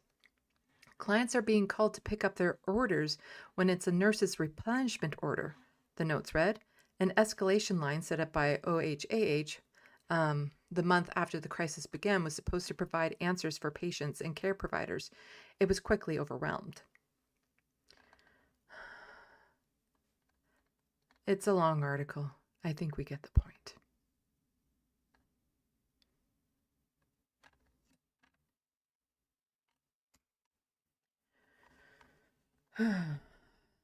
Children's medical supplies missing. The crisis appeared to affect not just seniors, but pediatric patients as well. Yeah.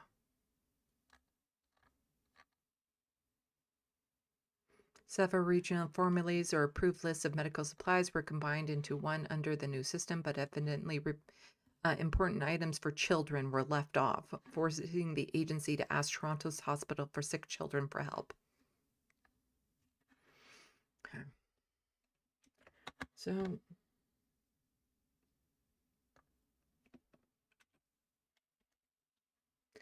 there's the link to the article in there for people to read over.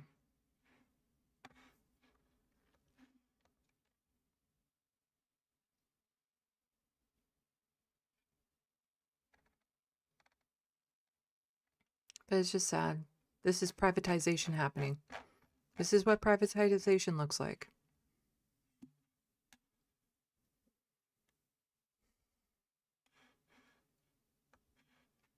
But moving on to education. Colleges and universities.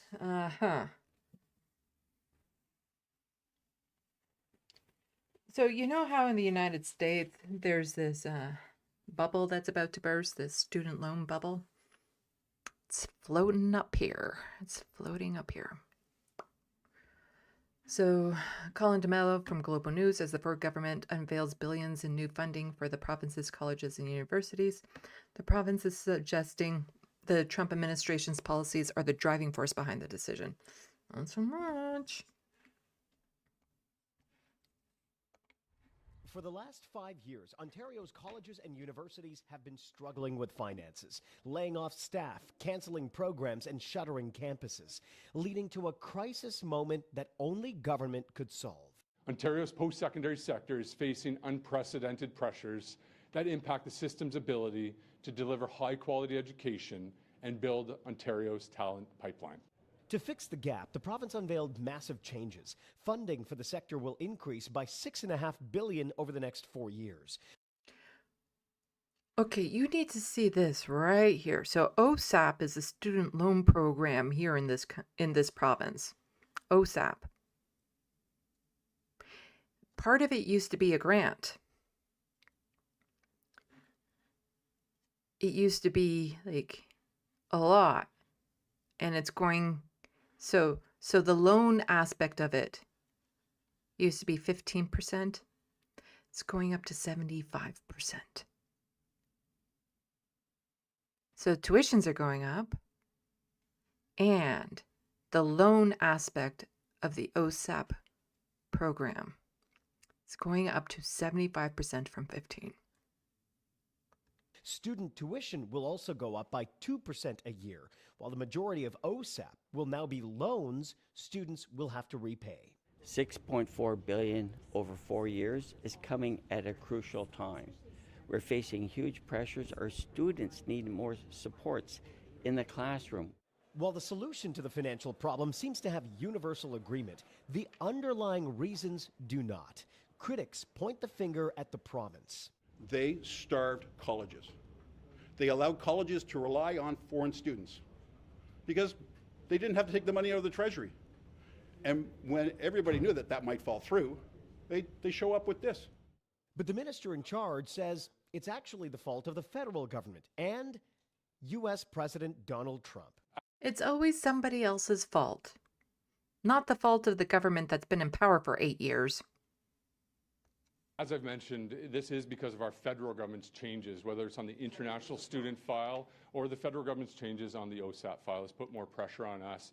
But as I just mentioned earlier, Donald Trump has put more pressure on investments across the whole globe. Critics aren't buying the excuse. Well, Doug Ford has never taken responsibility for anything in his life that I can remember. Like every time something happens, it's somebody else's fault. Arguing that the province is fixing a crisis of its own making. At Queen's Park, Colin DeMello, Global News.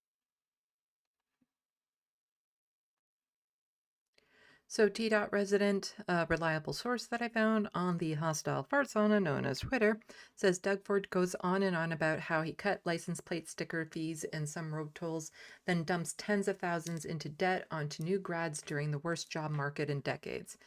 And quote tweeting, the Liberal Party, OSAP used to help students graduate with opportunity. Now Doug Ford is lowering the grant portion and increasing the loan portion, forcing students to graduate with even more debt. Ontario already underfunds post-secondary more than any other province. Now students are being told to make up the difference. So it used to be 85% was a grant and only 15% was a loan. Now only 25% will be a grant, 75% will be a loan. There are people who were planning on going to university and college that are probably now looking at this like they just can't. They can't anymore. And this isn't the first time that Doug Ford has royally fucked over students.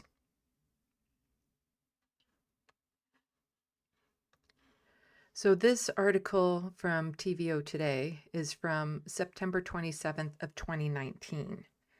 Back when Doug Ford had originally gotten into office. So what the Progressive Conservatives' changes to OSAP mean for those students.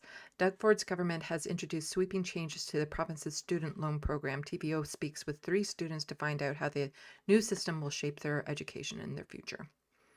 So on January 17th, the Progressive Conservative government overhauled Ontario's student loan program. Gone were the grants introduced in 2016 by Kathleen Wynne's Liberals that had amounted to free tuition for many students. In 2017, 185,000 students participated in the program. Next year, the people whose parents make more than $140,000 a year will be eligible to receive only loans. Grants will still be available for low-income families, but they won't cover the entire cost of tuition. The province also eliminated the interest-free 6-month grace period on Ontario portion of loans. That was vital. That was saying, okay, once you're done school, you have 6 months to find a job, and we're not going to charge you interest on that because we understand that you're just getting out of school and getting into the job market, and it might take a little bit of time. Doug Ford got rid of that. So the instant you were out of school, you had to start paying interest on those loans. And now the loan portion is going up to fucking 75%.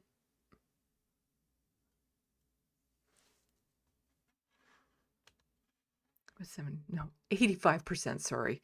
85%. It's going up to 85%. And so students will have to start paying interest on that as soon as they're done. They don't get that 6-month grace period. A move, it said, would bring them in line with federal government in the federal budget released on March 19th. Though the Liberals eliminated the interest on the federal portion during the grace period, students still will not have to start making payments on both portions for 6 months after they graduate.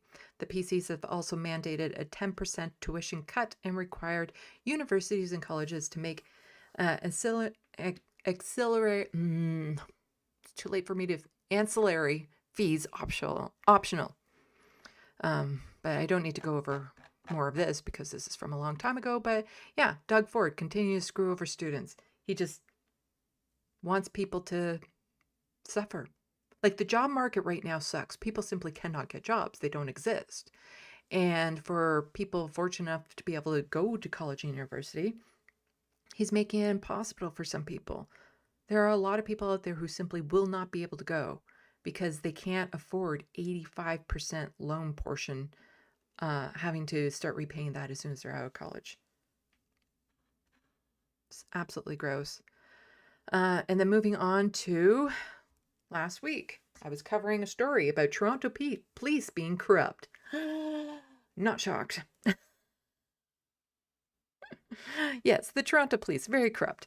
And so Colin DeMello again saying, new, the Toronto Police Association is tempering its tone on the corruption review by the Inspector General of Policing. The union now says it supports the review in principle, but has concerns. Yes, there was 6 officers in particular that were part of a investigation for like attempted murder and a whole bunch of crimes, like just all the crimes that you would see a gang do. They were found guilty of, or not guilty. They're in suspicion of, I should say. They've been charged with, and that's like, corrupt police officers. Maybe we should look into more. See if this is a systemic problem. Police officers didn't like that. Not one bit. I wonder why. But as they would always say to, other people, if you're not responsible for any crimes, then you should have no issues with us checking your car, checking your phone records, violating your privacy if you've got nothing to hide. So, police officers from across the province, if you've got nothing to hide, you shouldn't be worried about these investigations. The sweeping review of how police forces across Ontario guard against internal corruption is hitting a nerve with the unions tasked with representing frontline officers. Well, I mean, at this point, we don't know what the scope is. We don't know what the methodology is. We don't even know who's going to do it. We don't know how much it's going to cost. We don't know how long it's going to go on for. I think if this cloud just hangs over our membership for years and years and years, it's not going to be good for public trust and morale. In the wake of the stunning charges against 7 active Toronto police officers, the province's Inspector General announced a broad review of all 45 police forces in the province, looking into the protocols around officer supervision, screening and vetting, access to evidence, and fitness for duty. But police unions pushed back. The Ontario Police Association said there is no evidence of widespread police corruption across Ontario. The Toronto Police Association called the review overly broad. That tone, though, is now being tempered. But we support the review in principle, but like I said, the press conference really didn't go into any detail. So I want to know, what are they going to do? Are they going to be interviewing our members? Are they doing surveys? Are they looking at policy? Are they attending to look at training? All of the above? It's a huge undertaking with 45 police services across this province. Oh, it's such a huge job to do. Maybe you shouldn't do it. All that work involved. Whew. Take it from us police officers. That extra work, not worth it. Concern from the front lines isn't being shared by the Premier. Oh, I have confidence in Ryan Teschner. He's a pretty great individual. So Ryan Teschner, he said, he has confidence in him to run this investigation. Ryan. Got that name? Got that name? It's going to be important in a little bit. Ryan. Important that he's doing this investigation. He's going to dig deep. He's not going to leave any stone unturned. Yep, he's going to dig deep. And this is also supported by all our chiefs. NDP leader Marit Stiles says the system-wide inspection will actually benefit frontline officers. Police officers out there who have been working hard to build that trust in community know that they're being undermined by this, and they want to see change. The Inspector General will hire an independent investigator who has yet to be named. At Queen's Park, Colin DeMello, Global News. So here's the police association saying, oh, I don't like this. So Ontario's Inspector General of Policing, Ryan Teschner here, announced an independent province-wide inspection into the ability of Ontario's police services and boards to prevent, detect, respond, and fortify their organization against corruption and ensure integrity. Yeah, sounds good. There is no evidence of widespread police corruption across Ontario.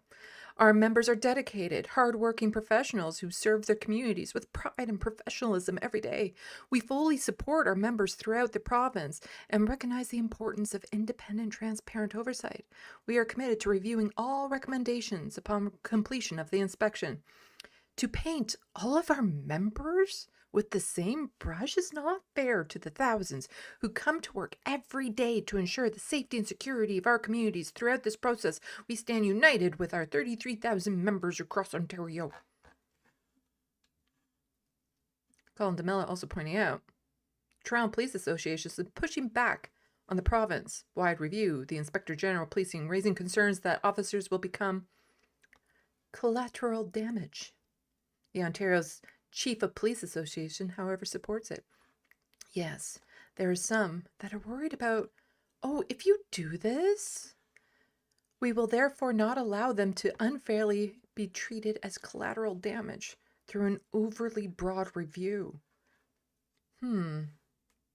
While examining any potential organization shortcomings in light of the project's health important, we strongly emphasize the few allegations do not reflect the character and professionalism or conduct of our more than 8,500 members.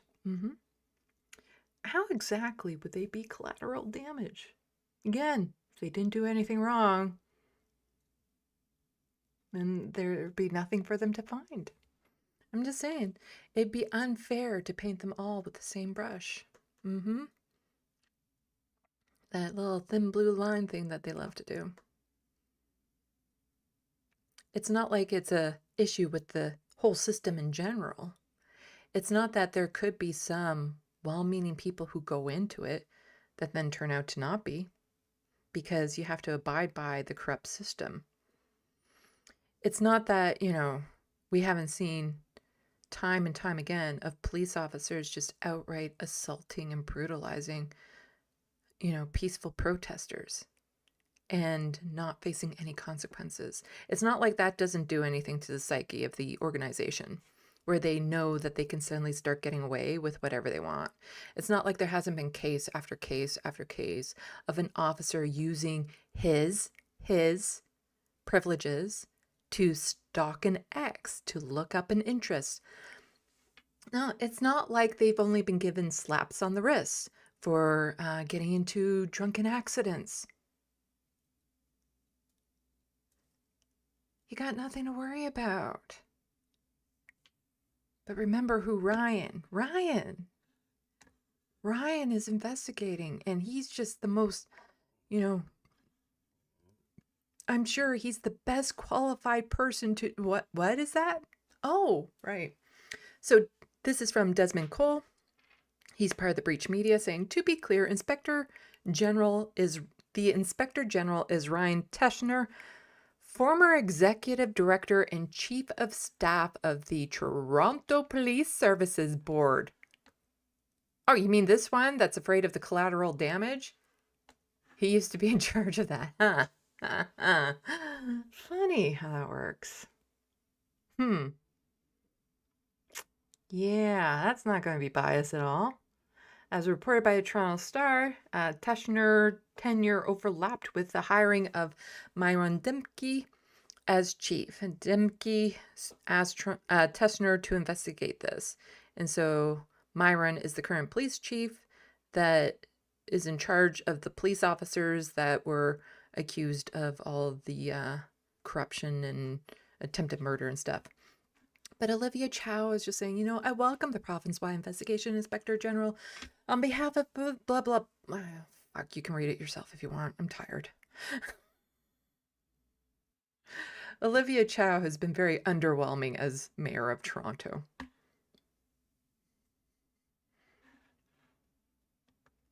Yeah, I'm sure this will not be biased at all.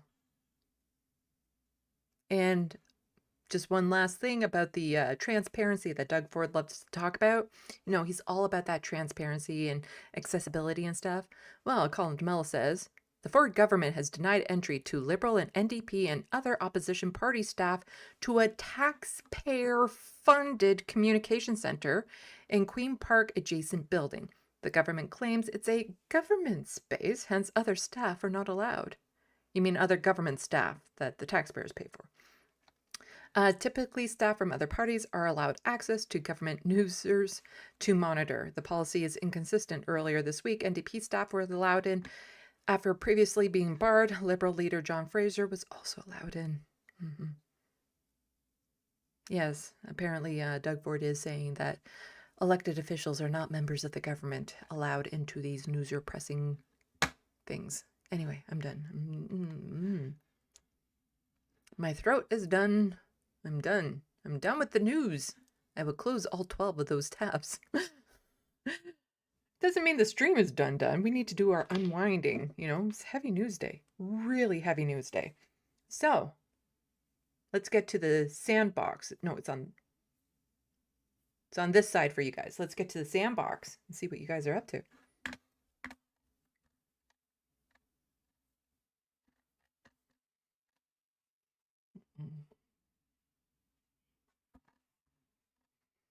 I've only been at this for over 4 hours. Used to think these were going to be 2-hour-long live streams. Once upon a time.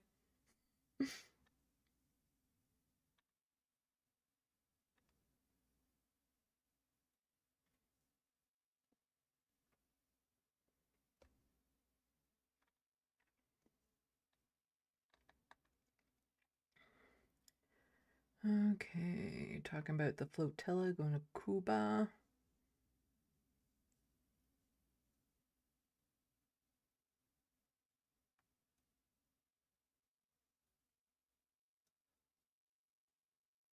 Let's see.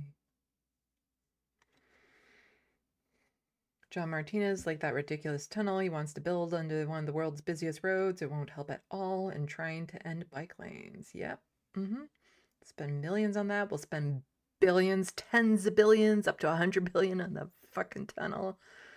Ugh. You know what? Why get stuck in a traffic jam on the surface when you can get stuck in a traffic jam in a tunnel underground? So Life, no mainstream outlets have confirmed Hassan, and the first to report Hassan was a meme account, so I'm just doing basic math plus calculating Hassan's accepted risk factor and record. Yeah.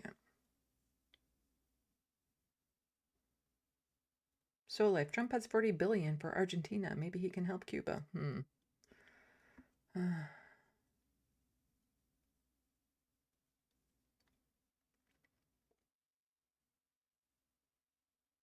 John Martinez, how do you know Ford is lying? His lips are moving. Jet, give me back the practical effects. Yeah. Grand Theft Autobot, Doug Ford, get him the fuck out before he wrecks the province. He pisses me off so much.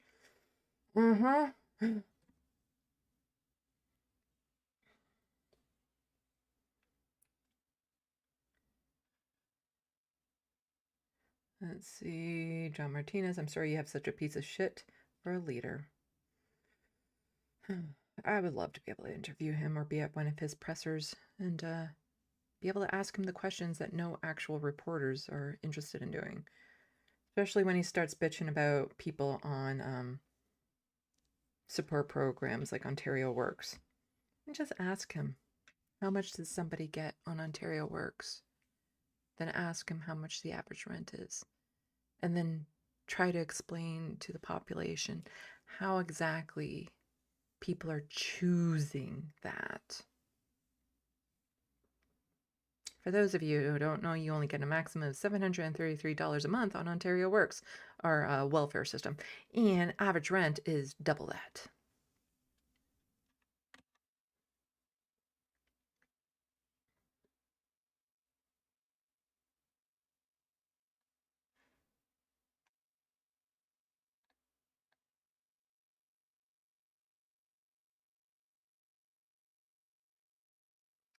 CLSX7F, what the fuck? IOUs? I can't imagine, like, you need this medical supply for whatever reason, and the box comes in and you're relieved because you're about to run out to find a fucking IOU in it.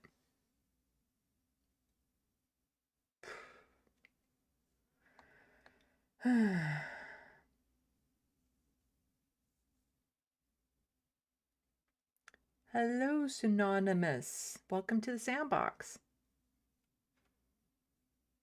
Always good to see more post-Boots Connect politics creator.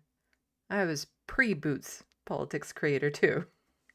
I was around a lot longer before Steve Boots did his channel. And I'm still here. I'm still here.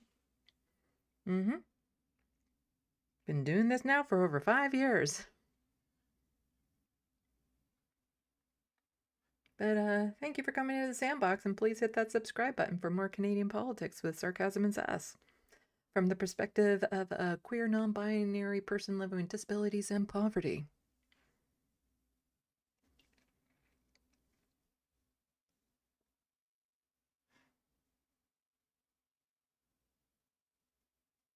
Jet, there's an active volcano eruption in Hawaii and spewing magma really high into the air. I want to see. Hawaii.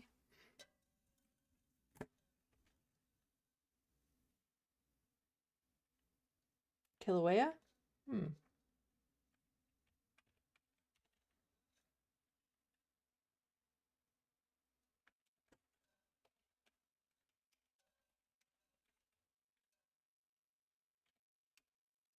Go live. Which one will not get me in trouble for showing?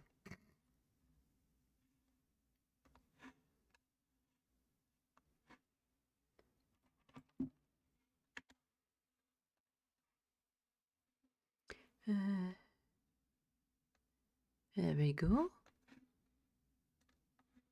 There's no sound on it.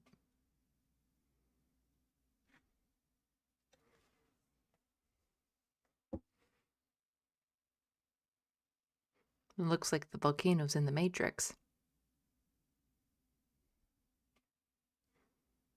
Trying to gauge height. There's not. Oh, I got this muted. It's still no sound. Okay. That's kind of cool. Well, actually, it's really, really hot, but you know what I mean.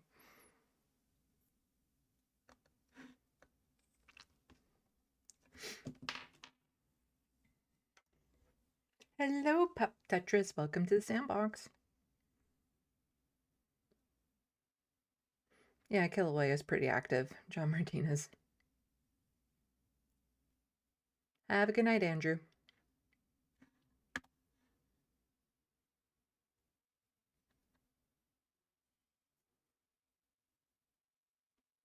Vicky Klee, Western countries are shooting themselves in the foot by underfunding higher ed. Absolutely.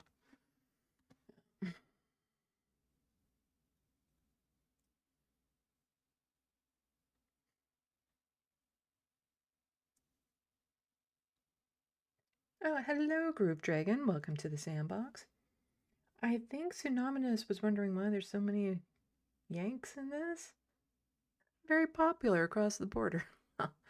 A lot of my audience comes from the Majority Report for reasons. Also, I used to be a contributor to TYT's Rebel HQ, which has a lot larger American viewership.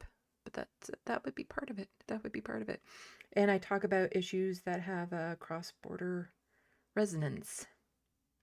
Because one of the things that I try to do is build more cross-border solidarity because we're dealing with all the same issues as in the States.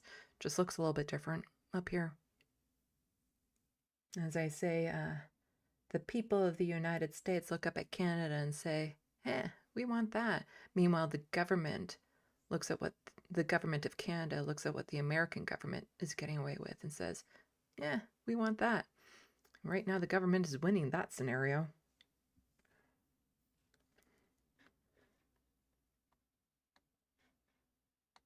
But, yeah, that would probably be why. I would love to get a larger Canadian audience. I would love to get a larger audience. I don't do great in the algorithms. I'm sure there's YouTube stuff that I should be doing, but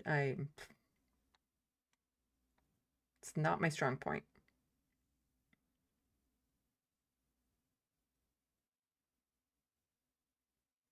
We do have a very similar, well, I'm in the same time zone as New York, Vicky Klee. So that strip going down there.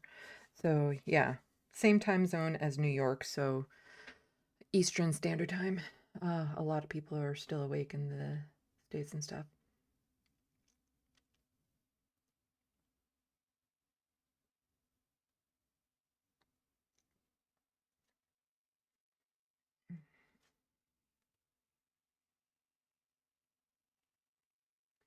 Let's see. And synonymous, I also do follow some UK politics because they understand what I mean when I say it. MP. And question period. They know what a question period is. Also, again, a lot of the same issues. It's kind of like we're caught in the middle between the UK's shitstorm and the United States hell. So we're a hellish shitstorm here in Canada because of them.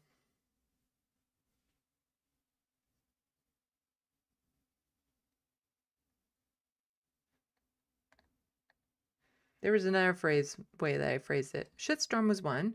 Hell something for the United States. Anyway, I'm tired.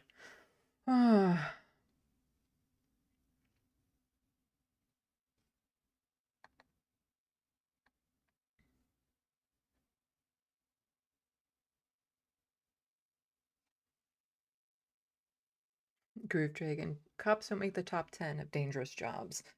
Yeah.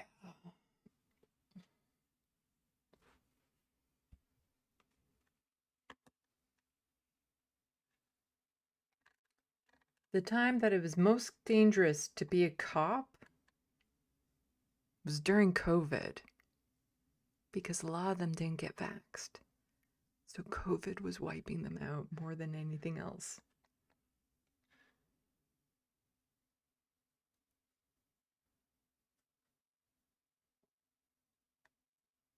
The Wild West, we had so many Ryans, we had to export them to other countries.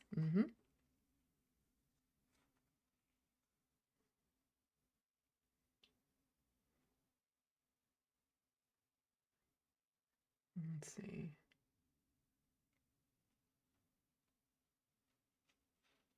Oh, I would not prefer the last mayor to Toronto.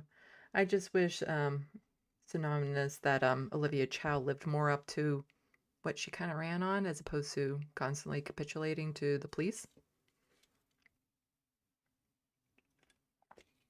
She is by no means the worst mayor that that city has had, but they could have done better. When it comes down to it, I'm not a fan of any political party and most politicians.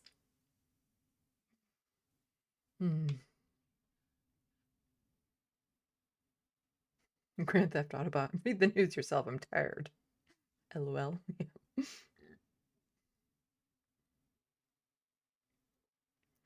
Let's just say I do look past the headline. I do read over the articles. So when I say it doesn't matter from this point anymore, you can read it. You've already gotten the gist of it. I've already given you the gist of the article. Rusty Ader, we need an alien flotilla to help us.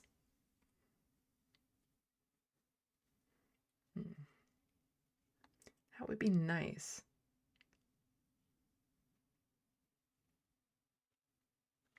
Synonymous, even if I don't fully agree with everything, no one agrees completely with anyone else. And that is true. And yeah, that's why I am still a fan of working with other leftists that I don't agree with. As long, there are hard limits, you know, you can't be pro-genocide. I will not work with you if you're pro-genocide. But yeah, there's no one I agree completely with. But as long as we're all in the same direction, then that's fine.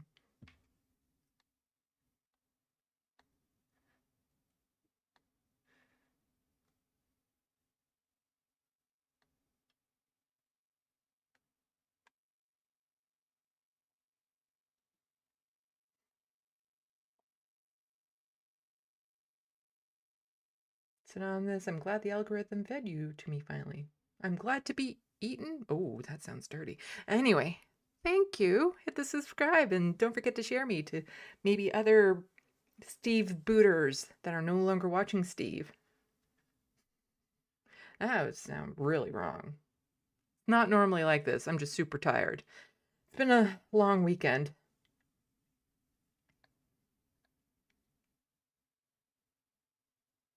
Pup says, looks like the lava makes a heart. Yes. I used to know a lot more about volcanology. I'd have to brush up on the terms and stuff. But I do love physical geography. Love it so much.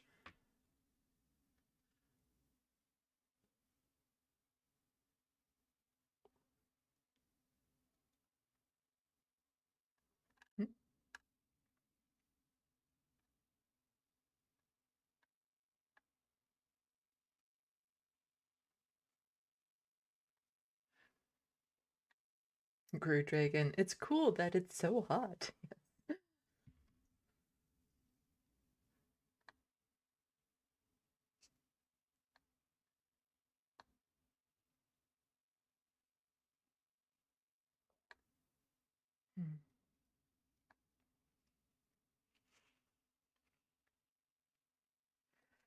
Let's see. Silas, Doug Ford will never fails to make me mad. I'm losing my mind. If you're newer to the channel, feel free to go back and check out the videos I did around the last provincial election. I feel like it was really good work that I did. Got almost no views.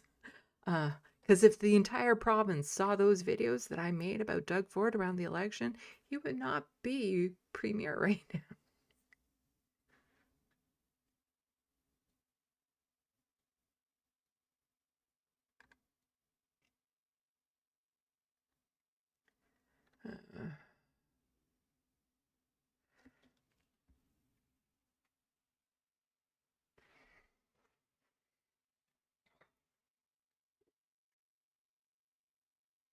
Oh, don't worry about spamming, Synonymous. I am trans too, if that makes any difference. Sorry for spamming. No, this is a very LGBTQIS plus friendly environment because, yeah, I am queer and non-binary. See, that's the inclusive pride flag. That's the this one is the pansexual flag, and then this one is the non-binary flag. I'm good with she, her pronouns, they, them pronouns. I just don't like being referred to as a lady.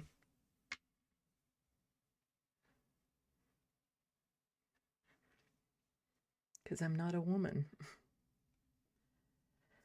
John Martina is going to enjoy peanut butter and jam sandwiches in a minute. That does sound yummy. I have leftover pizza that I am so looking forward to eating.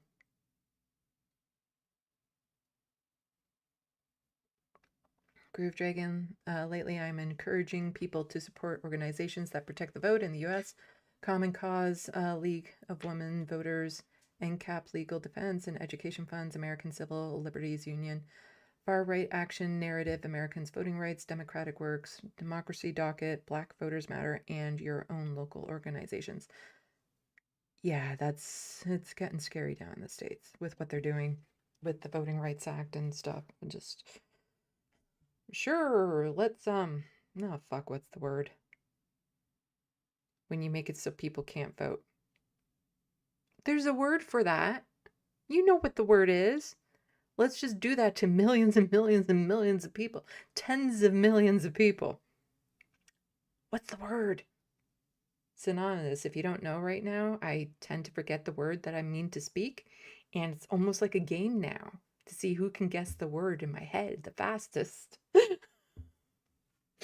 What's the word when you take away people's voting rights? Oh, it is a word.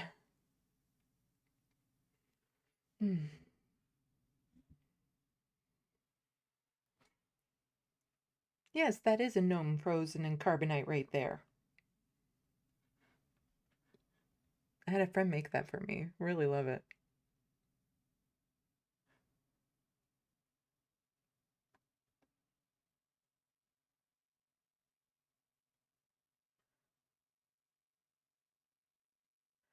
John Martinez, fascism is one of the words, but that's not the word I was looking for.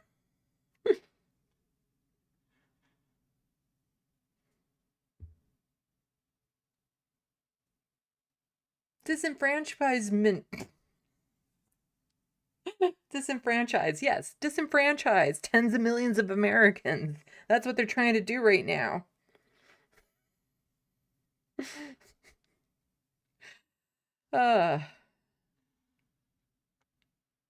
This also applies to just words in general when I get this tired and discombobulated.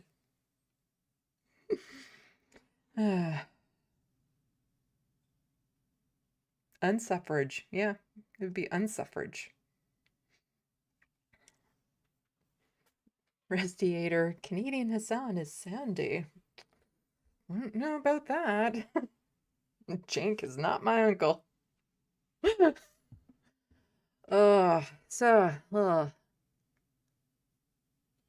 Shit shooting. Let's shoot the shit. Let's do some shit shooting. I don't know, whichever way that works best for you. Yeah, read my book. I dream about it. I want to go into this book so much. I wrote a vampire horror novel. Everyone should check it out. It's on Amazon. And it's loaded with my political and social commentary, shockingly. Yeah, I've actually been putting some good work into my TYT essay. I've done the introduction of Sam and Emma with Jank and Anna. Like their positive history type thing. And then I just need to do the turning point of their relationship and where it went. And then talk about the right-wingers that they used to speak out against and now are getting all cozy with. And then all the issues they've turned on. And again, this is taking so long for me to do this essay that there are things like, oh my God, now I need to add that because, you know, Anna decided to become a 9/11 truther. And I wasn't going to add it because, okay, it's a one-off. Who cares? I don't need to put down every single fucking thing that they do. But Jank, this week, is also become a 9/11 truther. And got mad at people and said that he's been canceled 28 times because if you've been canceled, it can definitely climb up that high, you know, because apparently you can get canceled more than once. If it's a proper cancellation, it only happens one time. I'm just saying. But as I say, Jank is so bullheaded, he can't help but run towards Anna's red flags. And yeah, so now he's a 9/11 truther too. Do I necessarily believe the official story of 9/11? I'm open to persuasion. You know, I don't believe the government was completely truthful with everything that happened, but do I believe it was a controlled demolition or that Israel did it or any? No, fuck no. I would say something more along the lines of like maybe Bush knew and did nothing. That seems a little bit more apropos, but the amount of people who would have to be involved in a conspiracy that big to stay silent for all of these years, that's just not possible. No, that's just not doable. And then when they start spreading this 9/11 trutherisms, you know, these narratives, all they are doing is helping anti-Semites. That's all it is. It's anti-Semitic people, because the people who are primarily pushing this narrative, especially Netanyahu and Israel being involved, they don't say, you know, Israel did it. They say the Jews did it. And so any support of that is really bad. It's really bad. It's really bad. Oh. So now I have to add that into the essay. Fuck. You know, just But I did get some work on it, so it's a long slog, and I just want to focus on getting it done as soon as possible so that I can move on to writing my book, to work on my other channel. For those of you who are new-ish to this, I have a new YouTube channel I'm making up because I'm fucking insane. It's called Sandy Lovis. That's my name. Please subscribe to it. Let's see if I refresh. Yeah, it's still at 60. Okay. It's going to be about my art and writing because I have been putting stuff about my art and writing on this channel, but YouTube really hates it when you mix the content like that. So, and also I have people who would like to subscribe to my channel, but really despise politics. And so I'm just separating the two. So talking about my art and writing and all things creative on Sandy Lovis and interviewing other people who are into creative stuff. Politics will be brought up from time to time because it's inevitable. Politics is entwined with everything, but that's not the focus of the channel. But yeah.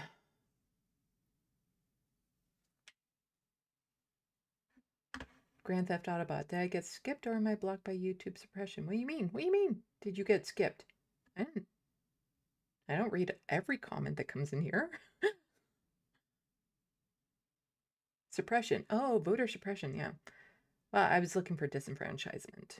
I think is that what you're talking about?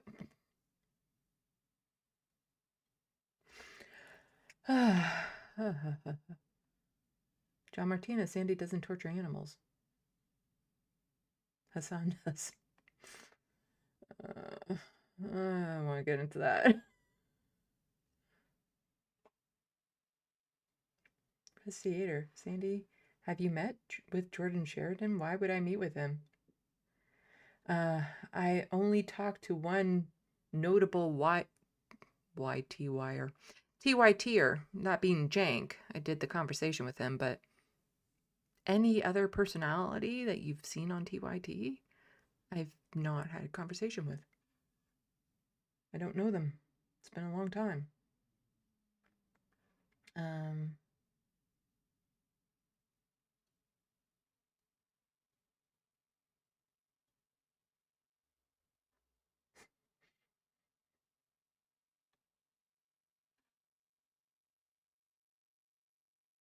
CLS X7F, LOL 28 times is hilarious. Like, does he keep count or does he have a person for that?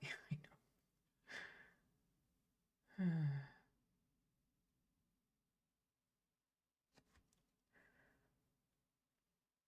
The Wild West, David Dole, maybe? We don't have a Hassan, really. Yeah, not really, no.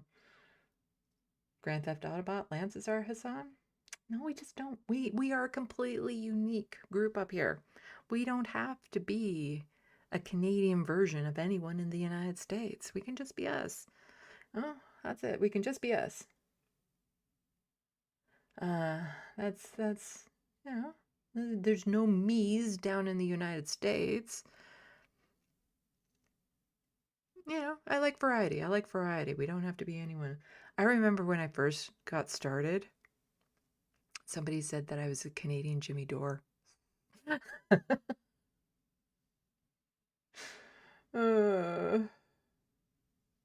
it didn't go over well. It didn't go over well at the time. That was on social media. Oh,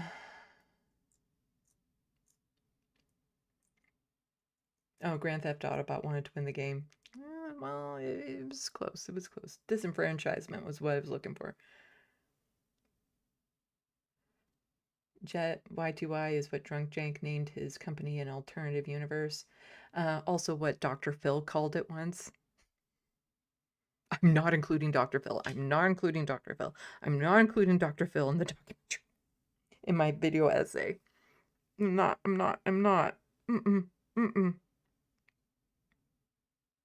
I'm just going to point out that other people have done video essays exposing Dr. Phil. And TYT has, you know, helped to promote him. So, yeah. I'm just, tired. Oh, but yeah, I just finished putting together, not montages, but like video clips and stuff about Emma's time with TYT. But now it's getting to the point where everything changed. And I have a pretty good idea when and why that happened. So we'll be doing that. And on the essay, still a long ways to go. And even once I get the initial run through, I still have to go through, like, I have inventoried all these clips and stuff that I've made. I have to go through them, make sure that I've used all of them. Well, that I've either used them or I really have determined it's not needed. Because ideally I don't want to use all of them because there's a lot. And make sure that they're all appropriately used or not used. And because I did, there's the Mondale Robinson montage that I have that I need to add on to because Anna spoke again about him. But then there was also the Tucker Carlson montage that I made not too long ago that I now have to add on to because of something else they said. So it gets longer the more time in between, but it is what it is. Hello, UV Real Abnormal. Welcome to the SandBox. I read that like a record running out of energy, because that's kind of how I feel.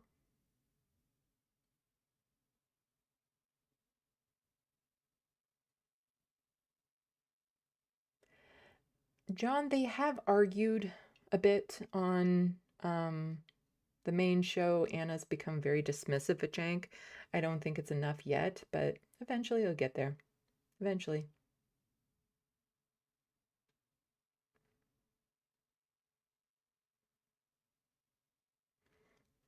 I wouldn't say it was a fight. You know, they have debates and they've had heated debates. They've always done that. I think what's changed is Anna's dismissiveness of Jank. She's just like really like she's done with it. You know, TYT isn't going to get her to where she wants to go and all that sort of stuff. But yeah.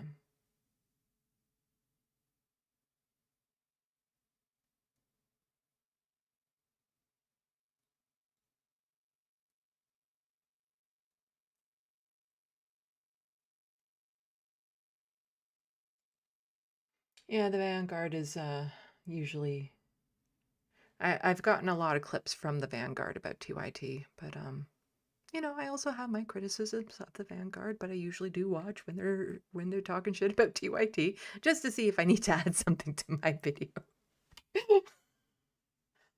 Oh my god, the video essays are going to be so long, so long.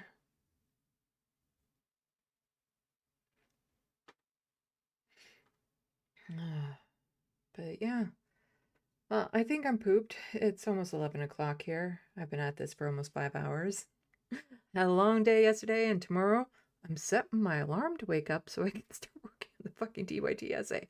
You see, part of the reason why it's so hard for me to get there is ADHD for one thing. It's hard to task switch and get into it. But also, I'm not getting joy from this process. There is like a certain level of like a dopamine hit I get when I find the perfect clip, but this isn't something I am enjoying doing. This is something I feel obligated to do. Like when it comes to writing my book, when I got into this, I had to force myself away from the fucking computer because I wanted to work on it so much.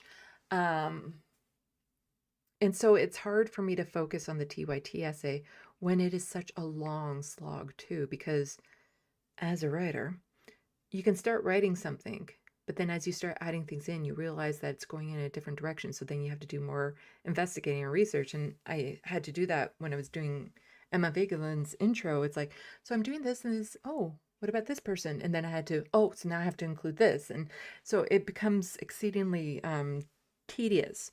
But then once the first run through of the script is done, I still have to go back, add in the clips and stuff, make sure that I've added everything I want to add in. And then the initial script will be done. Once that's done, I have to go through it a couple times and edit it and make sure that everything is okay. But also I'm building all of the clips and images and montages as I'm doing the script initially.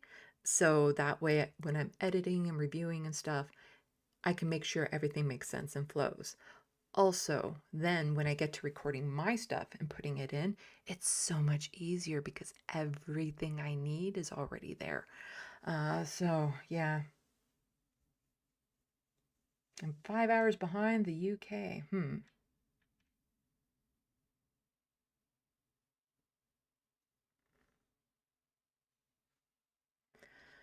Actually, let's check to see if I know anyone who is live right now.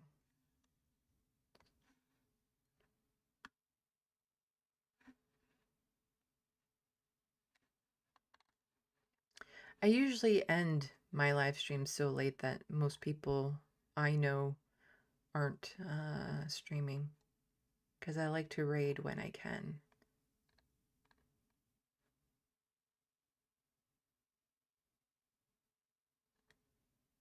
Let's see.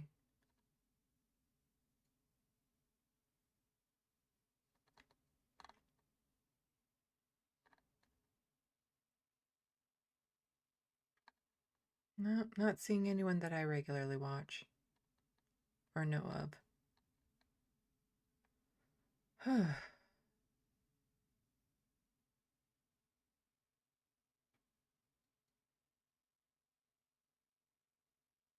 Oh, I need to watch that.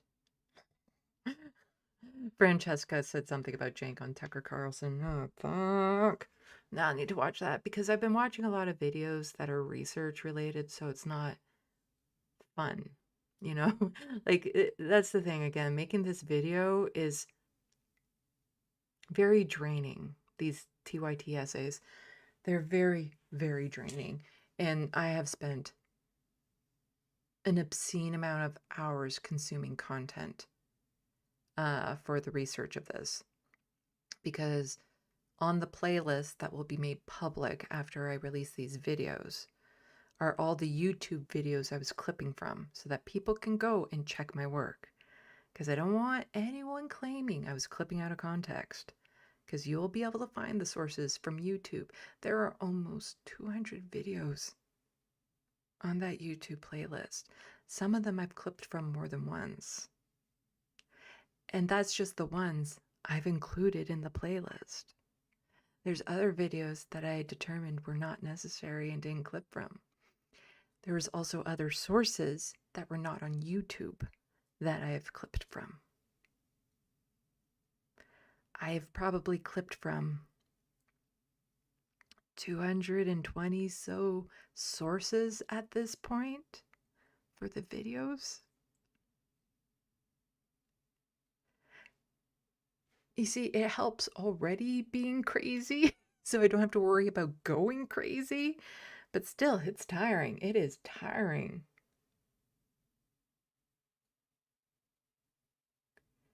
I don't know GNN Jet, so John Martinez, I always crack up seeing the moment when Jank whines like a child. Never have I laughed harder than a guy than when he did that. I need to find a place to put this in, because I often watch these videos at like 1.5 speed. Watching him do it at 1.5 speed, oh my god. Watching him do one of his at 1.5 is absolutely ridiculous. Absolutely ridiculous. Okay, so let's start signing off then. So yes, please check all these out. Oh, somebody was asking earlier or mentioning UpScrolled. I am on UpScrolled. We'll see if that site goes anywhere. I'm on UpScrolled as LeftoftheBox and Sandy Lovis, so please go check me out there. On most social medias as Sandy Lovis and LeftoftheBox, now that I've officially separated the accounts. Let's see. I have an Amazon wish list for people who can do a one-time helpful thing. And on there are art supplies, YouTube studio supplies, kitty cat supplies, and things that would just make me happy. Some of those items, Wish is doing a lot of heavy lifting. I'm not expecting anyone to buy me things that are like hundreds and hundreds of dollars. So it's just, Wish is wishful thinking. Yeah, also, you can become a patron. That helps. I like having a separate revenue source from YouTube in case YouTube decides to nuke my channel for whatever reason. It's not like they haven't been going after certain people who might be outspoken on certain subjects. And since I'm a teeny tiny creator, it's easy for them to just snuff me out. And there's not much I'd be able to do about it. So please support me in multiple ways. Yeah. I think I need to rest. Maybe watch one episode of Fallout before I go to bed. I'm trying to get caught up on season 1 so I can watch season 2. Anyway. Thank you, mods. Keeping the sandbox clean of turds. Thank you for everyone watching. Really helps support my channel when you chat in the sandbox, like and subscribe and share. Thank you to everyone who has helped me out financially on this journey. I would not be able to make it here without y'all, and I appreciate it so much. Salut, à la prochaine. Thank you for watching and stay tuned. I'm Sandy, wishing your tomorrow is better than your today.